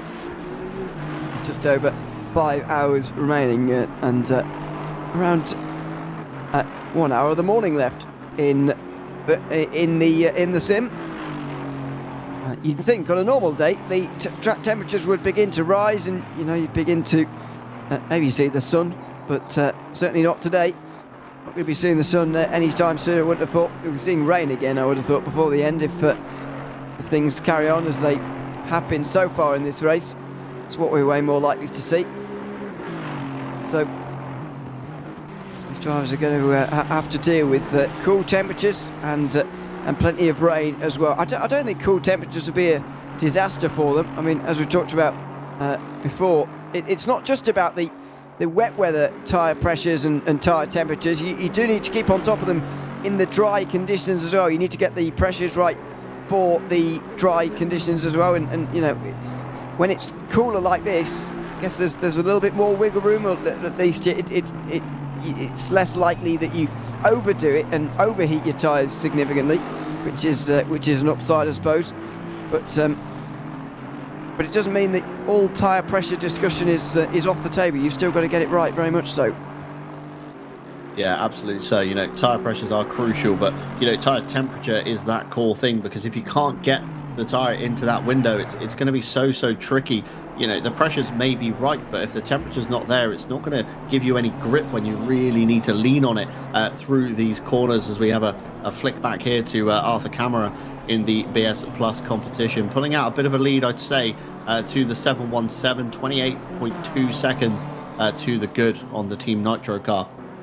Just behind on that one, and Fiala in the Williams car, 16.5 seconds. I think that gap has come down a little bit in this next stint as well, and a bit of traffic ahead for Camara. That's the number 21 BMW. Again, they're quite far down the order in 28th, but they are still seeing out the race. So again, that should be a kind of no harm, no foul kind of lapping scenario. I can't imagine the 21's going to put up too much kind of competition against the number 89 on their charge towards the Veloce car of Eamon Murphy. We're going to ride on board, I think, with Eamon Murphy here. Good POV there, looking very locked into the zone, staring intently at his monitor, glancing around at all the information, trying to understand what is going on this next lap. An 8:08.9 last time by, and Conrad Ciata an 8:10.3, so it's a small gain. But in the bigger picture of it, there's quite a lot of more small gains to make before we're going to see Murphy onto the back of the 255. Yeah, he's still got over 3 minutes to catch. However, we're going to spend a lap on board with him here, get a real sense as to what it's like to be a driver without us talking over them, because we've been talking over them for the last 4 hours or so so far. So we will step away for a couple of moments, let you enjoy the onboard and the sights and sounds of the McLaren here in the 24 hours of the Nürburgring. The Intercontinental GT Challenge Esports final round in 2024 has just over 5 hours remaining. We'll be back in a moment after this onboard lap with Eamon Murphy in the Veloce McLaren.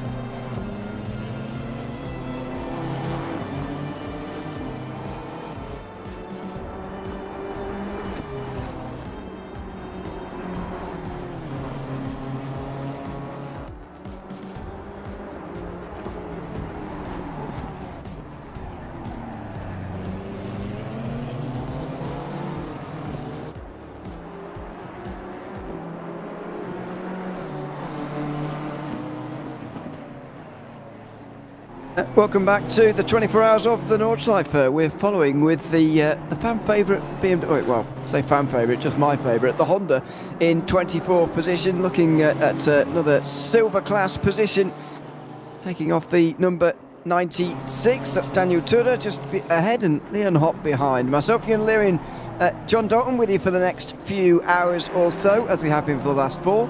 And it's been an entertaining morning. John, we came in just after sun rose. The daylight is very much across this circuit now. It's not sunny, as you can see. It is intermittently raining, but for the moment we've got a bit of dry running and still plenty of close-ish battles out on the circuit, which is encouraging considering we're nearly 20 hours into this race. Yeah, nearly 20 hours in, and good morning to everybody if you are just joining us, of course, for the final round here at the Nürburgring Nordschleife, and battles, like you say, very much still alive on the circuit between the number 96 and the number 80, all the way down towards the mid-end of the silver field, should we say. Of course, drivers categorised by Pro and Silver, indicated by the backing of the number boards on the left-hand side. So white is a Pro car, grey is a Silver car, and out of the carousel slips Daniel Tudor, and up the inside goes Leon Hopp. That was a very easy position to make up, and we were speaking about it earlier when we watched the Aston Martin, the 276, slip out of the carousel to almost let another car past. That's how easy it is done, and Tudor just a little bit too hot into the carousel, slipped out and then tried to bring himself back in, but by that point the damage is done, the momentum is lost, and that was a very easy position for the number 80 to take there. Was really. So the Honda up into what will be 23rd now as we go back to David Tonizza in the Lamborghini Esports team car. It's a very interesting situation here for Tonizza to be with Lamborghini now.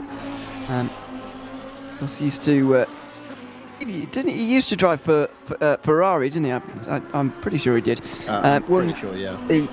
Many years ago, yeah. But won the F1 Esports series with them back in 2019, which is why it's so interesting that he's over with the Lamborghini Esports team now, and driving with them as well. One of the teams, of course, that he's helped to win races in the IGTC Esports Championship in the last 3 years, and it's good to see him back out on the circuit again now. Unfortunately, they are second last in the pro field, which means that he's also outside the top 10 in the pro individually as well. But nevertheless, he's here again.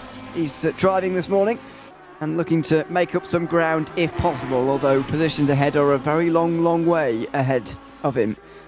Not likely that he's going to be making up positions, to be honest, but at least he's here, and it's good to have him on the grid.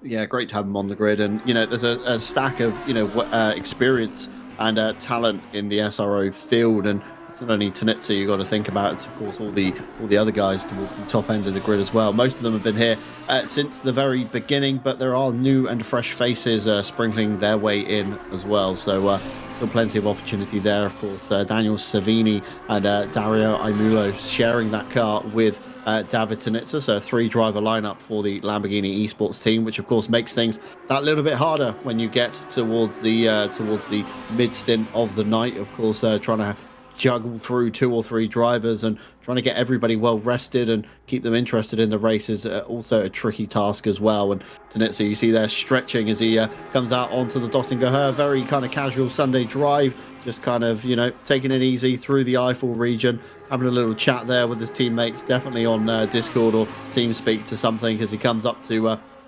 Tiergarten there. Not the ideal start for this team. The number 63 battered around as they got towards the midpoint, out towards Breitscheid and Ex-Müller, and that's exactly where it all became unraveled. A hard hit from another Lamborghini, I believe the Visceral car involved in that one of the 2 of those guys, and it's just gone from bad to worse, as we saw earlier in the highlight reel. Again, another incident as they came up towards Schwedenkreuz earlier on this morning as well. So, I admire the determination here, Ewan. It's so easy to have one accident in sim racing and you say, you know what, I'm giving up here. It's not for me. I'm going to call it a day. pull down the garage door, and everybody goes home. But the Lamborghini Esports team really kind of, determined to finish this race, and I admire them for that one at least. Yeah, exactly. It's great to see. I do feel like at this point in the race, though, I know that their issues will have come earlier on, but at this point in the race, that you've made it through the night, you've woken up the next morning, you're still in the race, you're still going, and pushing on. I do feel like at this stage you will just want to get to the end no matter what. I mean, there are still 28 teams in the race, and this is the final of them. Axel Sports in the number 21. Amir Hazik, is the driver at the wheel of this one for the moment. They are 7 laps down. Is that true? Yes, they're 7 laps down according to my timing screen as well.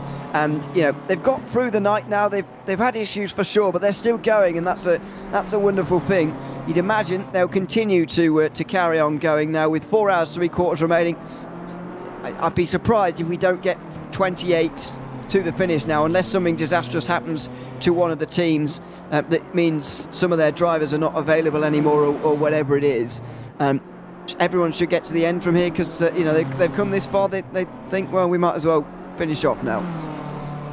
Yeah, we're over 19 hours into this race now, and what's another 4 hours 47 when you're this far deep? It's one of those things you're just going to kind of stretch out and definitely see out to the end. But again, kudos to the Axel sports car there for sticking it out in this one. And Daniel Tudor, we saw him earlier slipping out of the carousel. Again, another car that's a bit down on their luck towards the bottom end of the field, but again, still sticking it out alongside, of course, Cheng Li here, about to be lapped by the race leader. Blue flags waving as they come down towards Breitscheid and up towards Ex-Muller. Of course, the Coach Dave Academy car managing to escape up the road, and I can't imagine Cheng Li is going to make this one all too awkward. Moving over to the right-hand side before Bergvert. There's definitely a dab of the brakes there. It's a bit of a lethal place to try and do it, but nevertheless stayed out of the way of the race leader, currently the 255 competition driver Conrad Ciata in that car, and still setting the timing boards ablaze. Last time by an 808.8 on that car. Eamon Murphy, who we rode on board with during the intermission, an 810.1, so can't really touch the pace of the Aston Martin currently. Arthur Camara lighting up the timing boards currently with the best lap of that car. That was a couple of laps ago, but last time by an 806.7, best lap being an 806.6. So again, very much on the limit of their best lap time in that car. The 717 dropped off a little bit, 808.4 to their best of an 807.5 earlier on. So they're in the mix, should we say, and Williams with an 809 for Wojciech Fiala down in P5. And the first of the silver cars, of course, Lorenzo Magnani with an 810.7, so almost equaling Eamon Murphy's time on his last lap by, so keeping himself very honest ahead of the silver field. Of course, still has that buffer of 3 pro cars, Niels Klinkmuller, Jonathan Riley and Sean Arnold, before we of course get to Matasia in the second placed silver car, who has been hunted down ever so slightly. I think in the last few laps, Ewan, that gap's come down to about 30 seconds between Matasia and Lafile. So after his earlier on hiccup in the stint, certainly got his head down and tried to claw back some of that time.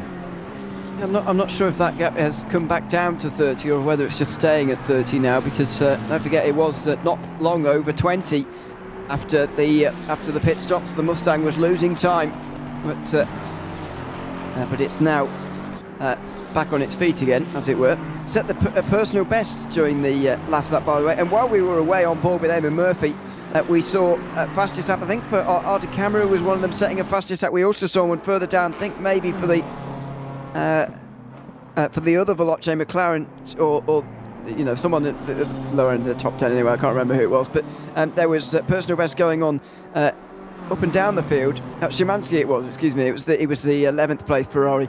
Szymanski set a personal best. So clearly the track conditions are very ideal at the moment, but and obviously I don't know enough about ACC to know the answer to this, but it has surprised me this morning just how quickly the track has turned from raining and actually quite damp to not only not raining anymore and not damp anymore. First of all, drying out very quickly. Second of all, getting to optimal track conditions very, very quickly. Seems It seems a little bit odd to me. It seems too quick almost.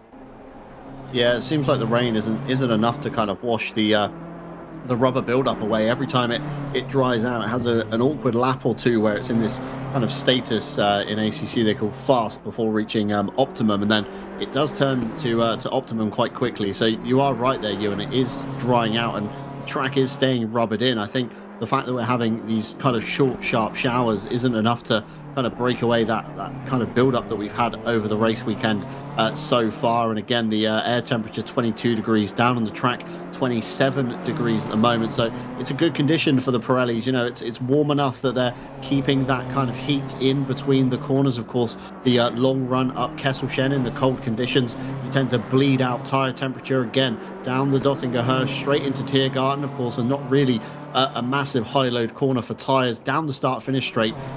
You get to turn one, and sometimes you've lost all that temperature you've spent, 7 minutes in the lap before working up to. So it's a real awkward track to try and balance the temperature of these tyres. And as we speak of weather, just had a look across to the radar. We've got rain due in around about 10 minutes time. I don't know how long that's been up there for, so that could be imminently with us once again as the heavens begin to open in the Eifel region. That's going to deteriorate the track back down. Of course, we're going to see drivers diving for the pit lane for a tyre change at the same time, and looking to the race leader currently down at the Dunlop curve in the GP section. 23 minutes left on his stint timer, so we've got about 2 laps or so before he's going to have to be forced into the pit lane. So bit of a rain dance maybe going on in the 255 garage to either get it to come in early or maybe to try and prolong it just so they can see out the last of this dry stint. So, we're not quite going to get to 2 full dry stints in a row. I'm not sure how many of them we've had so far in this race, but in our stint here, we've not had 2 dry tyre stints in a row. We were getting quite close to having to change on to dries again here, but it's not going to happen by the looks of things. It looks like we're going to see some more rain. It's just got to be so disruptive, hasn't it, to these drivers? It's first of all making them make a lot more pit stops than they otherwise would in a fully dry race, but more annoyingly, just can't quite get into the rhythm of either wet driving, which you certainly can get a rhythm of, or dry weather driving as well, which is obviously the preferred method for everybody. So it's got to be a little bit frustrating, really, for all of these drivers, but these are the conditions that they're being dealt with, and so they've got to deal with them. As we look at Hubert Szymanski on the screen here in 11th place, he's got Konrad Siata just behind him as 11th place in this race, is set to be put a lap down, even at this extraordinarily long circuit. Yeah, we said we'd speculate they got into at least the top 10 of lapping, and 11th place nearly on the cards as well. And Natasia just up the road. We'll get a more accurate representation when Szymanski gets through Arenberg in a second. There's a timing gate as they head under the bridge. But yeah, that's some outstanding pace from Konrad Siata so far on his stint. Last lap an 8:09.9.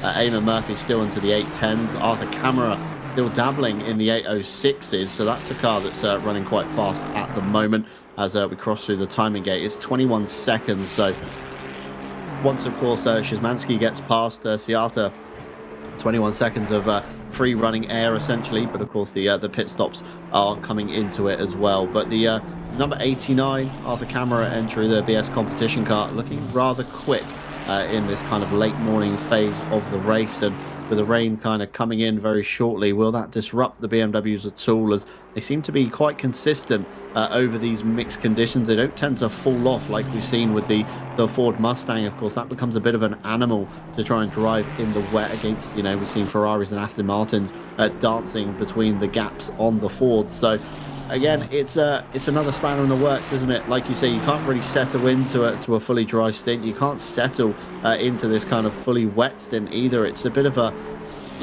all up in the air at the moment. You can't forward plan anything in these kinds of races either. You have to really kind of make breaks quite quickly where you can in real life, and seize the opportunity, because every driver here is, of course, human.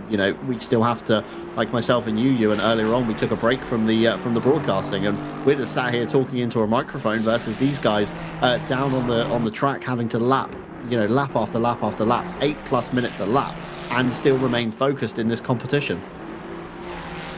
Driving's easy. Don't say that too They've loud. got the easy job. I'm joking, obviously, but yeah, I mean, it is it is what they're used to doing, shall we say, in terms of these endurance races. I was thinking actually earlier on with when we were looking at David Chinica in 16th place, he still is for the Lamborghini Esports team, that actually these races somewhat, especially when you're not competing quite for the top positions as they are or they're not, I should say, in the number 63, that actually it's a bit of a social event, really, isn't it? A 24-hour race like this. You go through it together as a team. You wake up in the morning, see where you are, and you see that you're not really near the win, but everybody's back online again towards the end of the race, especially everybody's online again, just chatting away. And if the driver's not ultra focused because they haven't got a particular battle to focus in on, or they haven't got a driver to try and catch particularly in the field, actually it does turn into a bit of a social event. And it's one of the great things about the 24-hour racing and endurance racing generally in sim racing is that you get to chat along throughout, and that's exactly, I'd imagine, what many of these teams will be doing, just enjoying themselves more than anything else.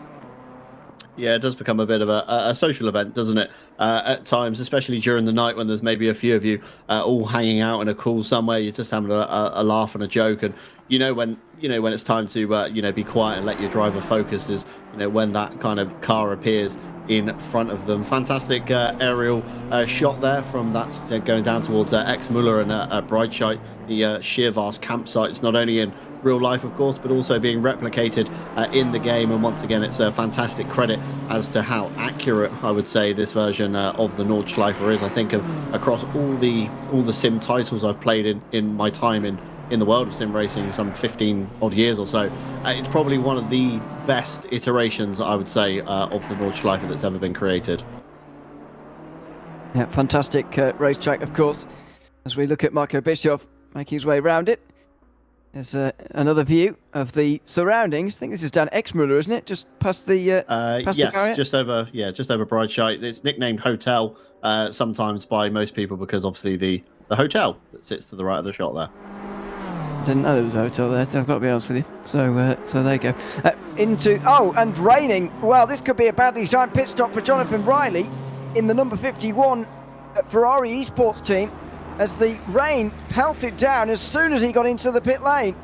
So I wonder now, has he selected wet weather tyres? Will he go for wet weather tyres? It's not a drive-through, it is an actual pit stop, as I suspected. But it could be really badly timed, this. Yeah, it could be either a stroke of genius or really badly timed. It's one or the other, isn't it? As we see more aerial shots from the Eifel region, of course. It's a snaking, winding road, essentially, through the Eifel countryside. And Conrad Ciata out onto the Dottinger. He's going to be staring intently at the track status, seeing it evolve from optimum down to greasy already. Rain is here for the next 10 minutes and getting heavier in the next 30. So it's going to be here to stay for a little while once again. I'm sure this is going to time quite well for some drivers with their mandatory stop. And right at this point of Tiergarten, he's got to make the call. Is he coming in this lap? Is he going to keep out on those tyres to see how fast the track evolves down from greasy to damp? And I think Ciata he's in the entry lane, he's in the blend lane, through the gap he goes, onto the brakes, onto the pit limiter, and Conrad Ciata, your race leader, also coming down pit lane. I'd be interested to see which tyres the number 8 Ferrari has decided to choose. They've put Chris Hartveld in the car at the moment as well. So Jonathan Riley in the number 51 gives up to Chris Hartveld, and there's no sidewall stickers on them tyres. The Ferrari, the number 51, has elected for a set of wets, Ewan, and the track isn't fully wet yet, so these Pirellis are going to be screaming by the time he's come off the GP section, let alone got through even one sector of the Nordschleife, as we see more cars diving for the pit lane. The 276 and the 72 also in, I can only assume, probably for, again, another set of wet tyres. Well, that is interesting in the silver category as Mateo has gone around again. I'm not sure he had the option to come in actually when the rain started to fall, but he must have done, I would have thought.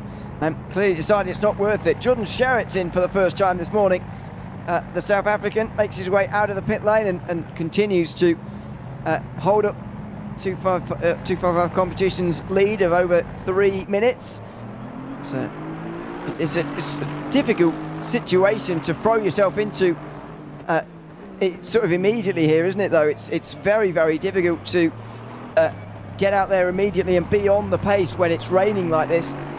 As we have a look at his display, and he gets himself ready for the day. It's somewhat surprising this is his first stint of the morning. Maybe he had a late night still driving last night, but I think it's over at about 12 o'clock in South Africa at the moment, so he must have had a bit of a lie-in after a long night last night. And look at him immediately searching for the cooler bits of water there. What water is there, of course.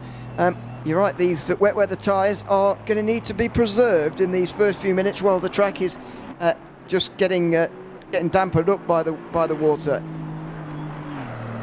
Yeah, track status already hit damp, so we're getting into that region now where the wet tyres will be kind of, coming down a little bit more, but still not enough standing water or surface water even to cool these Pirellis down. So it's going to take a few more minutes yet before we kind of see the optimum window for these wet weather tyres. So those drivers that have gone round once more, they might have played an absolute blinder here in, of course, preserving a set of wet weather tyres, but again, being such a long lap, by the time you cross the line, you've got to wait 8 minutes before you can then come down the pit lane again. And by that time, you could be fighting your way through puddles coming down the Dottinger Her. So drivers having to make that split-second decision once again during this 24-hour race. And I really hope that some of these guys have got, a dedicated strategist, should we say, that has to make the call for them, because as a driver you know what's best for the conditions, because okay, you're out there in the car, but again, you've got to think of the bigger picture. I keep saying it time and time again on this broadcast. It's not about what's happening here and now, it's about what's happening in the next half an hour to 45 minutes. That's when you're going to need these wet tyres out, and lots of drivers electing to take them early. Eamon Murphy trundling down the pit lane just beneath us now in the Veloce number 40. He's also coming in for his set of wet tyres. So I think you'd be a fool right now, Eamon, if you are trying to Ewan, if you are trying to stick out on the dry tyres. It's going to be a very tricky lap. I think Mateo may have left it a lap too late to come down the lane in that Mustang. This is the problem with this circuit, though, isn't it? It's such a big call every time you go past pit lane in these changeable conditions that you know that the call you're making is equivalent to staying out for 4 laps on another circuit. It's a really big call, and Jarrett there again having to search for the cooler part of the circuit offline. Not sure how much that would really work when the conditions aren't really that wet as it is right now. But there you go. Through Arenberg he goes, and through another sector line. But what about the battles further back? This is just behind Sherritt, as Francisco Mazza is with one of the McLarens here. Is this it's not a battle for position as far as I'm aware, but it is pretty congested here. A few drivers running very close to one another. One of the Aston Martins getting down the inside of the McLaren and getting through. So there you go. But it's his way down the field, I'm afraid. And oh, that's a big dive down the inside. I can't identify which Aston Martin that is, to be honest with you. It's not the leader, and it's not the silver leader either, but one of the other ones that's running around at the moment. So there we go. But Francisco Mazza overtaken and put into the rearview mirror pretty quickly. But these are moments you could do without within these wet weather conditions, especially if you're one of those cars on a lead lap or further up towards the front. Really do without lap cars battling like this right in front of you. And it's a good job the Aston Martin got through so quickly, because they're still going side by side. Now finally they sort themselves out with the McLaren getting ahead of the Ferrari. Absolutely so. It got a bit congested, didn't it? Down towards the foxhole and up the other side through Adenauer Force. But Tan taking a lap there away from Mazza. The McLaren is a lap down, and that was the number 276 of Olivier trying to get involved in those guys as well. And this is the advantage, isn't it? of the wet weather tyres. We spoke about it earlier on, and Mateja going for another lap, and of course the number 51 came down the pit lane as soon as the heavens opened, and you can already see the advantage that the Ferrari has on those wet tyres versus the dries on the Mustang, making a pass between Heract and Wippermann, and that's just, you know, almost like taking candy from a baby, isn't it? At that point, it's so easy when you're on that far superior tyre. You can already see Hartwelt just pulling out lengths on that Mustang just in a few more corners as they come down towards Brunchen. It's the much favoured tyre to be on right now. The track is deemed officially wet, as we see. Oh, that's the silver championship leader. That's the number 17 off at the bottom of the hill as they come in towards Breitscheid. The Porsche of Baumann getting involved there. This is for silver positions, remember. The 258 is a silver class car, and they've shown fantastic pace already in the wet as they come up towards Exmüller. I can only assume the Porsche is going to use that slipstream on the drag up towards Kesselchen, and of course Mutka, where we've seen so much so far. Going to be getting a long period of rain coming here, by the way. It's well over half an hour, and the rain is going to intensify as well, so these conditions are going to get very bad as we get towards the 4 hours to go. Benjamin Baumann right up the curb there through Bergwerk. A slide for the Porsche, and that's going to put the 17 in prime position, maybe to come back again here as the others who haven't pitted yet come into the lane, like Magnani and Klinkmuller. But we're going to see the silver battle change again here for second, I would imagine, because Mateo will try and hold on to second position ahead of the Aston Martin in the 276, but let's wait and see on that front. It doesn't matter, especially for now, because the moment BF Racing Esport have lost a position to fifth, so they've dropped more points for the championship leaders, and so the championship situation in silver changes again. Yeah, I think it's going to be a very big ask, isn't it, now for the number 17 to make up so much time on their rivals. Of course, Gladys Competitions, the number 201, out front in the silver class, way ahead of the number 17. P6 overall for the silver leader, and a championship leader all the way down in P15. And they've got a couple of pro cars as well to dispatch off before they can even get towards the front of the silver, let alone of course Baumann showing fantastic pace in the wet once again. And I've just looked actually at the side of those tyres. Either that's a desync issue, or that Porsche is still on a set of dries. I don't know if my eyes are misleading me here. I would be surprised if there are any dry tyre runners running around now, if I'm honest with you. I'd be very surprised. So I'm going to assume Baumann is on the wets, and he's pushing ridiculously hard there. Up over the curb, through the grass slightly.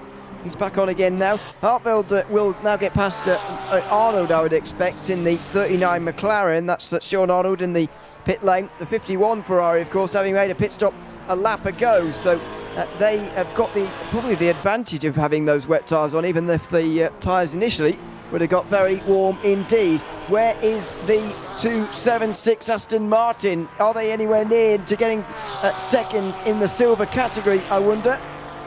Well, they're not going to get past Arnold, Sean Arnold, but that's not what they would have expected, I suppose. Mateo is the one they'll really be focusing in on here, and the 38, don't forget, who they were behind. So 12th position is where they will have started this cycle from.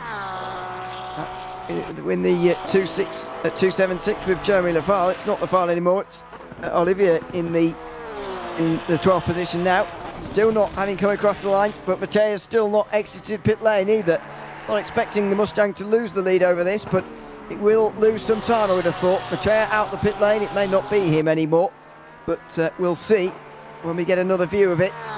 And Szymanski as well will likely change out of that car, I would have thought, but let's see if that 38 can stay ahead of the Aston Martin and it exits the pit lane before Olivier goes over the line. So yes, indeed, not far ahead, but just about ahead. So Olivier will have gained some time in the 276, as we suspected. Mateo and Szymanski probably should have come in first time round, but it's not a disaster for them. Neither of them will lose any places. Yeah, line remains as it once was. Was just looking towards the driver changes. Matea does stay in the car. It's Szymanski giving out to Castorino in the number 38 as well, and that will of course update as we head through the Arenberg timing gate on the left-hand side of your screen. Meanwhile, towards the front though, Lucas Ortecki, we've seen him and Dylan Tan kind of pilot this car through the early morning stages and still keeping it ahead of the Gladius car. I think they've actually moved up a position after these pit stops. So Otoki up into P6 now, and Lomi, the silver leader, down into P7. Although again, it's not for kind of class points, pro and silver. It's just purely for overall honours, and of course that track position that's favoured so much. But one less pro car now between Lomi and Matea to get through. Hartveld and Arnold still the block in between the two, and not only pro cars in the way, but also a lot of time to try and chomp off, as we see an incident between the 17 and the 258 on lap 135. That was what we just caught the kind of tail end of as they came down to Versiphon, where we are now. It's a 5 seconds to the number 58 of Baumann. That's for causing a collision, and pretty cut and shut, I'd imagine, in the race control room. That was a pretty fast decision coming through there. Not even a lap to get a decision out of that one. So 17 and 258, would have been that. We sort of caught the back end of it really. Couldn't really see the contact itself, but the Porsche gets the penalty. And without looking, do you know how long ago the penalty previous to that one was? I do, because I was looking earlier on and I made a reference as to how quiet race control had been. I think it was about 2 o'clock in the morning we had the last penalty through. It was 2 o'clock in the morning, yeah. Well, I remember looking. Memory. 8 and 3/4 hours ago, the last race control decision to come through, and that was at 2 o'clock in the morning, as you say. That was interestingly, that was an incident between the 258 as well, but it was with the 38 on that occasion. It was just a warning to 38, so the 258 didn't do anything wrong on that occasion, but they have done on this, so they will drop back 5 seconds and maybe drop out of 4th place in the silver category. Still waiting for the battle for 10th place to come across a timing line here, so we can get a proper view as to just how far apart they all are from one another here. Important battle for 2nd in the silver category. The Mustang needing to finish ahead of the 17 BF Racing Ferrari today if they want to take 2nd in the championship, and if any of either the Gladius competition, BF Racing Esports, Visceral Esports or ST Racing Esports, if they take a win here today, then they will be champions of the silver category. As things stand, the 201 is a long way ahead of the rest. They're actually competing very well with the rest in pro. Actually, you mentioned Leon Otoki is now 6th, and that is true. Otoki has got through on Lomi. However, the 201's mixing it with some real big names in the pro class, and it, at the moment, is still a long way ahead of the Silver Chasers, who have lost quite a lot of time in our 5 hours or so here. Yeah, they're silver by driver rating only, aren't they? Really, sometimes it's, you know, the pro guys been around the circuit, you know, years and years. They've earned their status where they are. Of course, the silver guys show good pace along the way, but maybe not always the most consistent. Sometimes, you know, making silly mistakes, as we've seen, you know, Jeremy Lafile clattering the curb at the Belle of S. You know, any driver knows not to touch any curbs as you go through the Belle of S. It's, you know, self-explanatory, but just that momentary lapse of concentration, and that's what's caused it. But, you know, silver by driver grading and team grading, but not always by pace, as the Gladius competition car is showing currently. Of course, like you say, mixing in with the pro cars at the front of the field. So fantastic to see. And even Matea still ahead of the Coach Dave Academy car, the number 72 Ren Velten entry. That's also down there as well. And of course the Lamborghini esports team, after their rotten start, down in P16. So, you know, they're having some good luck on their side. They're getting some good laps going down. They're drilling in the times, you know, lap after lap after lap. And just looking to the current lap times, Jordan Sherratt currently in the 255 car. Last time by a 9:38.1 versus Luke Whitehead chasing behind a 9:33. Niels Naujok's also into the 9:33s, and the Team Nitro car, Marco Bischoff, into the 9:35s. So currently at the front of the field, Veloce and BS Competition looking very quick in comparison in these wet weather conditions, but it's still such a big margin. They're going to have to keep this kind of pace up for the next 4 hours or so, and then even still, I don't know if it's going to be enough to even get close to the race leader at this point.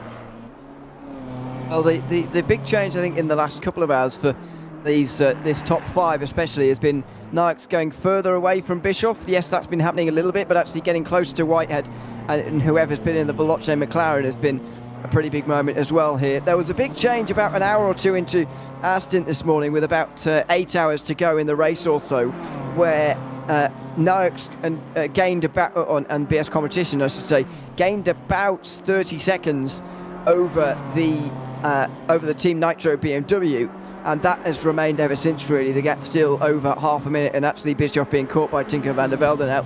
We'll keep an eye on that one for fourth place in the race, but that's been the main change in the top five, other than in the last hour where Niels Naujok has closed in about 10 seconds on Luke Whitehead. We were talking about the silver standings a few moments ago. Let's have another rundown of them at the end of the previous lap. They've just completed. Gladius Competitions would be crowned champions by 10.5 points over ST Racing Esports number 28. Number 17 BF Racing Esports would finish third ahead of the Visceral Esports number 44, with number 711 Veloce Academy finishing in fifth. So that's almost the same as what we had a couple of hours ago when we had our last update through. It's the gaps that have changed here. Matteo's only 22 seconds ahead of the 276, and around 45 seconds to a minute behind that is the BF Racing number 17. So the gaps are still very close, and they're actually closer than what we saw in the past, where especially the 201 of Lomi was a long way ahead, over 2 minutes at most. That has come right back down now to under 2 minutes for the others, but it's still a comfortable lead for Gladius Competitions, who are looking to seal this title with a win, and they would seal it with a win no matter what happens. Yeah, absolutely. So very kind of dominant points haul coming the way of the number 201 if it stays as it is. Of course, if the checker flag was to drop right now. Just looking to the gap of Matej, as you spoke about him, that has come down. That was some 30 seconds or so. Commentator's curse, Ewan. Gladius have just disappeared off the board. Oh, goodness. What has gone on? They've disappeared entirely. They were up in P7. Chris Hartvelt promoted up, and the silver leader currently is the Samantha Tan racing car, the number 28 Ford Mustang, that's being chased down by the number 276. And they would now be champions, by the way, ST Racing Esports, if indeed that is correct. We'll get confirmation of that.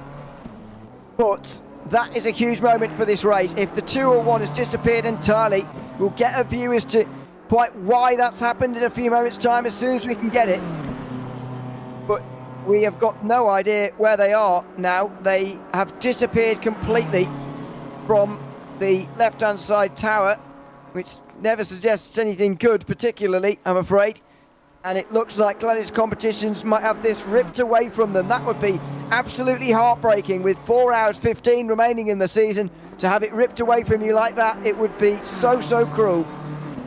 Absolutely horrific. After nearly 20 hours of commitment to this race, the 201 disappears off the board, and a big moment there nearly from Niels Naujok as he's really pushing towards the Stahlstrecke to try and make up as much time as he can, catching the grass nearly through it towards the right hand side. We saw the Genesis McLaren do something very similar in the early stages of the race, and these conditions right now are very treacherous as we see a POV there from Niels Naujok. So I'd like to have caught that about 20 to 30 seconds earlier, just to see the sheer panic when he realized the grip level had fallen away from that BMW, managing to hold on to it, but got to be focused now. Got to avoid those kind of tiny mistakes that are going to lead to big errors. We saw earlier, of course, the Team Nitro 717 dipped a wheel in the grass at Muck Curve, and that was enough to put them into the wall, and nearly a very similar outcome there for the BS Competition number 89.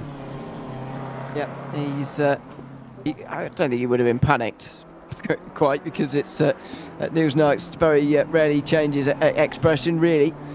However, can be an animated driver depending on the race situation around, but in this particular situation, just calmly smashing out the laps, trying to close down that margin to the Veloce McLaren.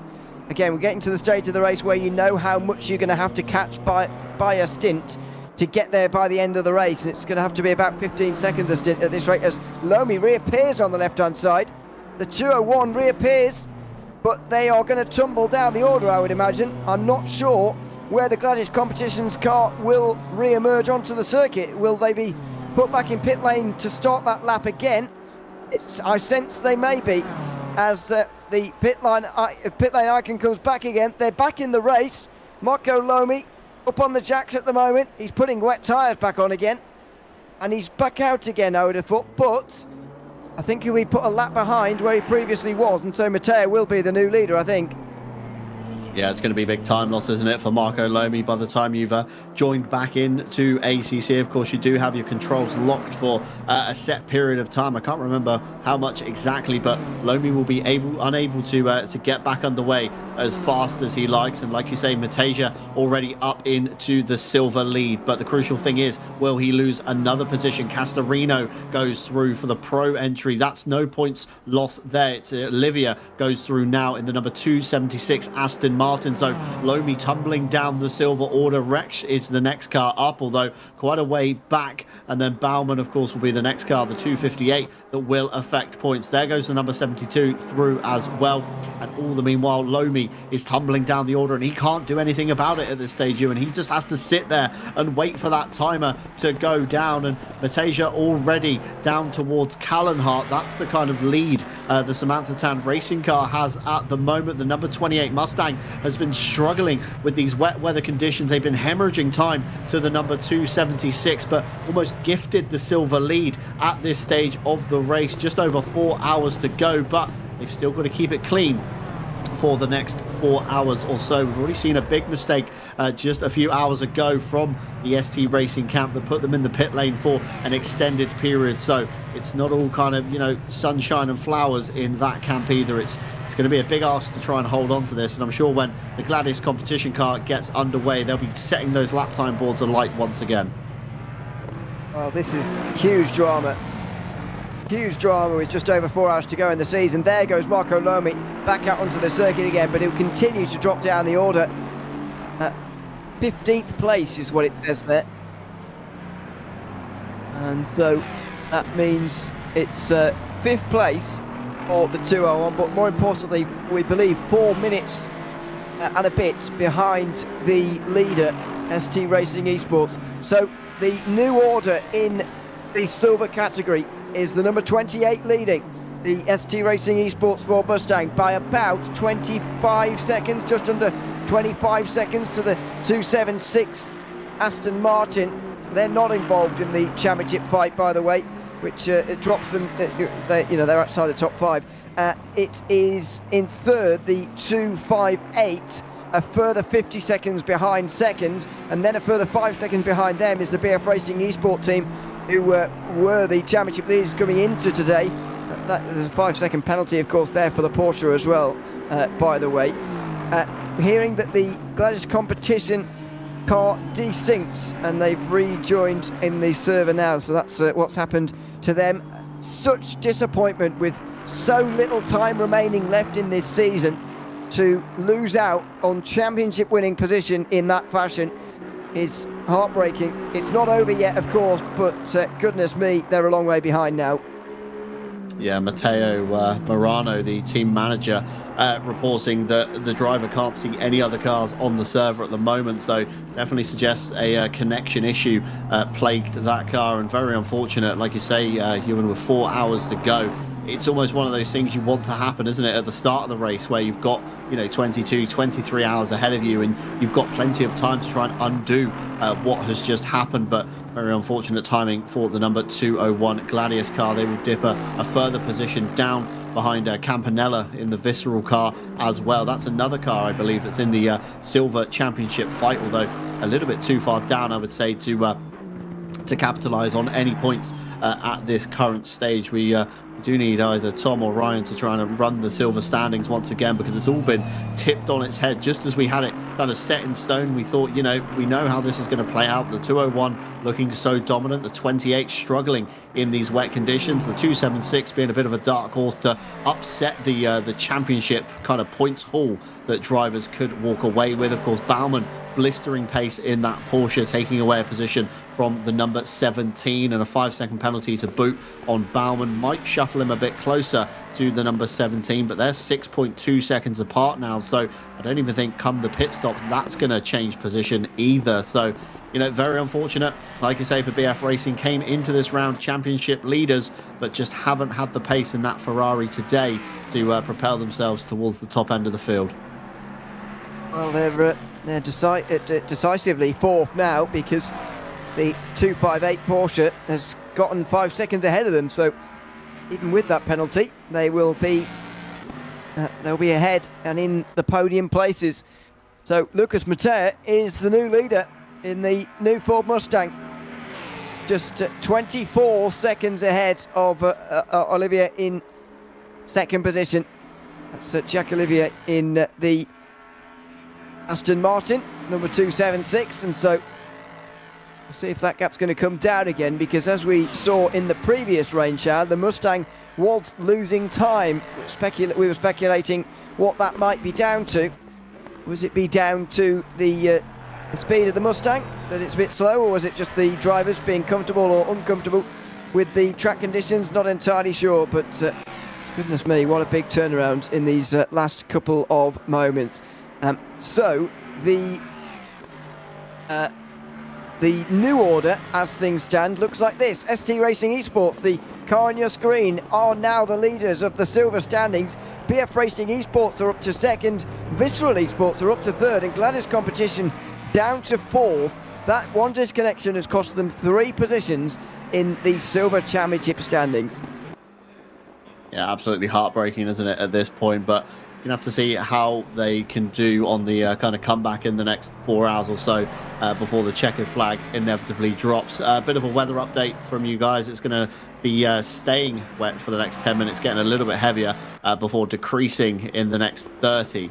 So again, it's probably going to time around about the same time as the pit stops. Jordan Sherratt, your lead car, currently 38 minutes left on his stint timer. Rain decreasing in 30, 8-minute leeway either way. It's going to be that kind of on-off switch once again, and the weather being timed perfectly to all of these pit stops almost. It seems as the driver's stint comes up, the weather decides to change, and then the drivers once again have to gamble on which tyres they'll be taking for the next hour of the race. But certainly everybody at the moment running around on wet tyres. Air temperature 22 degrees, track temperature 26 degrees, so it is heating up despite the level of water on the surface, which should mean when the rain, of course, does stop, it should dry out that little bit quicker than it did during the early hours when we saw those low track temperatures. It remained in that awkward, greasy state for quite a few more laps after the rain did subside. So drivers and teams going to be staring intently at the weather widget, I can only assume, for the next half an hour or so at least. And I would have thought they'd be doing that the whole race so far, to be honest. As we approach 4 hours remaining, Sophie and Lear and John Dalton with you for another couple before we hand over the final moment of this race. It is 12 o'clock, it's midday over in Central Europe now, and in Sim as well. And so we are supposed to be in, or getting towards, the warmest part of the day, but we're not going to really be seeing that here with these weather conditions. It's raining again. It will continue to rain for at least another half an hour, and maybe we're going to get through a whole wet tyre stint here, actually. The only silver lining I can think of for the 201 team, who are now down to 6th, by the way, in the field, the only silver lining is that if it stops raining at an awkward moment for the rest of them, then they can gain some time that way.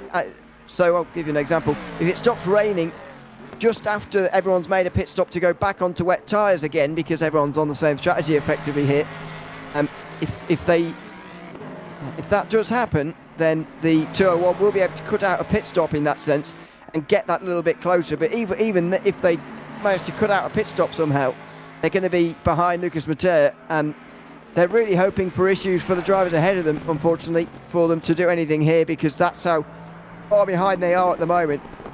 They are so far adrift that it's going to need problems for other teams now that to really recover from this, and that's such a shame for a team who have been so dominant in this race. Yeah, such a shame, but it's a good point you make, actually. Of course, with the rejoin to the server, the Gladius competition stint timer has, of course, reset. So they do have 57 minutes of drive time remaining currently. So they're kind of half an hour up the road, essentially, on drive time compared to everybody else that pitted around the same lap. That's lap 134. A lot of the drivers came in. Of course, the Ferrari coming down the number 51 a lap earlier under the hands of Jonathan Riley. That was in at lap 133, with a few other cars back further down the order as well, was drifting out of miss. Lucas Mattea really pushing that Mustang on through the Eifel region as they come down to Versailles, and of course begin the descent down towards Breitscheid and Exmuller. It's a tricky one to call, because you're that far ahead. You've got more stint time to play with. You're of course on a fresh set of wet tyres that have been brought onto a wet track as well. So the tyres on that 201 are going to be a little bit better than everybody around them. So hopefully Marco Lomi can kind of, take the advantage that he's got there, drill in those lap times and try and, mitigate the time loss that he has at the moment. I mean, he's already kind of about 4 seconds or so off the back of Campanella in the number 44 Asetek Visceral Esports car. Of course, they're going to be on a worn set of tyres as it stands, and they've got 37 minutes left of their stint timer left. So again, it's one of those things, isn't it, where Campanella's going to be on worse tyres, but Lomi certainly could capitalise on that one should he catch the back of that car. And I think that maybe been done dirty by the timing tower. I don't think that gap is as close as I thought it was. I think it is 71 seconds, actually. It's over a minute of time behind Lomi has to catch up to Campanella. It's not as close as I thought. So unfortunate stuff there. But again, 201, fresher tyres. Could he make it work? Could he drag the stint out a bit longer? Could he drag the wets through into the dries? And then, of course, by the time he jumps on a set of dries, be on a nice rubbered-in track, and again, start setting those timing boards ablaze with those faster silver lap times. Yeah. By the way, that it would be a change of hands for third in the championship if they can get to the 44 Lamborghini and pass them. So that will be something to note. But what about for this team here? ST Racing Esports now in championship winning position all of a sudden in the Ford Mustang. It's the first season it's had, of course, in the IGTC Esports Championship in 2024. And what it is, and it looks to have been to have selected this car with just over 4 hours to go. They are in championship winning position, but I do wonder how they'll be feeling here. First of all, being chased down by Jacques Olivier, who is in 11th place overall and just over 25 seconds behind now. It's actually losing a bit of time. But of course ST Racing are going to be happy to be in the lead all of a sudden of this race and of this championship as well. But there's got to be it's certainly a different feeling than it would be if they'd have chased down the Aston Martin and passed them on the road. It's a very different feeling when you're handed the win like this, and the change in fortunes is something quite difficult for you to comprehend when you're in one of these races. It's turned around so quickly for them that they won't even know what to think at the moment. I expect it's a bizarre situation. It doesn't happen very often, and for the moment they are in prime position. Yeah, indeed. It's a bit of a kind of deflated feeling, I guess you could say, as a team. You're hyping yourself up for this great battle. We've been building it up on the broadcast for the last few hours since we've been sat here at least, and then for it to kind of go that way, it's a bit kind of deflating and dejecting. But points at the end of it, it's all good. You finish ahead of your rivals, but still, it's one of those things you'd rather see it done on the track, wouldn't you? It's almost akin to when you see team orders affecting a championship's outcome in the real world. It's not something you want to see as a spectator, but equally as such, from a team's point of view, it's it's good in that sense. So Lomi probably feeling very dejected right now on his kind of comeback drive, but if anybody can do it, I'm sure the Gladius competition boys can get their heads down and get themselves back in the game. Like you say, just got to catch the back of Campanella, although it's a good minute buffer. You never know what's going to happen again. Mixed conditions, changing conditions. It's only going to take, one bad strategy call to play this kind of whole race back into their hands. And again, you never know, with everybody pushing so hard in these wet conditions. We've seen a few drivers nearly being caught out, but anybody can get bitten anytime. And when the Nordschleife bites, it does tend to take a big chomp. It's a lot like Mount Panorama in that aspect. It's normally quite big when it does go wrong, and of course that's going to lead to lengthy repair times in the pit lanes. Certainly is. We'll hopefully avoid that. We have already seen the Mustang in the wall this morning, don't forget. So worth bearing in mind. Into the Tiergarten again for Jacques Olivier. He will continue on in 11th position, continue past the pit lane. Plenty of time left on this stint just yet. It's not been long since the rain started to fall again here, and the wet weather tyres came out for what feels like the 100th time today in this race. 8:45 last time round. It shows that we are seeing the heaviest rain we've had all morning now since the sun came up. I know it was raining a lot overnight and there was plenty of wet tyre running then, but this is the heaviest rain we've seen so far this morning. A, it's going to take longer to dry up now once it stops, but B, this is actually a more prolonged rain shower anyway, so this is finally a chance to get settled in with some wet weather running that we haven't really seen much of this morning. It's been very intermittent, very changeable conditions. These are more stable conditions, although it is still very wet. Yeah, still very wet, like you say, but very consistent. And that's the crucial thing, isn't it? When you're, piloting these cars around lap after lap after lap, you want to have that kind of consistency, knowing that, you know where all the standing water now sits. You know where you can and can't use a curb, and you know which painted surface is more slippery than the next. So it does build confidence in the drivers. It, instills that kind of, I know what I'm doing by this point, rather than, of course, throwing yourself into that awkward mixed condition where you're not always on the right tyre. The tyres aren't always in that pressure window. They're not up to temperature enough to yield any kind of grip either, and it just kind of plays on your mind and really affects it's a very mental game, race car driving in general. Let alone when you throw the spanner in the works. So the weather is a big slide there from Jacques Olivier as he comes into the chicane, having to go rallycross style over the grass and gravel towards the Nordschleife. He will go, but that's certainly woken up the number 276 driver at this stage of the race, and really pushing quite hard. And I said it earlier, it's very easy to make a mistake here in these conditions, and exactly what happened there to the number 276. But back under control over the grass and the gravel, and back underway he goes. But you can see how loose that Aston Martin is through some of these corners, sliding about a lot underneath him. Yep, very much so. People asking, by the way, how many there are on the lead lap and things like that. We have got 9 on the lead lap for the moment. Lucas Matea, who we were following a few moments ago, is next to be lapped by Jordan Sherratt in the front of the race. I don't think the leader had to overtake the 38 on the road. I think it just happened in the pit lane. And so that's how the 10th placed driver was one lap down. I said earlier on, with a slightly outlandish prediction, that the top 5 could even be lapped here, or drivers inside the top 5. I don't think that's quite going to happen. I think I was being a little bit over-ambitious there. But, it's worth mentioning again that the 255 competition, Aston Martin is still stretching out the lead at 3 minutes 12, 3 minutes 13 to the second placed driver. Niels Nurks is very nearly 4 minutes down, 3 minutes 57 and a half down. Marco Bischoff is 4 minutes and 46 down. Tinker van der Velde 5:14. Leonard Toki 6:12.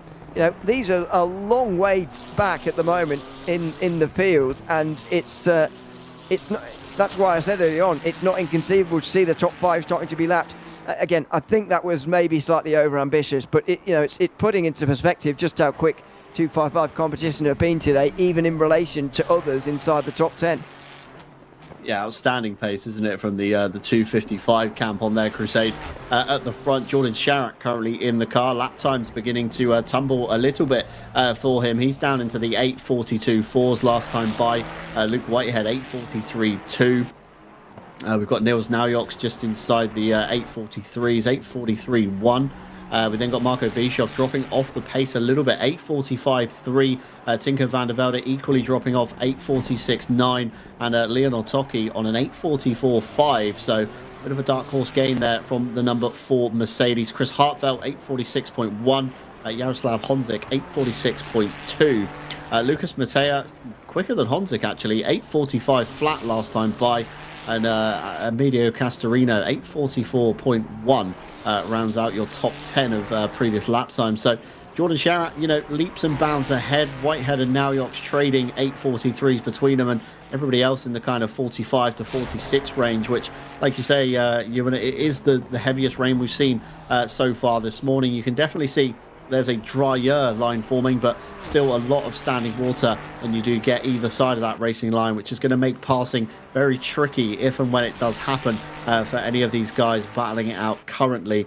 Looks like the gap to Mattea still around about the 24 second mark for Olivia in the 276. Once you add Castorino and Olivia's gaps together, it's about 24-ish seconds, 25, say, for argument's sake there. So still a big ask to try and take the win away from the Samantha Tan car. It is, very much so.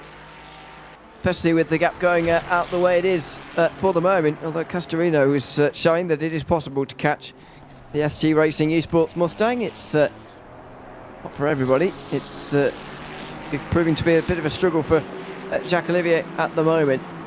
I mentioned earlier on that gaps, especially from 8th to 16th in this right sort of in the midfield of this battle, we're pretty close together, but actually that's becoming less true now. The gaps are starting to stretch out rather than get closer together.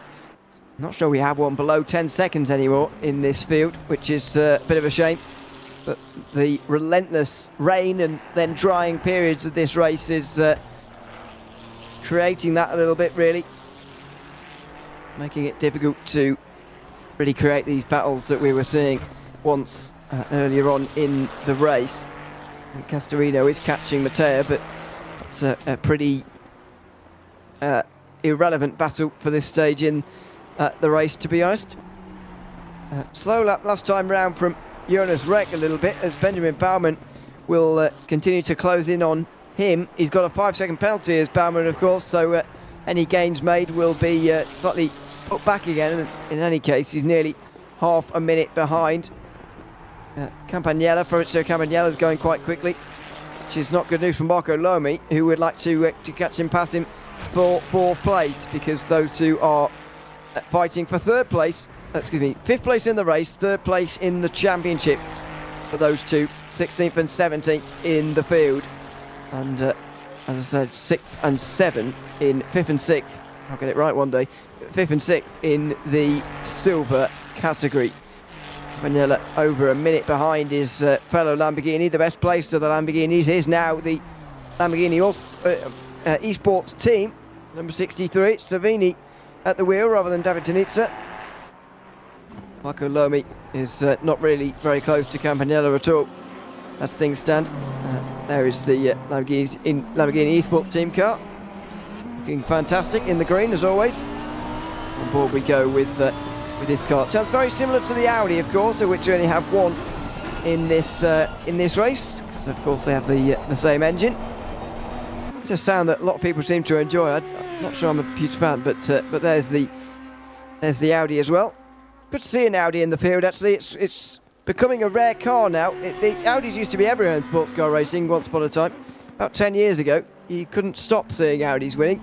Nowadays, with resources going elsewhere, we don't get to see too many of them, and that includes in sim racing. We don't see as many Audis anymore either, although this is the last of the pro cars. I just have Kolosov at the moment at the wheel of this one in the 789, looking to make up some time on Pagano in the Mustang in 18th place, and might be able to make up some overall positions before the end of this race. Yeah, it's a bit of a strange car, isn't it, the Audi? Like you say, used to catch them everywhere back in sports car racing, some 5 to 10 years ago. Used to be Audis winning absolutely everywhere, and then of course resources did get pulled from the customer GT racing program and taken elsewhere within the group. But still, of course, privateer customer teams still kind of running them in essence throughout the GT World Series in real life, and of course a few of them virtually as well in the field. I think we had 2 or 3 possibly Audis start this race, but one lone Audi still remains in circulation for the Zoom Racing Camp, the number 789. As you said, Kolosov on board that one, navigating around this circuit at the moment. And you know, it's one of those cars that it's a very nice car to look at. It's aesthetically pleasing, but it just doesn't always have the pace. Again, it's been through two evolutions now, if my memory serves me correct. Of course, the latest car being driven here today with the rear wing redesigned to the kind of swan neck, almost up and over supports that it does have, among a few other changes. But you know, it's a car that I used to love seeing. It's an icon of GT racing from kind of yesteryear. You know, the Z4 GT3s, the Audi R8s battling together throughout the circuit calendar. And it's such a shame, you know, engines are getting a little bit less leery in motorsport. Of course, they're all going over to turbocharged units. They don't sound as high pitched. They don't rev as high unless it's a naturally aspirated V8 in a certain Ford, maybe. But yeah, it's such a shame we won't hear many more screaming, you know, V10s, the V12 from the Aston Martin, an iconic sound as well. It's a very different kind of sounding picture to what we used to have some 10, 15 years ago. Yeah, we used to have the old Aston Martin, the BMW Z4, the old Audi. Yeah, used to be better sounding, I would say, back in the day than what we've got these days. But there you go, can't have everything, as we know. And indeed, we do have good sounding cars on the grid. A couple of my favourites, probably the Ford Mustang is one of the better sounding ones, and maybe the Porsche as well. Although I'm not sure everyone would agree with me on that. It's there are 2 of the better ones. Someone asking, and I'm sure they're not alone in this, someone returning after a few hours away from the broadcast, asking what on earth's been going on for the last 6 hours or so, and I'm sure they're not the only one. How would you sum up the last, well, we've been here for about 5 hours and a half now. John, how would you sum up the previous period in the race? I guess that the headline story is the change in silver lead. Yeah, it's been a bit of a calmer morning, shall we say, to what we saw yesterday, of course, when the green flag dropped and we had, you know, 40 plus cars circulating around trying to manage the same bit of real estate. But this morning, you know, it's been on and off with the rain. Some drivers gaining, some drivers losing, a few position changes up and down the field. But yeah, like you say, the big headline, the big news from the last hour or so, really, the number 201 Gladius car, of course, desyncing from the server, rejoining back in. And they find themselves now down in P17 overall, which is, of course, about P6 overall in silver at the moment, just behind Campanella, who is, of course, in the championship runnings as well.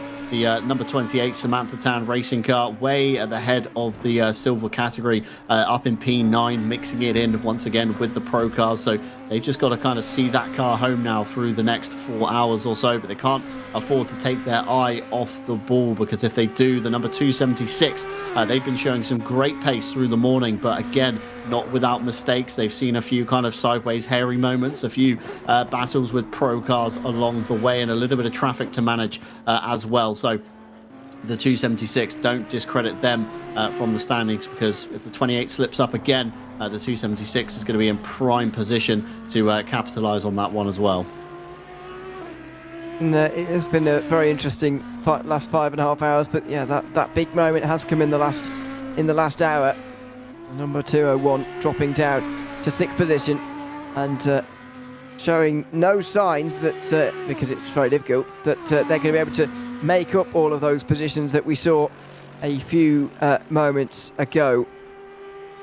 It's remarkable, really, the change around that we've seen. At the front of the race, we've seen very little change, actually. The gap has evolved with Jordan Sherritt's favour. He's now, 3 minutes and 12 ahead of the rest of the field. Luke Whitehead currently in 2nd position. And there is Marco Bischoff in pit lane. That's a bit of a... Yeah, I know. I don't think it's early, actually. It's maybe right on schedule. As we look at Jordan Sherratt there, having put Lucas Mateo a lap down. So we're down to just 8 on the lead lap. And that's been the real evolving story. Over the last 5 hours, Sherratt has gone from 2 minutes ahead of the rest of the field to 3. Gap from number 40 to number 89 in second position has gone from a minute to 52 seconds, and the gap between the two BMWs in the fight for third has not only changed hands a couple of times in the last 6 hours, but actually it's very much gone in the favour now of BS Competition to the tune of at least 30 seconds. I'll be closing towards 3/4 of a minute now between the two of them. And then after that it's Van der Velde, Toki, Hartveld and Honzik rounding out the top 8. Seen a couple of hours of Jaroslav Honzik this morning. Now turning into this afternoon over in Central Europe. He's been his usual self, very quick as always, but quite a few seconds behind those ahead of him. So position changes becoming difficult to find in the field now, as the positions get further and further spread apart. But Sherratt's still comfortable. It's got to be a difficult place to be in some senses. Of course, everyone wants to be in the lead, and that's all great. But actually holding concentration and holding on to such a big lead and for such a long time, not least because it is so difficult to stay concentrated when you've got so little pressure behind you, that you'd think a mistake would be easy to come by. But so far, Jordan Sherratt has been able to stay out of that, and 255 competition, from what we've seen, have been flawless, really. Yeah, I think a safe pair of hands, certainly, for the 255 competition entry. You know, if you want anybody, it's probably going to be, you know, the likes of Nils Naujok's in the car, Jordan Sherratt, you know, the safer, kind of more mature drivers, I want to say, in the field. You know, don't want to say they're old, but certainly compared to the younger up-and-coming talent in the realm of esports worlds, you know, they're similar age to myself, I would say, along that line. So, you know, it's good to have that wise kind of head on a pair of shoulders, and they know exactly when they need to push and, you know, dial it back a bit, and they can almost read the conditions. They've been around the circuit so many times before that they just know what's needed of them at any given time. And, you know, certainly the elders is what you do want in the car at the moment. But Sherratt putting on a great show at the moment. Of course, Luke Whitehead still trying to chase him down, as you say. It's tit for tat, isn't it? You know, one lap Sherratt's a bit faster, the other lap Whitehead comes in a little bit faster, and, you know, the gap's not really going to come down by an awful lot. It's going to take some, you know, consecutively big mistakes, I think, from the 255 competition camp to you know, really affect them at this stage of the race. I think this is, you know, without maybe proving curse to the commentators about to happen, but touch wood onto the desk in front of me, it's hopefully a very safe victory for the 255. But still, Whitehead, Naujok's ready to pounce if anything should happen. Of course, the Williams number 5 car just outside the podium positions, and Marco Bischoff, actually, I've just noticed the 717 has dropped down to P5. Tinko van der Velde up into P4. Yeah. I'm not sure when that happened. Yeah. Just a moment ago when Bischoff came into pit lane. So that's well, it's somewhat surprising, isn't it? Because everyone, I thought, came in on the same lap to put the wet tyres on, and so I would have thought everyone would come in this time round to put another set of wets on. But actually, that's not happened here. Michael Bischoff has come in at least a lap early, and I don't really have an explanation as to why. But, you know, he does have time to play with here. Everybody is going to be making an extra splash of fuel as per right now, but it's difficult to play fuel games at the moment, in my opinion, when you've got so much changing weather and you've got so many tyre changes potentially ahead of you. There's almost no point in playing around with the fuel, because you could be thrown off by another tyre change anyway. Yeah, that's it, isn't it? You know, it's so unpredictable at the moment that, you know, anything can really happen in this kind of awkward late stage of the race with the weather on the turn. Again, rain is stopping in the next half an hour or so. It's decreasing over the next 10 minutes. So again, the track should begin to kind of dry out that little bit more. We'll start seeing drivers searching for, of course, the wetter parts of the circuit. And just doing a bit of snooping over onto, of course, Bischoff's stream he's got up at the moment. There's plenty of drive time available for him when he did come into the pit lane. 21 minutes on the stint timer, so easily could have gone another 2 laps on this stint. So it's a bit peculiar that they have pulled the car down the lane. Maybe it's got to be a strategical move at this point. And looking towards the teammates' driving times, Henrik Gamble nearly exhausted all of his drive time, possibly throughout the night. Only 23 minutes left for Gamble to drive. Ida, Bischoff and Frank all around the 2-hour mark. So again, it's not even Mavix has run out of drive time. Maybe they're just conserving him for the final kind of leg of the race. Maybe they're going to put Frank in. They're going to put, of course, Ida back in, and then maybe Mavix to take this checkered flag. But it's odd that they've come down the lane this early. I will agree with you there. Yeah, I will maybe look back on that moment as a moment where they gained lots of time, but I'm not sure that's going to happen, I'm afraid. Unless there was, of course, an issue maybe technically for Bischoff. Maybe something can happen, like you lose force feedback, or you pedal starts to go a little bit, starts to feel a little bit wrong. You just want to pull it in and think, I'll get this fixed and let someone else go out for a little bit, because otherwise we could have a race-ending crash. So it could be one of those things as well. You just never know, really. There's Chris Hartveld further up the field, looking for close gaps up and down the field, and whether there are any that are closing or not. Not really, to be honest. Castorino still catching Mattea here, and the gap now 10 seconds. But in terms of the neutral, like us two, watching or wanting to watch a battle for the lead in silver, it's not happening for the moment, because Olivia's not able to go with Castorino at all, and the gap now is 24 seconds. It is coming down ever so slightly to the Mustang, but it's not coming down anywhere near quickly enough or quick at all. And so Mattea currently leading relatively comfortably, but I do think he'll lose ninth place in the not too distant future as Castorino begins to close on him for that position, for what it's worth. Yeah, Mattea again expected with the Mustang. As soon as the track gets to this kind of fully wet stage, the Mustang really begins to struggle on overall 1 lap pace. I mean, last time by, Mattea 8:44.7 versus Castorino 8:41 flat. So again, good gains for the Coach Dave Academy car.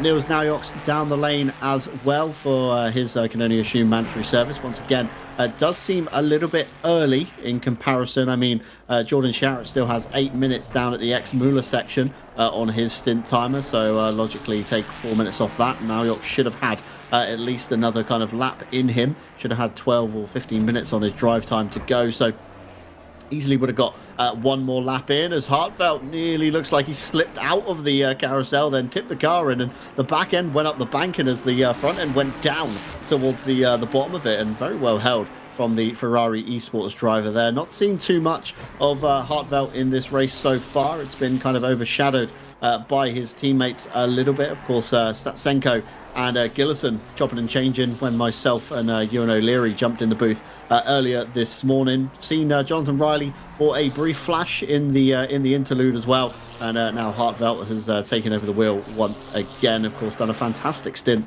this time by, again, almost in no man's land, just kind of enjoying a wet Sunday drive through the Eifel region. But Hartveld doing well there in the number 51 Ferrari, the highest placed as well on the grid of manufacturers so far. The next closest Ferrari down in P10 in the Castorino Coach Dave Academy effort. But it is, of course, Aston Martin still at the top. It was provisionally in both categories, with the 201 of Lomi leading silver as well, but unfortunate disconnect has shuffled them down the order, but still looking to try and come back into the silver runnings. Tinko van der Velde down the pit lane as well. That should in theory then switch the Team Nitro car and Williams back to the regular standing order that we're used to seeing.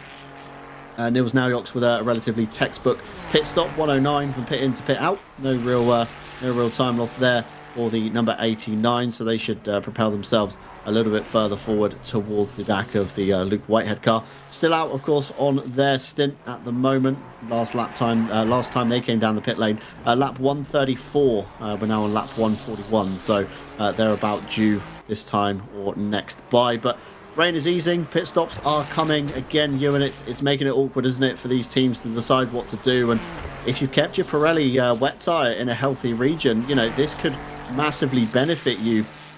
You could come down the lane, drop a couple more litres of fuel in, see how the rain subsides, and then maybe make a call in about 2 or 3 laps time. And for people like Marco Lomi, of course, his stint timer reset when he joined the server.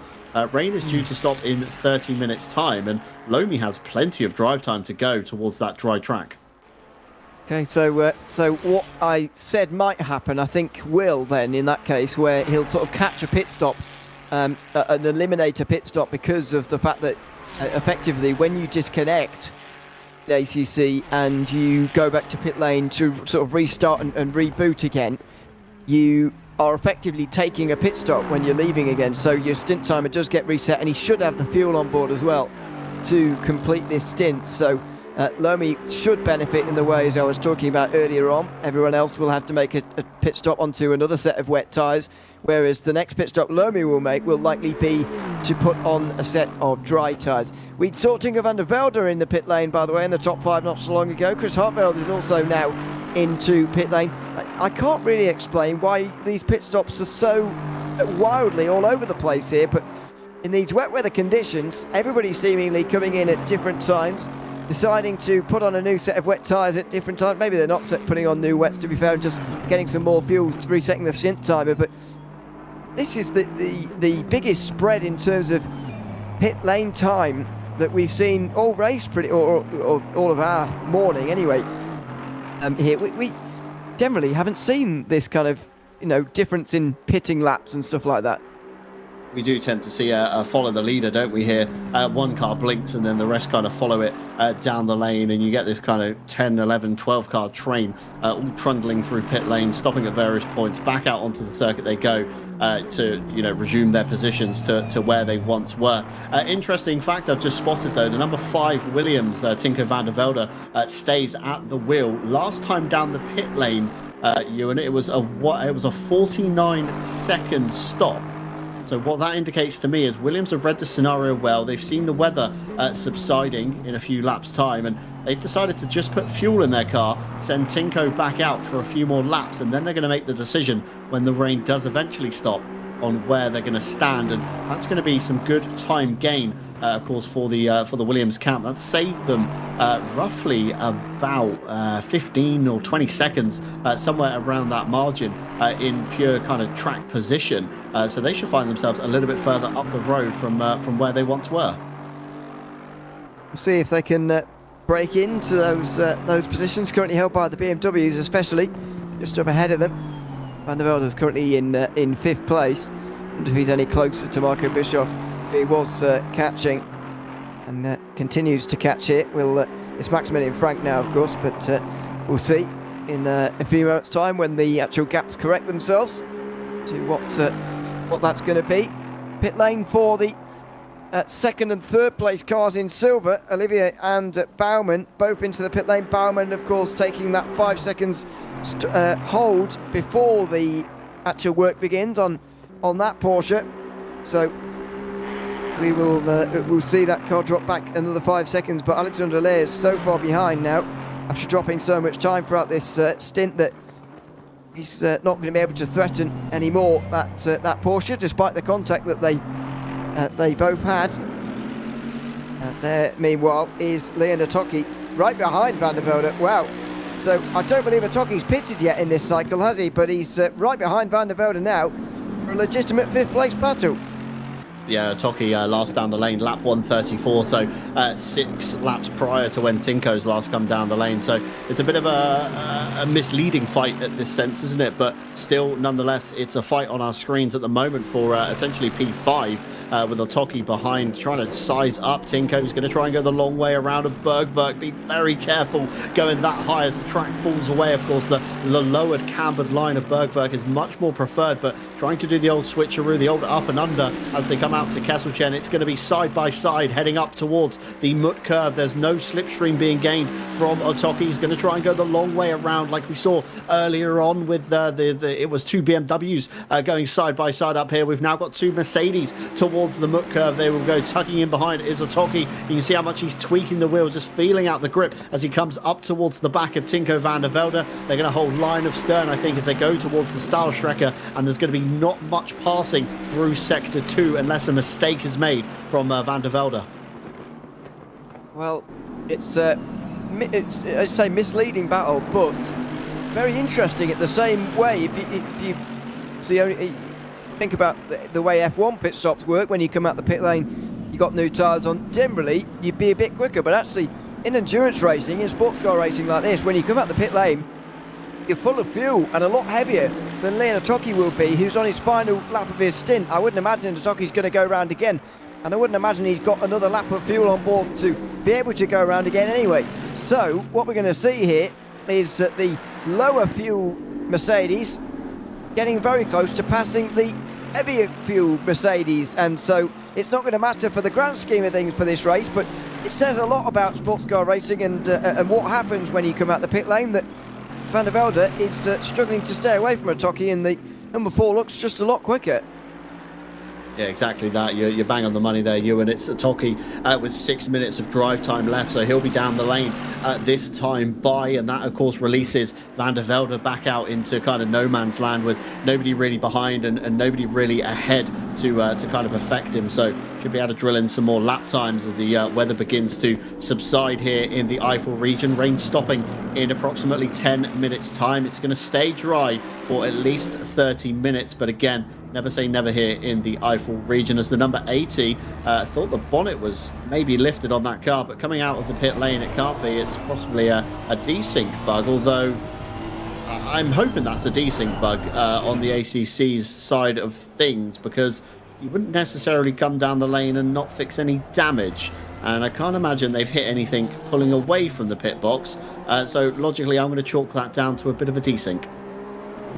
Sometimes cars can just retain a bit of damage longer than they actually do. We'll have a look at the Honda in a bit, but we'll just enjoy this nose-to-tail battle. I know it's a fan favourite, the Honda. We'll get back to it in a few moments' time, but the two Mercedes are about to make their way down the back straight. There could be a changing of hands here, although, as you say, the rain is going to end pretty shortly.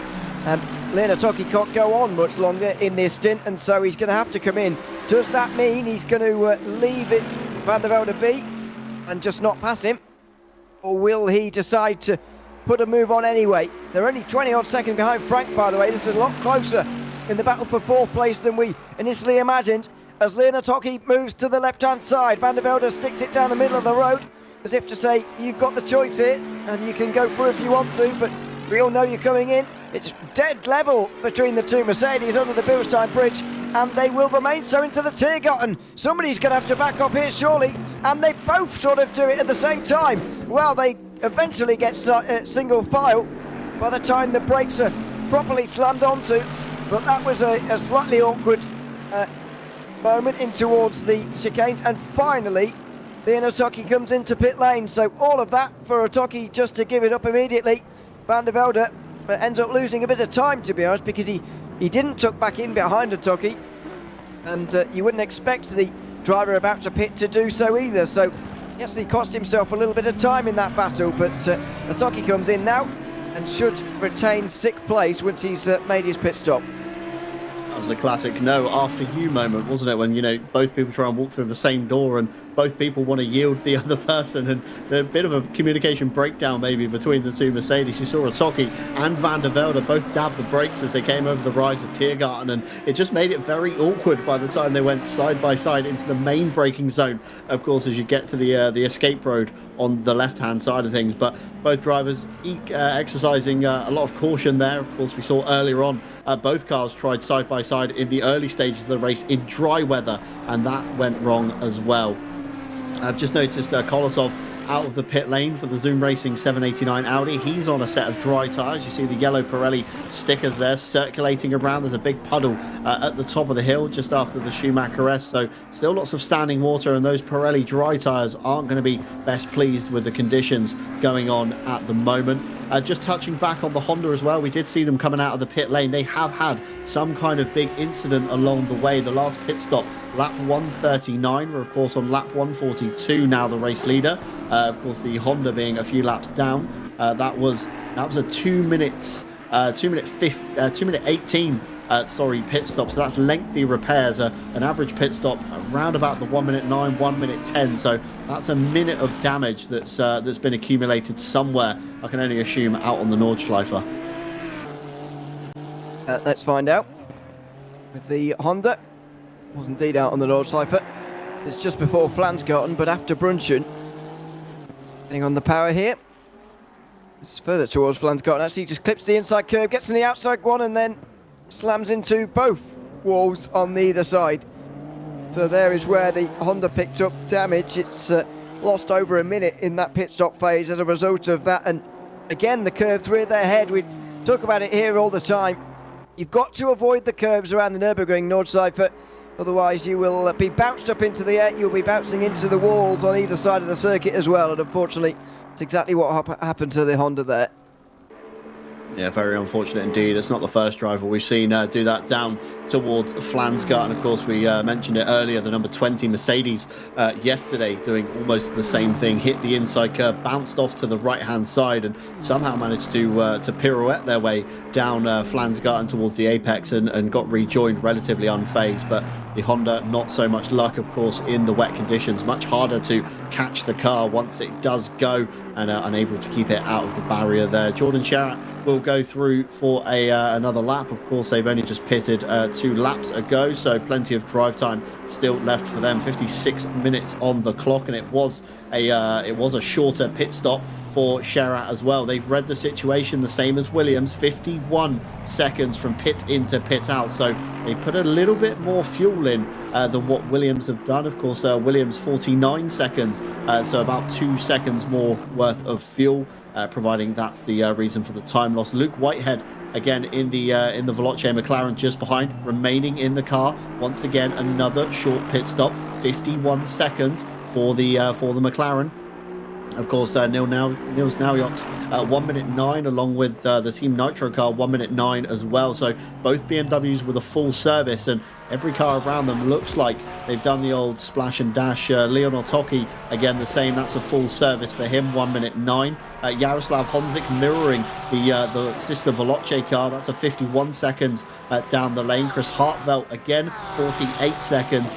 Lucas Mattea with a 1 minute 9, that's a full service. And Castorino just inside the top 10 again with a full service. So quite a few teams at the moment, Ewan, electing for this kind of splash and dash theory. They can see the rain drying up very soon, as we see there a change in silver position for BF Racing. That's going to be good for them. That's some more championship points to throw into their tally, but they do have to try and fend off that 258 Porsche, and we've seen how well that car goes once the heavens open. The rear weight of the Porsche, of course, providing excellent traction out of some of these slower corners, so it's going to be a big ask for Ley to fend off the charging Porsche behind. But as I was saying, lots of drivers electing for this kind of shorter stop and trying to get track position more than anything, and small time gains in these final dying hours of the race, waiting for the rain to subside, and then we're going to start seeing a lot more coming down the pit lane, and of course fresher Pirellis that are going to be in that kind of optimum operating window where the track is maybe greasy. They can get a tiny bit of heat into the tyre, but it's not going to ruin it as much as some of these guys that have already elected maybe for the dry tyres at this stage. I think the pit stop times do suggest that very few tyres have been taken here at the pit stops. It's cost Nils Naujok, I'm afraid, quite a bit of time. They're now back over a minute behind. Maximilian Frank will be looking over his shoulder as well. We'll see what the gap is to Tinko van der Velde here in 4th and 5th position, 27.9. Well, that's quite a big gap for getting onto this stage in the race, needing to gain probably more than a second a lap even with this amount of time remaining. So could be could be relatively difficult. But yeah, I think these pit stop times are suggesting that drivers are not bothering taking tyres and instead just fuel. And even then, you might not bother taking a full tank of fuel, to be honest, because you know you're going to be back in pit lane before too much longer. And also, it's just not worth putting the tyres on, really, is it? I mean, there's 2 laps to go, if you like, of a wet tyre stint here, and there's no point putting a new set of tyres on because you're not going to get the maximum out of them. But quite apart from that, you're not going to gain the amount of time you would lose if you didn't do it. So you might as well just stay on the current tyres that you've got, just put in that fuel and then get back going again. And I think the pit stop times do suggest that. And what we're seeing at the moment as well is a change at the top of Silver, not only in the 3rd position, which we just saw the overtake for, but actually for the lead here. The gap is only 2.3 seconds between the 28 and the 2.76. I've no idea how this gap's come down so quickly. Yeah, this is a drastic change, isn't it? And it's to do with the pit stop times once again. Valentin Goppelt took a full service for the Samantha Tan entry car. That's a 1:09 from in to out.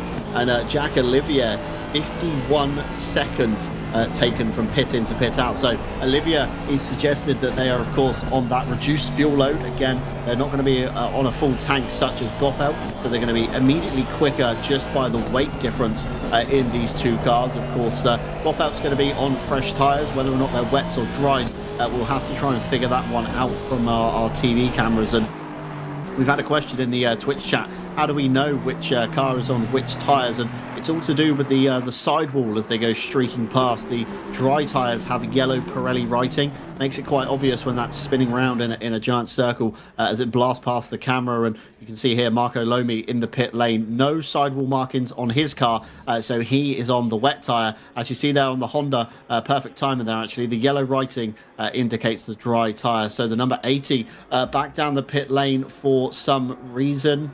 Ewan, we of course saw them down for lengthy repairs just about 3 or 4 laps ago as they came down for 2 minutes 18 worth of repairs. But silver fight here still very much alive. This is the 258 Porsche of Cardinale behind Alexandra Lee in the number 17 Ferrari, and I think that was an indicator from the number 17, if I'm not mistaken.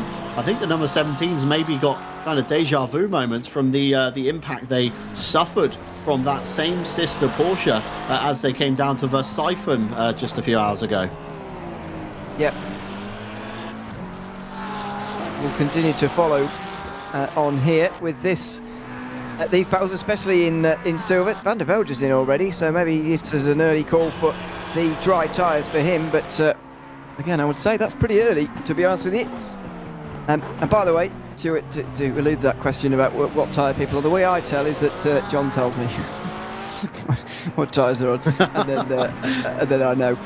So there you go. But it is a fairly obvious call. There's not many situations, or there's not been many situations in this race where I thought, are the wets worth it? Are the dries worth? You know, it's been fairly clear. You know, this is when to put the wet tyres on. This is when you put the dries on. And there's been pretty universal agreement about that as well across the board. Into the pit lane for Mattia Marchi now, back out the pit lane, and these are going to be dry tyres now for those coming out pit lane. I'd imagine that most of the drivers will be in from here. The silver lead is up for grabs as things stand. It would not change the hands in the championship. Samantha Tan Racing Esports would still win the championship if they were to drop the lead here. However, it would be mightily close if the position did change hands. It would be down to just 3.5 points or 2.5 points or something like that, maybe a bit more. But BF Racing Esport need to improve their own position. To be honest, it's still in their own hands, and with them in third, they need to get up to this battle somehow. But they're well over half a minute behind. Yeah, not only half a minute behind, but still 2 pro cars in the mix as well. Szymanski in the 38, and of course Rex in the 72. Ren Velton and Coach Dave Academy entries on those 2 Ferraris. And Cardinale surrendering, or Lay, should I say, surrendering the position to Cardinale. I'm not sure if they know there's a championship on the line. I mean, I thought we'd see a bit more kind of elbows out from the number 17 at this stage of the race. Of course, every point matters, and if they finish behind this Porsche, they could be kicking themselves if something happens towards the front end of the silver field, and they're just not close enough to take away enough points. And being told, of course, if the 276 overtakes the Samantha Tank car, of course, it's just gonna go in their favor, but only ever so slightly. And if you were in the number 28 camp, that's not a risk that you'd be wanting to take, especially after watching the 201 suddenly disconnect from the server. That's not something you want to try and tempt fate with, is it? That's certainly not, no. Down the straight for Goppelt, and look at this, the pit lane's getting very busy. We're about to see a stop here, and I think STR are going to be regressing, putting a new set of wet tyres on here. They will have used them for 2 laps, but that's pretty much it. And actually getting them up to temperature and getting them back into the working window all over again and doing all of that is surely going to have cost them time here as well, compared to the Aston Martin, which would have had tyres that were up to temperature and ready to go immediately from the stint. Niels Naerks making his way round in third position as Josef Honzik came in just in front of Goppelt there. Did he follow him? No. Wow, Goppelt doesn't come in. The Ford Mustang, wanting to make use of its wet tyres, really is taking a risk now. I reckon we could be seeing a lead change here as the Race Esports team look to take the lead with this earlier stop. I think this is the right call. I don't think in 8 minutes' time those wet tyres are going to be any use for Goppelt unless he's been on dry tyres the entire time, which I find hard to believe. I think I saw a flash as we went through the Tiergarten section of the tyres of that Samantha Tan car. I'm pretty sure Goppelt is on a set of dry, so it's a ballsy move on a drying track to do so. Of course, you're going to take the best life out of those Pirellis somewhat before they even get up to temperature and the track dries out. And just notice towards the top of the board, Ewan, big news from your race leader, stop go 30 for speeding in the pit lane on that last stop. They've got such a big lead ahead of Veloce in the number 40. It's not really going to affect them too much as we see Savini off at the carousel. Is that a rear tyre gone down on that Lamborghini? That left rear looks very, very low, and he's taking Galvenkopf awfully cautiously. I'm not too sure if I'm seeing things or whether that Lamborghini has let go of a rear tyre here today. It doesn't look great. I'm afraid the day has been going from bad to worse for the Lamborghini Esports team. Didn't start off well, and now it's just getting worse, I'm afraid. It doesn't look quite right, does it really? But he's going at quite a speed. It's almost like he's jacked up the front tyres and he's just lowered the rears somehow. I don't really know what he's done here, but there you go. Down into the Bilston Bridge. He's going a little bit slower than normal as well, I think, here. So that will be a trip into the pit lane for the Lamborghini. But as you can see, Jordan Sherritt speeding in the pit lane. That's pretty costly, but you can imagine what a lead for them to have, for us to see them get a stop go 30-second penalty and think that's not really going to change the race at all. They've got such a huge advantage over the rest of the field. Yeah, exactly that, Ewan. I mean, what they can't keep doing is of course, picking up these penalties. So Jordan Sherritt's going to have to be very, very cautious into the pit lane this time by. Otherwise, that's going to be another stop go 30, and then that's going to be a considerable time loss, which then could start bringing other people back into the race for the title here. We come through the silver entries there. Brief flash of the number 17 going around turn 1, and your silver race leader all the way up at Schwabenschwanz coming in. No, not Schwabenschwanz, sorry. Schwedenkreuz into Arenberg. So they've got a considerable gap over the number 17. So it's going to be a big ask for the BF Racing camp if they can close up. Luke Whitehead pulls into the pit lane. Trundle's beneath our feet on that one. Niels Naerks has already pitted.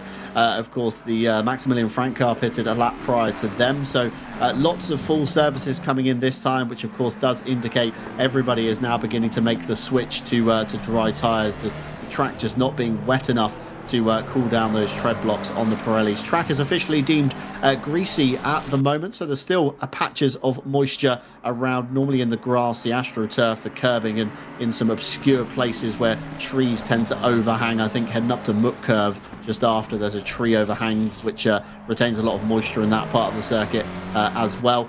Weather forecast is looking cloudy for the next 10 and the next 30. So we could see maybe a full stint of dry tyres coming in once again. Air temperature 23 degrees, down on the track 29 degrees, and no wind speed either. So if weather does come through, it's going to blow through relatively slowly through the Eifel region. And we've already seen a mixed bag today, and 3 hours on the clock. I'm sure we're going to see 1 or 2 more rain showers before this checkered flag drops at the moment. I would have thought so, yeah. As we look at the battle for 8th place now. This is Sean Arnold trying to get back past Valentin Goppelt here. And what a call it's turned out to be for the Ford Mustang. I mean, you must be right that he's gone for dry tyres, you know, throughout that first pit stop, suffered with them through a lap of wet weather driving, effectively, where the wet tyres were definitely better. However, he survived that lap, and effectively he saved a pit stop compared to all of the others. I thought it was an inspired call from those who were sort of short fueling and not taking tyres and doing all that kind of thing, but actually the inspired call has been here from Valentin Goppelt to go onto the dry tyres early on. And not only is he overtaken all of his his silver rivals, he's overtaken some pros as well. He's in 8th place overall now. You say silver by colour, they've certainly dispatched of some of the pro fields, but side by side up towards the Muck Curve, the McLaren on the inside, the Mustang probably thinking of the bigger picture here, backing out the throttle ever so slightly, allowing the Veloce car of Sean Arnold, the number 39, to go through on that one. Meanwhile, Axel Ramunet, who's only coming around Arenberg now with the gap update, that's a very big gap to try and fill, even up to the back of the number 72 Ferrari ahead. He's got Savini behind as like a cushion kind of buffer, but of course it's Cardinale in the 258 Porsche who's kind of promoted themselves up onto the 3rd step of the podium, just behind Olivier, 12.3 seconds off the back of that Aston Martin. So that could be another interesting car to keep your eye on over the next couple of hours. Can that Porsche, of course, pull up to the back of the number 276 and maybe cause a little bit of a switch around towards the top end of the field? Just looking through the cars that have completed, of course, full services. We've got Luke Whitehead coming down this time by. He's handed over to Eamon Murphy in the number 40. We rode on board a lap earlier on with Murphy as he navigated around the Eifel region. Niels Naujoks, of course, back in once again. So 2 full services in a row for Niels, lap 140 and lap 143. So about 10 to 20 seconds time loss there for the splash and dash drivers. He's handed over to Gregor Schill in the number 89. Not seen too much of Schill in this morning's stint so far, so maybe being reserved a little bit towards the end of the race. Of course, Maximilian Frank, he also did a full service, mirrored the sister BMW ahead of them down the lane. Maximilian Frank still remains in the Team Nitro car. Van der Velde handing over to Fiala on their full service. Of course, Van der Velde did an old splash and dash just to try and keep them in contention. Dylan Tan back into the car for the number 4. I say, surprised we've seen Dylan Tan again on that one. He's been in the majority of the morning so far. Jonathan Riley makes an appearance in the Ferrari, giving over from Chris Hartveld there. And of course, Sean Arnold, we've already seen alongside Valentin Goppelt in their fight for P8. And of course, Hubert Szymanski back into the Coach Dave Academy car, and of course Castorino giving that one over. It's a bit of a false picture almost, isn't it, Ewan? You know, we've been watching all morning, and we've seen drivers multiple times appearing in these cars as it looks like the 201 is giving some pressure to Gregor Schill as they head up towards the other side of the Adenauer Forst, stepping on the brakes nice and hard, everybody checking up. It's a bit of a false economy, isn't it? We've seen a lot of drivers circulating around in these cars. We've seen multiple names appearing, you know, one after another, and of course with the limited drive time between all the drivers in the lineup, we almost think that we've seen this driver far too much when in reality, of course, with the weather, it's cutting these stints, 10, 15, 20 minutes short at a time. So although we're cycling through lots of drivers, these guys aren't getting in that full, 60, 65-minute stint that is, of course, hard set in the rules. Yeah, it's very difficult. And this is, of course, that rule is in line with the real-life IGTC rules for the most part anyway, but I say around this circuit it does really limit you in terms of how many laps you can do. I think generally these GT3s can do 8 laps on fuel, but that would of course take more than 65 minutes, which proves to be the problem as Jordan Sherritt comes in to serve his penalty. It's the first one we've really seen from Jordan Sherritt here today, and indeed 255 competition since sunrise haven't put a foot wrong really. They've increased their lead by over a minute, but all this penalty has effectively done is taken away the gains of the last 6 hours. Now that might sound like it's an extremely demoralising thing to have happen, but actually when you consider that they're just going to have their lead slashed from 3 minutes to 2, you start to realise actually this is not going to affect them greatly. It is just going to be a very small setback for them. After they've served this penalty, they will still be a long way in front. Yeah, absolutely so. I mean, stop go 30 sounds like a detrimental thing, and of course across a 1 hour sprint race would certainly set you back some considerable margin against your opponents. But of course, when we've been racing here nearly now coming up to the 21 hour mark, I think, if my maths is correct at this time of the day, 21 hours of racing, and 3 minutes ahead, it just proves how kind of dominant they've been over the course of the race so far, especially when you consider from Friday they actually had a qualifying ban and started from P42. So 43 cars qualified, 41 made the grid, and they've come back from dead last pretty much alongside the number 89 car that we're seeing on the screen at the moment, the BS competition entry. They've both come from the back of the grid. So the number 40 car that's up there at the moment, they qualified P6 and they're still mingling in the top 3 positions. But to come from the back of the grid in in an esports race as well, you've got to bear in mind, of course, the talent levels here are so much higher than what we would see, in a public lobby. Probably, on a bad day in a public lobby, me or you could probably do the old last the first trick and somehow come out on top. But to do that here, that's a considerable feat. Especially with all the outfits that they've had to cross to get up here. Of course, we're only 28 cars now circulating from the 41 that started, but they had to do some serious work to get by. Yep, absolutely.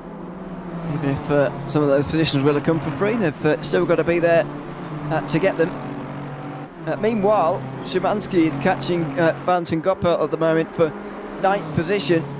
It is still the leading car in silver now, the number 28 Ford Mustang, and as things stand, they're on their way to a championship.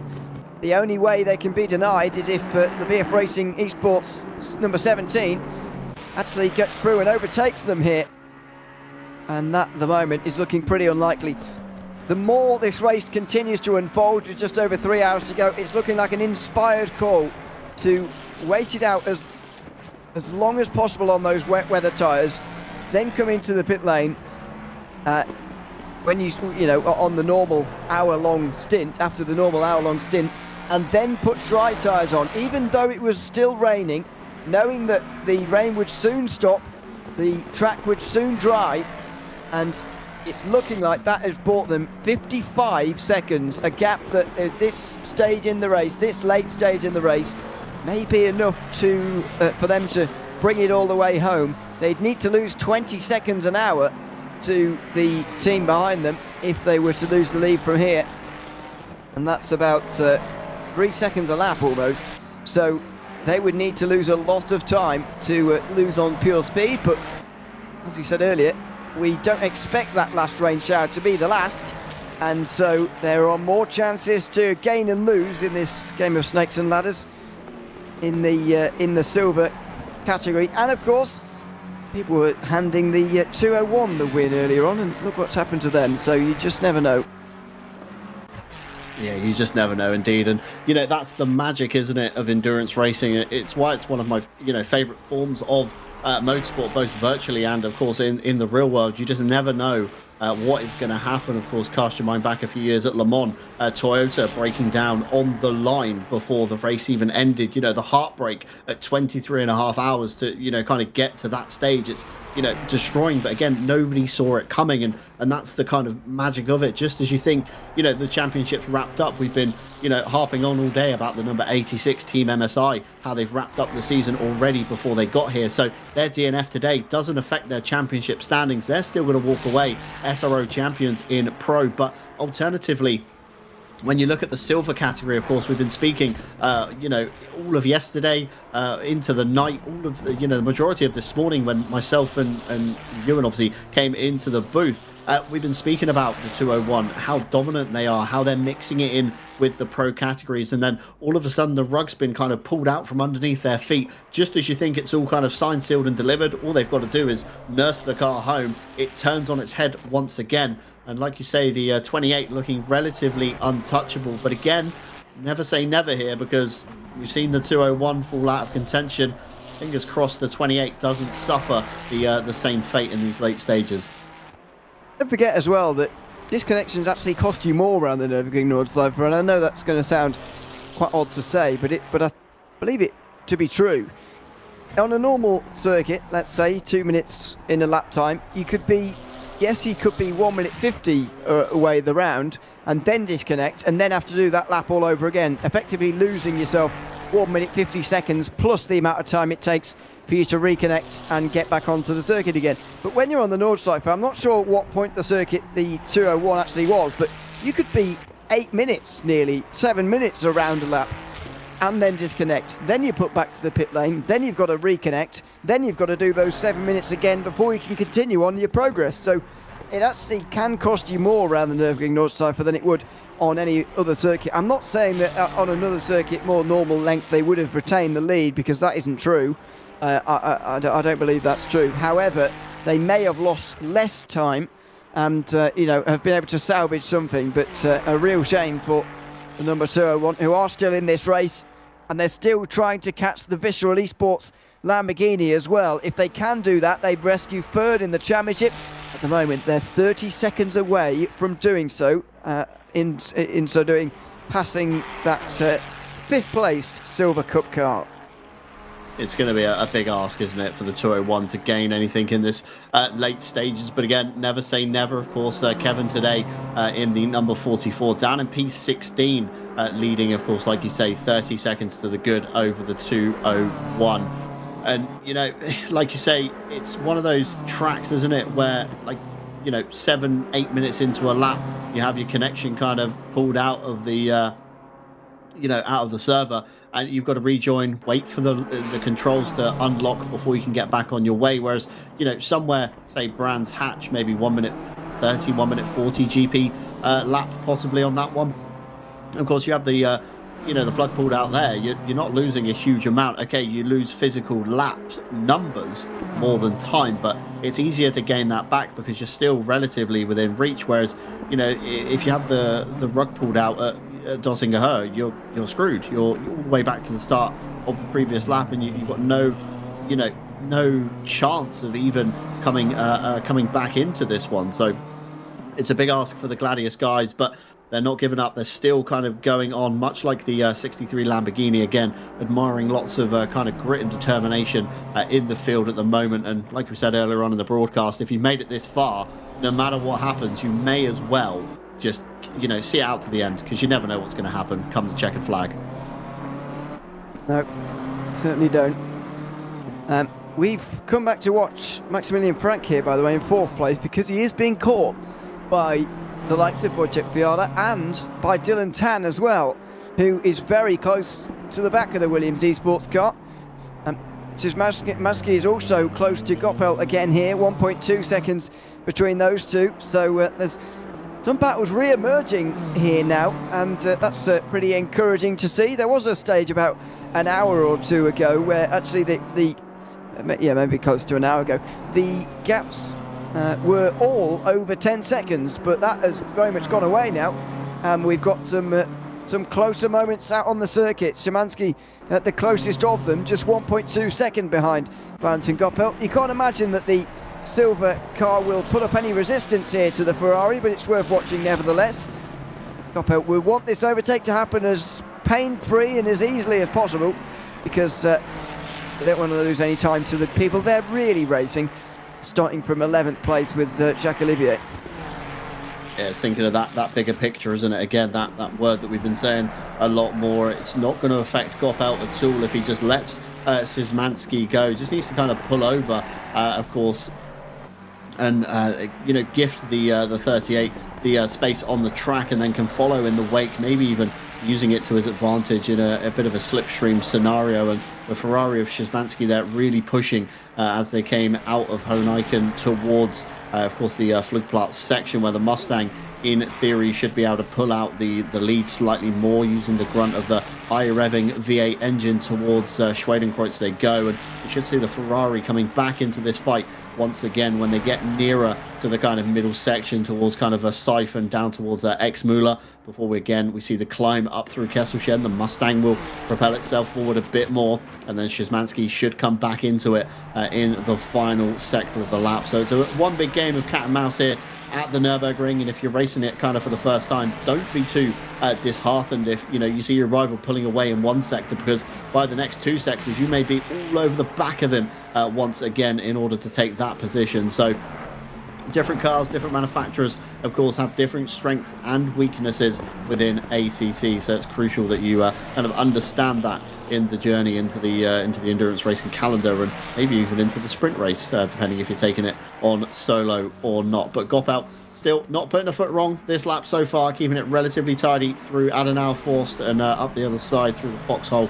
Of course, the gap is down to under a second as these guys got to Arenberg. So Szymanski certainly gaining, but small margins again, Ewan, and we keep saying that a lot today. It's tit for tat everywhere. It's 1 or 2 seconds gained here, 1 or 2 seconds lost somewhere else, and nothing's really kind of progressing towards each other at the moment. Everybody's just almost in hot lap mode, aren't they? Just trying to drill in these consistent fast lap times to try to get near their next opponent.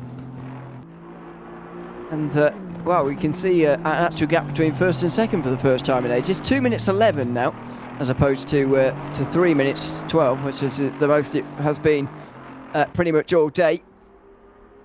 This is Jacques Olivier, who is also closing on Goppelt and Szymanski, but is a long way behind. 21 seconds back to Cardinale, who I thought was under a lot of pressure from the 17 BF Racing Esports team at one stage, but that's changed throughout the pit stop cycle as well. So Ramonnet is a lot further back now, and we will see if he gets anywhere near Bastian Richter, but that's not going to happen. He's miles behind him. Well, looks things at the moment. Richter's 2.3 behind Cardinale. Battling for 12th place, so that's only overall. So not too much to speak of there. But, class position battles, they're few and far between. It's more about the overall positions that people are fighting for now, like the one in 9th place, like the one in 12th. This one not too far away in 19th as well. Sabarov in the only Audi in the field is being caught by Santama, the 224.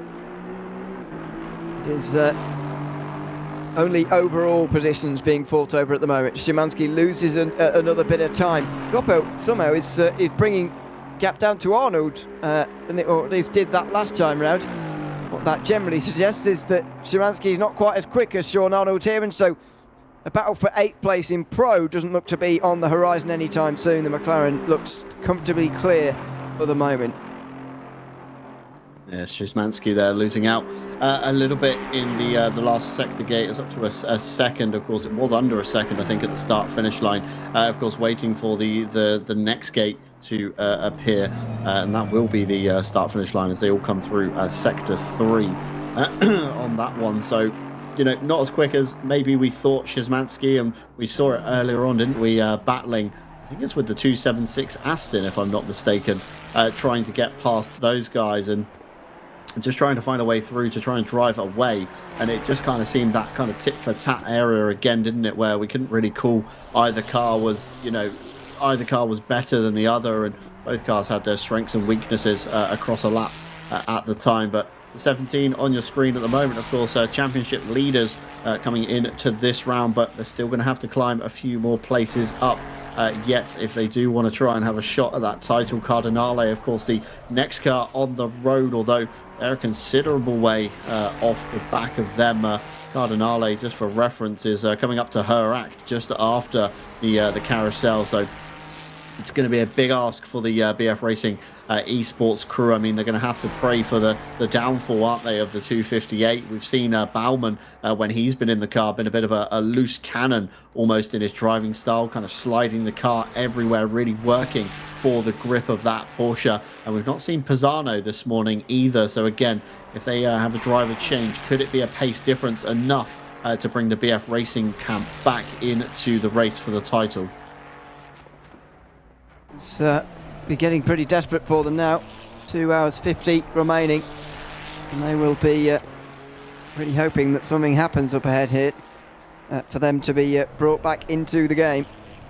I was talking earlier on actually about the number 717 Team Nitro BMW being under a bit of pressure maybe in the next few minutes because of some close gaps from 4th place now, closest we've seen in the last 6 hours. However, a new personal best for Maximilian Frank last time round, an 8:07.5, the fastest lap time of anybody last time round, puts him a further 2 seconds ahead of Wojciech Fiala, and 4 seconds ahead, further 4 seconds ahead of Tan, who was did an 8 in the 8:11s. So not good for the two Mercedes, but BMW looking to hang on to 4th place. That's very good news indeed, and that position changing hands seemingly a very long way away now. Cardinale is caught, or being caught by Richter. I'm not sure which way around it is. I think Richter has just gotten through on Cardinale there,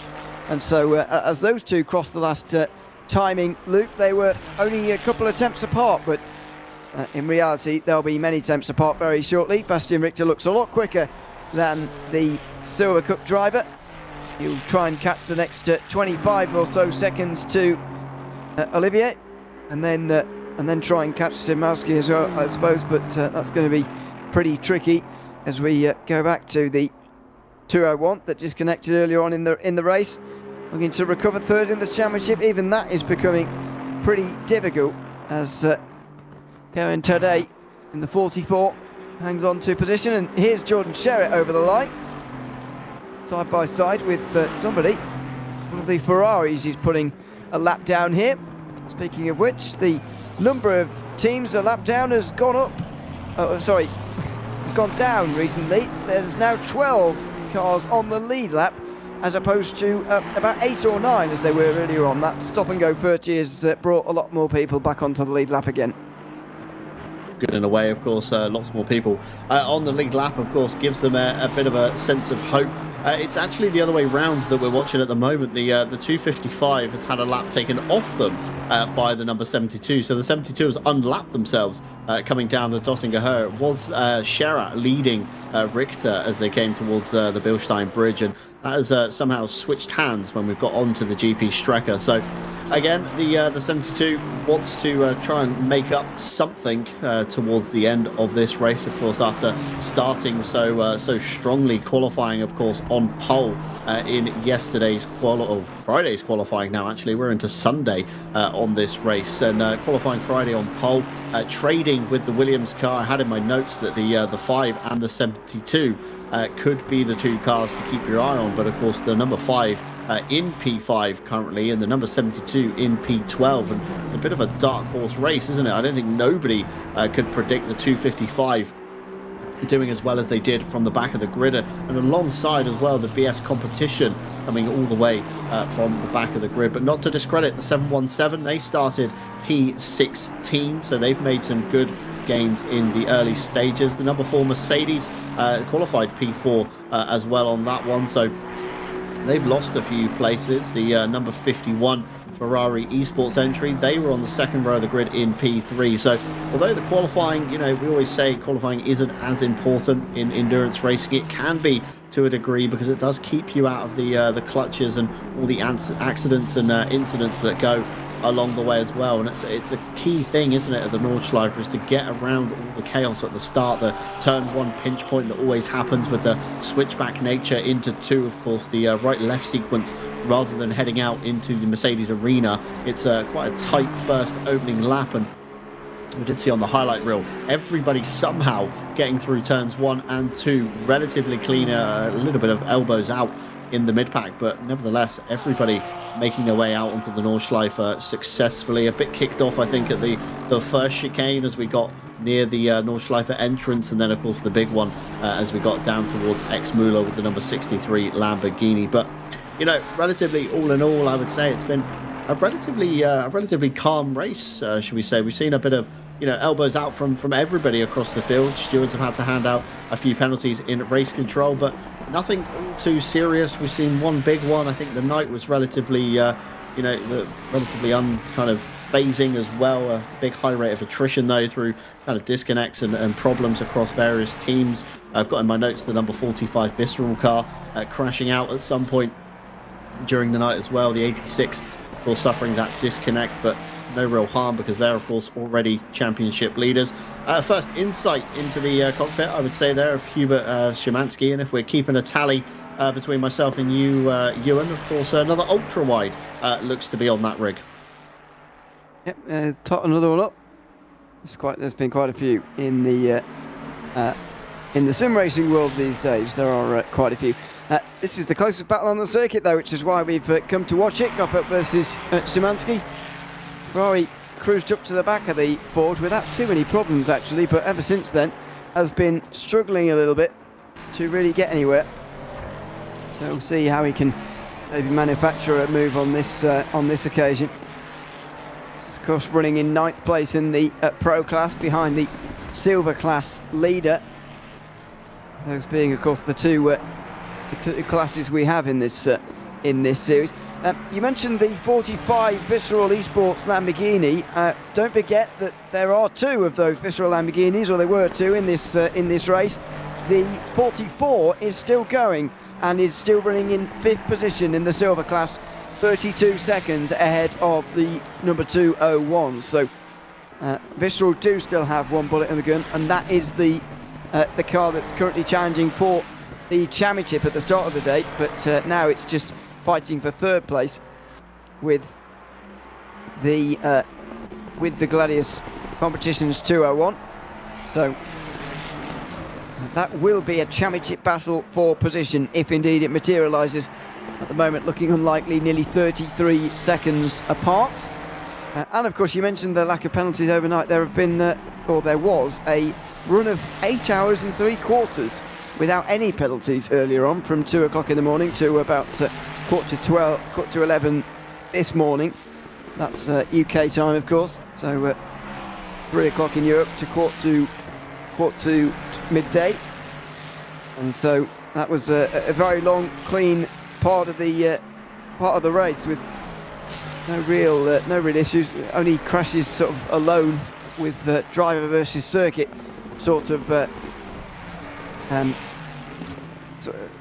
incidents is the word I was looking for there, and so that's kept the stewards quite quiet, which has been a good thing. Szymanski close again though, through the carousel they go, and the Mustang is going to have to use all of its straight line speed here to hold the Ferrari back, but I believe it will have enough to hang on to this position.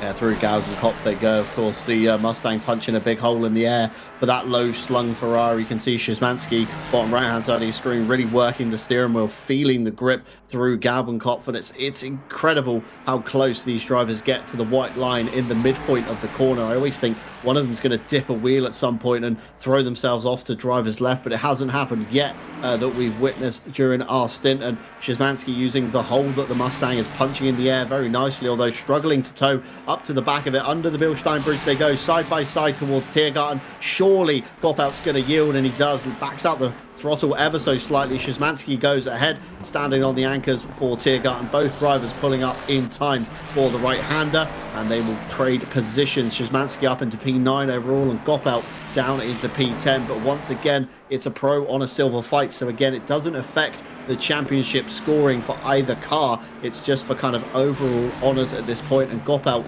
thinking of the bigger picture, 2 hours 40 to go, thinking I don't need to get involved with the Coach Dave Academy number 38. I'm quite happy in the lead of silver. On you go. Let's work together on this one, and maybe the Ferrari can do a return favour and punch a hole in the air for that Mustang as well. I'm not sure the next time they get onto a straight, really, that the Ferrari's going to be close to the Mustang to be punching a hole in the air, but let's wait and see.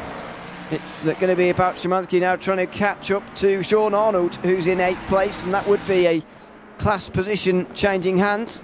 9.5 seconds, that current gap between the two. That was our closest battle on the circuit. That's now completed. Of absolutely no interest to ST Racing Esports. 2 hours 40 remaining in the race. And that doesn't sound like a lot when you put it in the context of a 24-hour race. However, it is realistically, it is quite a long time. So anything can happen in these final moments. Jordan Sherritt is still leading for 255 competition. Got back out to 2 minutes 15 with Valentin Goppelt still leading in the silver class by 50 seconds to Jack Oliver at the moment. I wonder, he is being caught now, 48 seconds I should say, but I wonder how much everyone will be looking back to that last call that they made when the rain was starting to just ease off a little bit, and they made the inspired call to put on the dry tyres because they knew that the rain would be stopping, and they knew that putting on another set of wets, or indeed leaving on the wets, would result in an extra pit stop being made for the Ford Mustang team. But they went and put dries on for a wet circuit. Goppelt dealt with it for the first lap and a bit, even while he was being caught by Jacques Olivier, as we saw at the time. And in the end, it's given them a huge advantage. It was nearly a minute when the advantage has sorted itself out finally. It's down to 48 seconds now, but gaps like that are so difficult to close in this amount of time on pure speed. Yeah, I completely agree with you there. It was an inspired move, as you said, Ewan. It's, you know, something that you wouldn't dream of doing in the kind of real world, let's say, but certainly with the virtual world, of course, you can afford to take bigger risks such as that. And Goppelt, of course, navigating around a wet circuit on dry tyres, not ideal, but it has come back to them because, again, they've avoided that trip down pit lane. And as I said earlier, the more time you can spend circulating around rather than trundling in and out of the pit lane, the better, because you're going to cover greater distance in the long run. And that's exactly what endurance racing is all about.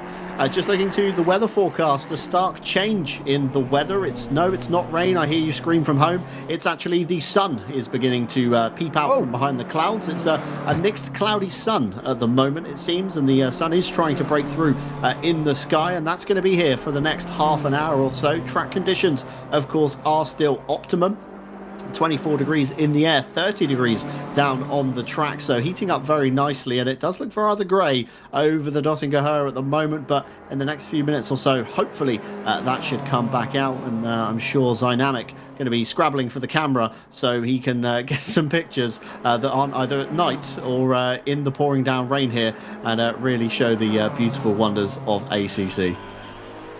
It's a surprise of the day that the sun's going to be shining on the circuit, at least in part.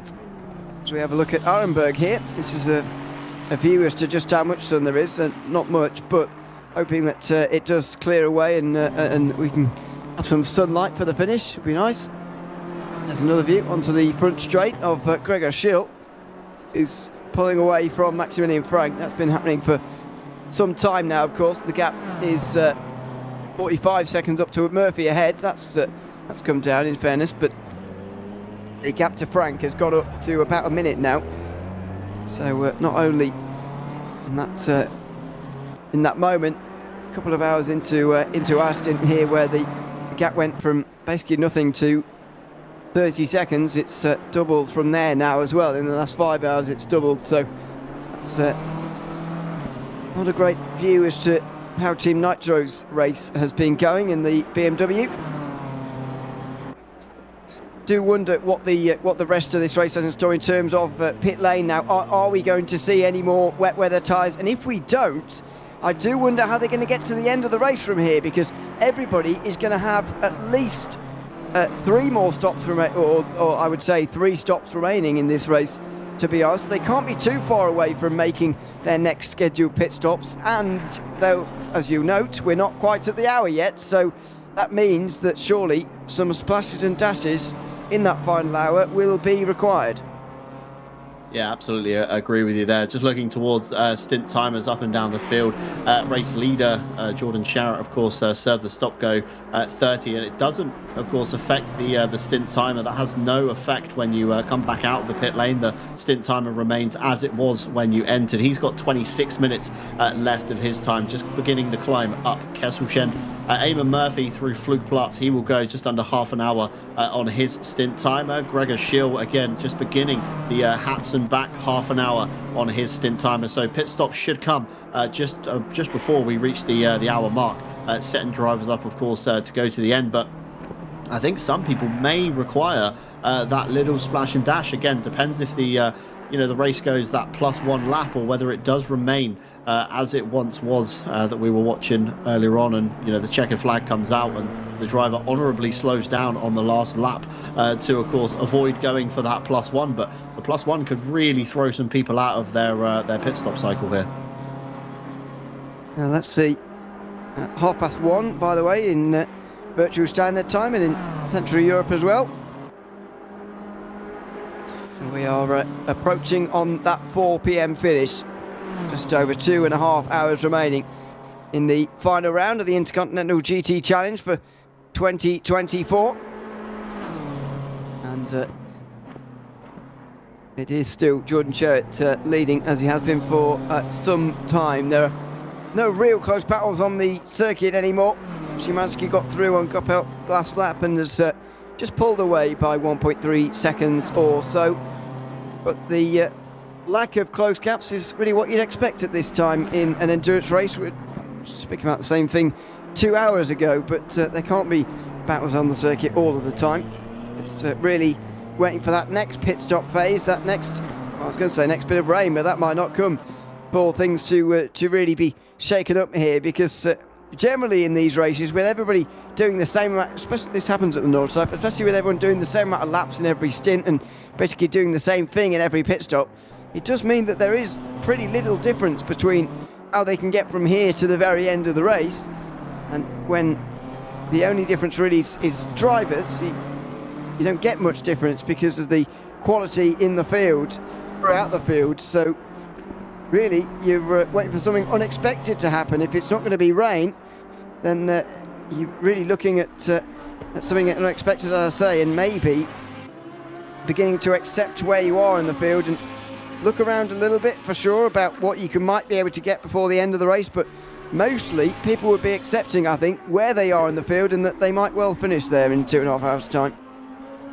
Yeah, I couldn't agree with you more. Unless something drastic happens along the way, a sudden rainstorm floods the track out of nowhere, and again, everybody's kind of slipping and sliding, trying to get back to the pit lane.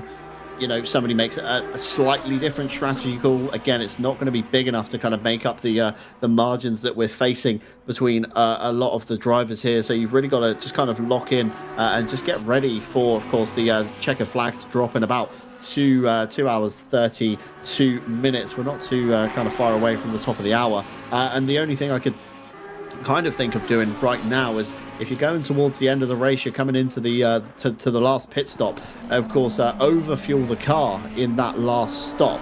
Of course, drive time 65 minutes. That will reset when you come through the pit lane, but could you brim the tank enough to be able to go that extra magical lap, which would, of course, negate the need for stopping the car, turning it off, dropping the fuel in, getting it fired again, and being on your way? You can just trundle through the pit lane, such as a drive-through penalty almost, just to reset that stint timer, because you've only got to cross the inline and the outline, and you get 65 more minutes on your driving time clock, providing again, something you touched on earlier, individual drivers' times haven't been exceeded, which could be another spanner to kind of throw in the works as we get towards the end. A bit of an unexpected stop, though. The number 258 Porsche down the lane. I think that's slightly out of sequence from what we're expecting here. They last came in on lap 140, lap 147. It's about right, maybe, actually. Maybe the 258 Porsche has timed this one very well. But again, they're going to be liable for that splash and dash towards the end, providing it, of course, stays dry all the way through now. I don't know if this is unscheduled, to be honest. We saw plenty of earlier stops in the previous rain cycle, and so this might just be one of those that has been created by the rain cycle, as SRO Motorsports now will go through. This is third place now for BF Racing Esports, who, don't forget, still need to beat Samazatan Racing Esports if they want to win this championship. There's no point finishing on the podium if they're not going to finish ahead of ST Racing Esports, as there in the background goes the Porsche. So Cardinale has not spent very long in pit lane there, and he's back out again just behind Ramone. As you say, it is off schedule for the Porsche, but again, we are getting to that stage in the race now where people will be wondering, maybe we will get away without getting the wet tyres out again before the end. And if we are, how can I best take my fuel tanks in these final 3 stints to the end of the race? And they may decide, but well, we could probably get away with taking a lap off each stint, and we can still make it to the end comfortably with 3 stops remaining, now 2 stops remaining. And so maybe that's what they've decided to do, just keep the fuel load low throughout the stints by underfueling. Yeah, it's a good observation there, actually, Ewan, on that one. You know, whether they are keeping the fuel levels low, just to try and keep that car much lighter as they go through these final 3 stints. Of course, it's something you've got to think about. If everybody else is dropping big, heavy fuel loads in to go for the hour, and you're only going for the 45 minutes, you know, you're going to be underfueled by some considerable kilos. And of course, with the balance of performance in play today, that could make the car even lighter than what your rival is expecting, and could really catch out some people on that one. It was the number 258 down the pit lane. As we said, they were about on schedule. Last time they came down the lane, lap 140.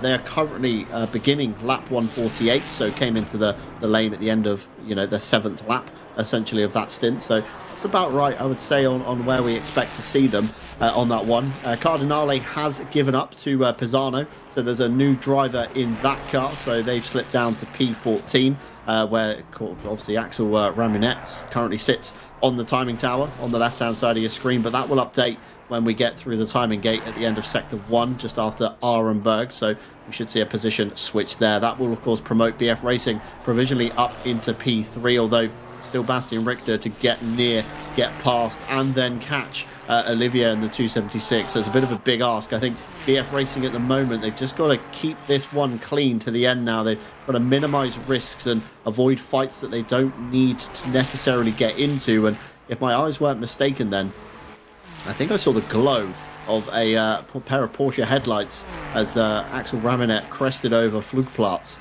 just in the background. So, I mean, the gap, it's there, but it's not particularly big as we go into Schwedenkreuz. Not the right camera angle I was hoping to see there, but I think the Porsche still within touching distance, and I wouldn't discount them out of that bottom step of the podium just yet. Oh, certainly not, because the 17 still has 3 pit stops to make, whereas the Porsche only has 2. So in a way, it doesn't even matter how far apart they are right now, whether they can see each other or not. The Porsche is close enough to the 17 to be able to get back ahead and still finish on the podium, I think. But let's wait and see on that front. Through the carousel goes Valentin Goppelt now in the lead of the silver class, as Dylan Tan also makes his way into pit lane. This is expected, really, because they made earlier pit stops than the BMW of Team Nitro.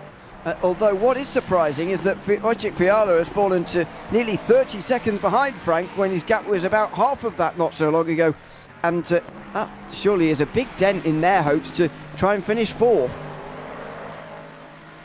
Yeah, absolutely so. It's, just got to make up all the kind of time that you can in this late stage. It's not a time to be taking your foot off the gas. Everybody is still absolutely on it around you, and it's crucial that you guys don't get caught napping, making the wrong decision call, of course, towards the end, because only just under 2.5 hours now remaining on the race clock. There's still plenty of time to capitalize should your opponents fall foul of something, but at the same time, you don't want to be that guy making that mistake this late on, because you don't have enough time left in the race to rectify it. Of course, as we saw earlier on with the Gladius car, with the disconnect, some 4 hours to go.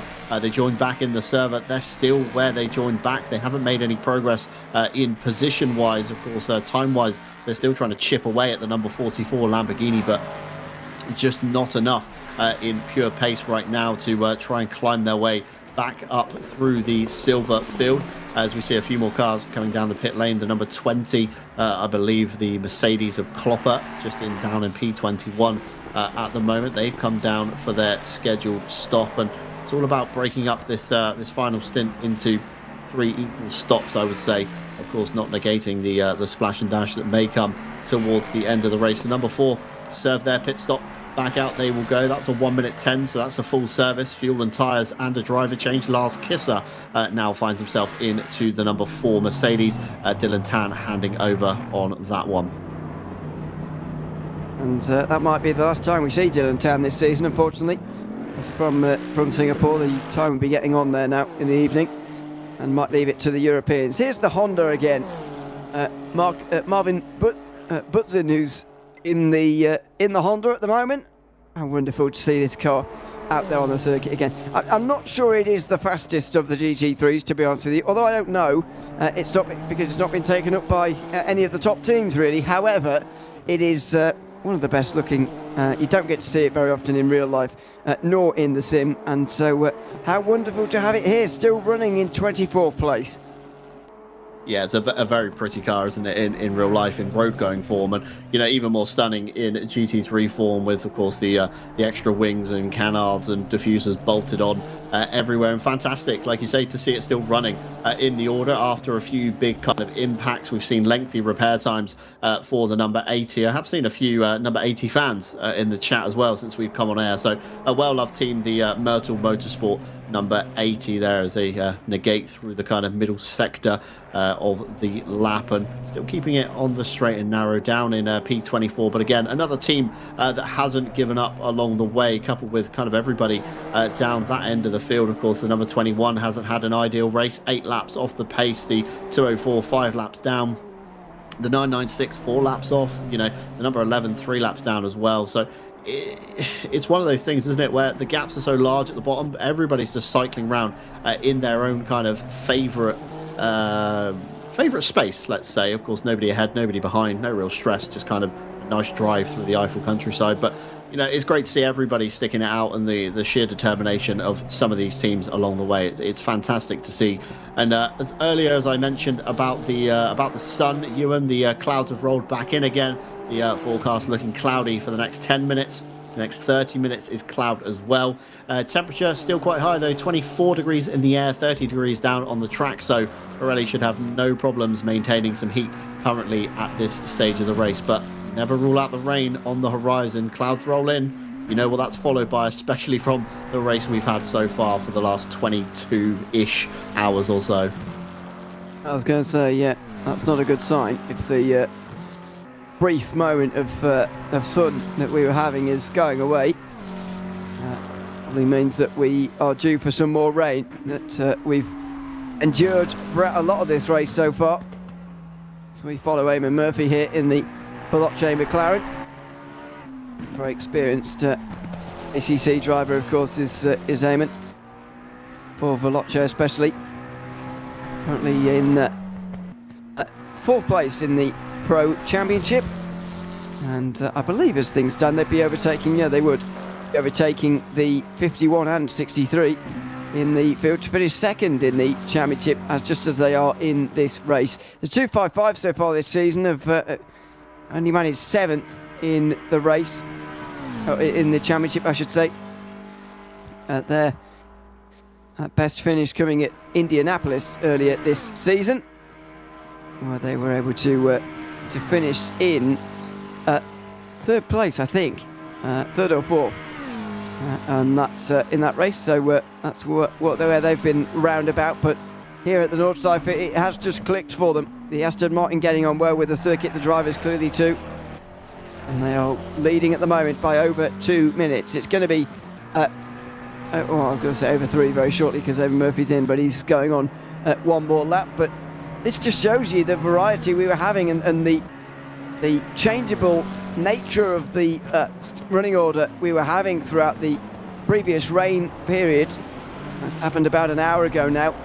Multiple teams making risks to either put another set of wets on when they maybe shouldn't have done. Somebody were taking the ultra big risk of putting a set of dry tyres on even though the conditions were still wet. It's a risk that paid off for the 28 team, although they're no longer leading. Have they come into pit lane? I'm sort of guessing they must have been into pit lane, because otherwise it'd be a very strange change to have Jacques Olivier now leading, but I'm going to guess it is a trip down pit lane that now sees them 25 seconds off the lead, now held by this Aston Martin.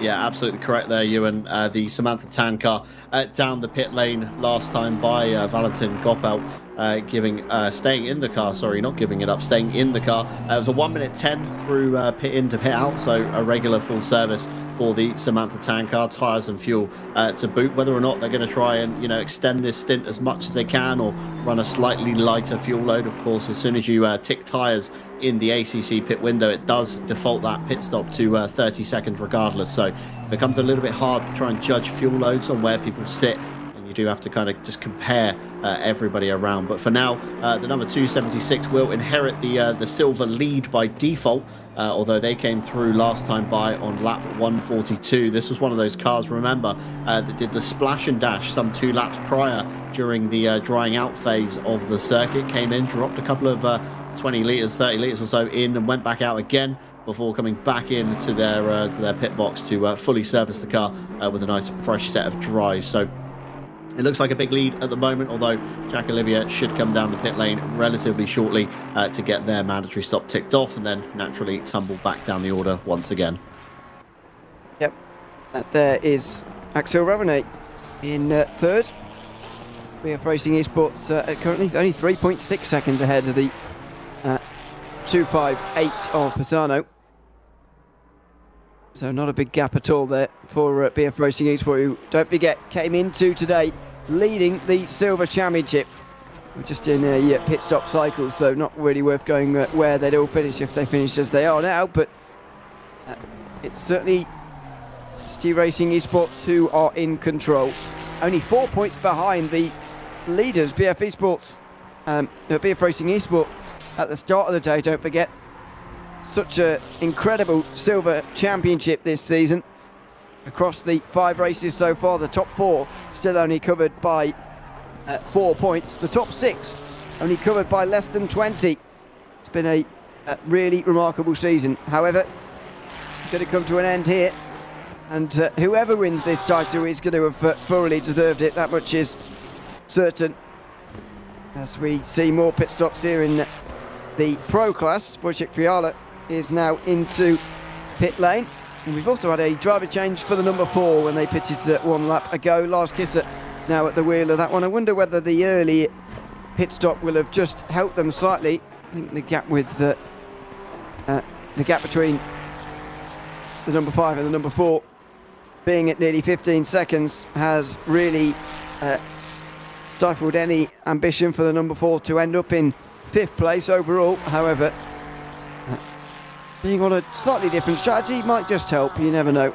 And we are still waiting for those final few to come in at the head of the race with 2 hours 17 to go. That means they're not a million miles away from being able to make it on just one more stop after this one, but I think everyone will have to make a splash at this stage. Yeah, it's going to be awkward, isn't it, when we get towards the checker flag. There's going to be a few minutes left, and I don't think it's going to be enough to kind of slow up across a lap to draw that race timer down. But again, I could be proved wrong in about 2 hours 15 minutes time. Jonathan Riley into the pit lane for the Scuderia Ferrari Esports entry. Not really seen a lot from these guys in this last stint or so, as we watch William Pisano there overcook the carousel, jumps into it, and as fast as he's in, the Porsche's up the banking, out the other side and nearly into the Armco, but doing well to keep that Porsche in check. Sean Arnold also down the lane for the Veloce number 39 McLaren. In the background, that's the number 6 VSR entry. Currently Halama at the wheel there, P22. So slightly out of contention with the top end of the silvers, but still mixing it in nonetheless. So we're going to see a bit of a flurry, of course, of cars coming down pit lane, some on alternate strategies. You remember the Williams car with the slight splash and dash that they did when the rain was drying up again. They were one of 4 or 5 teams electing to do that strategy along the way. Meanwhile, we've got Axel Sports here, the number 21, coming into the carousel behind a Veloce McLaren green mirrors. That's going to be the number 40 of Eamon Murphy. Going to want to try and dispatch of this BMW relatively quickly, as we see a rare onboard there for the Axel Sports entry. Alistair Young currently at the wheel of that one, just in the background. Going to be conscious probably of Murphy catching, but depends how much the pace difference is. A bit of dust being kicked up there and some tyre marks going in to the top of her act. I'm not sure if the number 11 up the road had made a mistake at that point. I didn't see a yellow flag, but maybe one very large slide through that corner. More cars down the pit lane. Race leader, the 255, Jordan Sherratt in. Also Olivia in the number 276, provisional silver leader. And Bastian Richter for Ren Velton. So we'll trundle down pit lane this time by. It's a steady flurry of pit stops rather than all at once, as we've seen throughout much of the last 6 to 7 hours, actually. It's a pretty steady amount of drivers coming in at once. As we said earlier, great to see Axel Sports back out there again, still out there again in this race. They are many laps down, as it says there, only 8 laps down. I know it says 9, but they're 8 laps down on the leader, Jordan Sherratt, but still continuing on and still going to get to the end of the race, which is going to be an achievement within itself at a circuit like this. Such a challenging race just to survive the circuit itself, never mind all of the other competitors who are out there with you. It is a real mission to get to the end of one of these. Meanwhile, the battle for 10th place overall might well just be popping up here. I'm not sure whether that has changed from when the tower is showing us, but Szymanski, as far as that says, has been caught by Bastian Richter very nearly, and the gap only 2.4 seconds between the two of them. It's that part of the field again where the gaps are really quite small, and that was one of them, the battle for 10th place overall. So we'll see about that, as Alistair Young is just looking to his right hand side, not entirely sure what he's doing there, but looking to his right hand side so intently, and then looking where he's going when he's not looking at his right, but he needs to look where he's going, because he's got the second place McLaren coming through at him. And there we go, that was pretty easy. Straight through there goes the McLaren of Eamon Murphy, and Young will continue on, but he was clearly doing something on the back straight there. No idea what it would have been. Yeah, not too sure. I mean, judging by the light on his face getting a bit brighter, maybe looking back, maybe Young not playing with rearview mirrors, maybe relying on the radar in game, or just using the old look back button to see, of course, where Eamon Murphy was coming along. But yeah, certainly fiddling around with something on the keyboard there as he negates through turn 1. I think we've got a bit of a false picture forming with lots of the pit stops throwing everybody on the left of the screen, of course, slightly out of sync. As they come through the first timing gate, it's going to update and probably shuffle that order about somewhat. The 255 competition car completed their stop. Conrad Ciata back out in that one, 1 minute 10 from in to out, so suggests a full service for them. Eamon Murphy still on the pit apron, waiting to get the go-ahead from the Veloce number 40 crew to get back underway on their crusade to the front. Gregor Schill comes in this time by as well, and logically with him should bring the sister BMW towards the top end of the field. The 7:17 for Team Nitro, pitted on exactly the same lap last time, so logic states they should both be down the lane this time. Lars Kisser, though, has managed to jump ahead of the number 5 Williams car. Wojciech Fiala currently at the wheel of that one. Both very quick pit stops, although Williams delayed with something last time by. Looks like Lars Kisser 1 minute 10 from in to out, although Wojciech Fiala 1 minute 31. So there's about a 20-second time loss for Williams. And if you remember, we had the two locked together in a fight when the wet weather was subsiding not too long ago, and somehow Fiala losing 20 seconds in the pit lane, and the gap on the timing board on the left-hand side, Ewan, 20 seconds. So a costly stop there from the Williams camp. I'm really not sure. Let's see what the actual is. That can't be corrected, can it? 20.2 seconds between them. I guess maybe it is, but that's a lot bigger than I would have expected. And I know that, as you say, there has been a delay there. However, for it to be 20 seconds actual gap seems remarkable. So that could be a change for 5th place. We'll see with Maximilian Frank in the pit lane right now whether there's going to be a change for 4th as well here. Fiala is certainly going to be nowhere near it, but will Kisser be anywhere near? Pit stop being made currently by Frank, and Lars Kisser's only just making his way around Gauwenkopf now, so I would suggest that Team Nitro will hang on to 4th place here, and maybe that's just made them even more comfortable with Williams no longer the first chasers. They've given that over to HRT now, who were further behind them, and so the BMWs are now even more comfortable in 3rd and 4th. Just seen a pop-up timing tower to the left-hand side of your screen. P4, the Team Nitro car netting themselves a stop-go 30 this late in the race is not going to be good, and that's Mabix back at the wheel as he exits the pit lane. He'll be told of that on his HUD in-game, and Maximilian Frank just a little bit too hot on the pit entry. We can only assume that that's what it was. We'd like to think drivers aren't kind of fumbling their starter buttons and their pit limiter buttons during their pit stop cycle, so a little bit too hot towards the 50k board, and that's exactly what you get for that one, and that's going to be big time loss for Maximilian Frank's efforts of what he's just carried out over the last hour or so. Well, that's a huge change here. We could well see that car suddenly outside the top 5. The gap, though, as far as that says, is 91 seconds, so they might still be okay. We will wait and see. It's nearly our time coming to an end here, John. It's been good the last 7 hours or so. How would you summarise our run here? Right from the sunrise to 2 hours to go now. We're really at the business end of the race.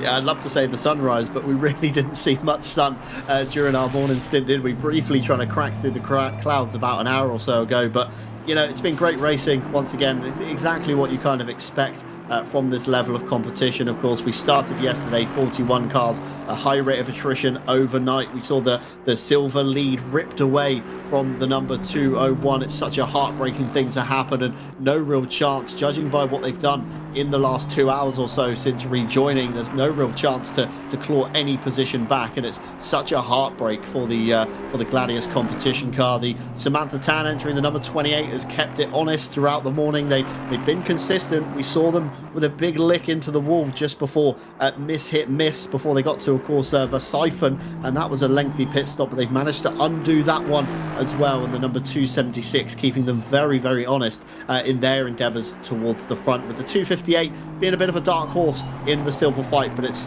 you know, business end as usual at the top of the field. 255 competition just driving away from the field. A slight hiccup from Sherat with the stop go 30, but once again, when you've got a lead that big, Ewan, it's nothing, is it? You know, it doesn't even affect them at that point. It just draws them about a minute closer towards Boothby, but still, you know, 2 minutes of a lead is something to try and undo, even if you deliberately were picking up penalties along the way. It's you know, it's one of those things, isn't it? You're never going to undo 3 minutes of pure lead at that point. Hard to say it mattered too much, to be honest, as we get through in towards a couple of hours remaining. It is time for myself and John to say farewell. A big thanks to everyone who's been tuned in over the course of the last 7 hours and kept us company in the 24 hours of the Nordschleife here this morning. But it's time, it's nearly 2 o'clock Central European and Virtual Standard Time. So it's time for myself, Ian O'Leary and John Tottenham to take our leave and to take you to the flag. It's Austin Bulkey and Mike Naus. Certainly is. Hello, everybody. We are back, both Mike, myself, and of course, John. Thank you. Well, first off, thank you to John, and thank you, of course, to Ewan. But Austin, my goodness, what a race we've had so far. Looking at the standings from back about 8 hours ago when I checked out, it seems that our top three haven't changed that much in the pro category. However, the silver category, I'm noticing that we do have the 28 now leading. But such an amazing race so far. Yeah, it's just been one of those stories where the fast continue to get faster, and of course there is no safety car, right, to break up the action. So you're just going to have gaps get ever increasing as the race goes on. But no, in the silver category, the battle in that championship is just turning out to be absolutely phenomenal. You talk about 4 teams coming in separated by 4 points, and they're really separated by just a couple positions out there on the racetrack. And I like how everybody's keeping each other honest. I'm really excited to see what's going to happen last 2 hours and some minutes. Yeah, and one of my big movers that I've been keeping an eye on over the course of these past few hours is the number 44 of the Felix Tasvina Hacker, currently piloted in by that the Visceral Esports machine, running 5th at the time. That is going to be enough, I think, if they were to cross the line at this time to manage 3rd position in the championship, which is absolutely incredible considering the fact that at one point in time they were basically bogged down in last place on the first lap of the race after being spun round, getting caught up in an incident early on. And since then, it's been nothing but forward for the 44 team. They've managed an incredible drive thus far, and still, with just 2 hours left to go, they're getting ever so close to that checkered flag. Yeah, well, I think we should also talk, too, about not just the silver category cars, even though the championship battle is literally as good as you could want to have it. But how about the 51 car in the pro category, that Ferrari? We saw Zenko start out that car, bit of a rocky start, had to get his elbows out, was penalized for doing so, just trying to keep up all the track position he had, went to the back, went further to the back, had a penalty, stayed in the back a little longer, had some accidents, and they've just kind of slowly but surely been chipping away at whatever lead that the rest of the field had on them. And now we see that 51 car up into the 7th position overall, 7th as well in class. So I think we really need to give a shout out to them too for their phenomenal recovery. Yeah, absolutely. That is a great shout, and potentially another free position heading their way with that drive-through penalty, or the stop-go 30 penalty, rather, of Bischoff in the 717, currently running in 4th position. Looking at the gap, though, it's going to be a little bit about 84 seconds plus to the next car. We'll see if that is going to be enough. We're looking about a minute stop here, but with that stop-go 30, really never know. But yeah, Riley currently behind the wheel, but that Ferrari Esports team has been absolutely on the pace, and watching them overtake the field was very entertaining as well. Considering the amount of racing that we've had throughout these night stints, that's one thing that I was absolutely shocked on when I was out there for the 8 hours. Just the amount of battling these guys have had, really willing to put it on the line in a 24-hour race and risk it all. And this car that we're looking at right now, currently piloted by Konrad Saita, the 255 competition, they've been utterly perfect this entire time. The last time I checked, there was about a 100-second gap between them, and if I'm not mistaken, I think that they've received a stop-go 30 penalty as well for speeding in pit lane. It doesn't matter. Still, George Boothby and the 40 Veloce team, nowhere in sight right now. No, when you talk about 100 seconds, right? That's an immense amount of time. They're over about 130. I think the last time I saw the gap on the scoring pylon. At 120 seconds is 2 minutes. So they could literally park their car for 2 minutes and then just wait for the second place car to show up, and they'd still have about 7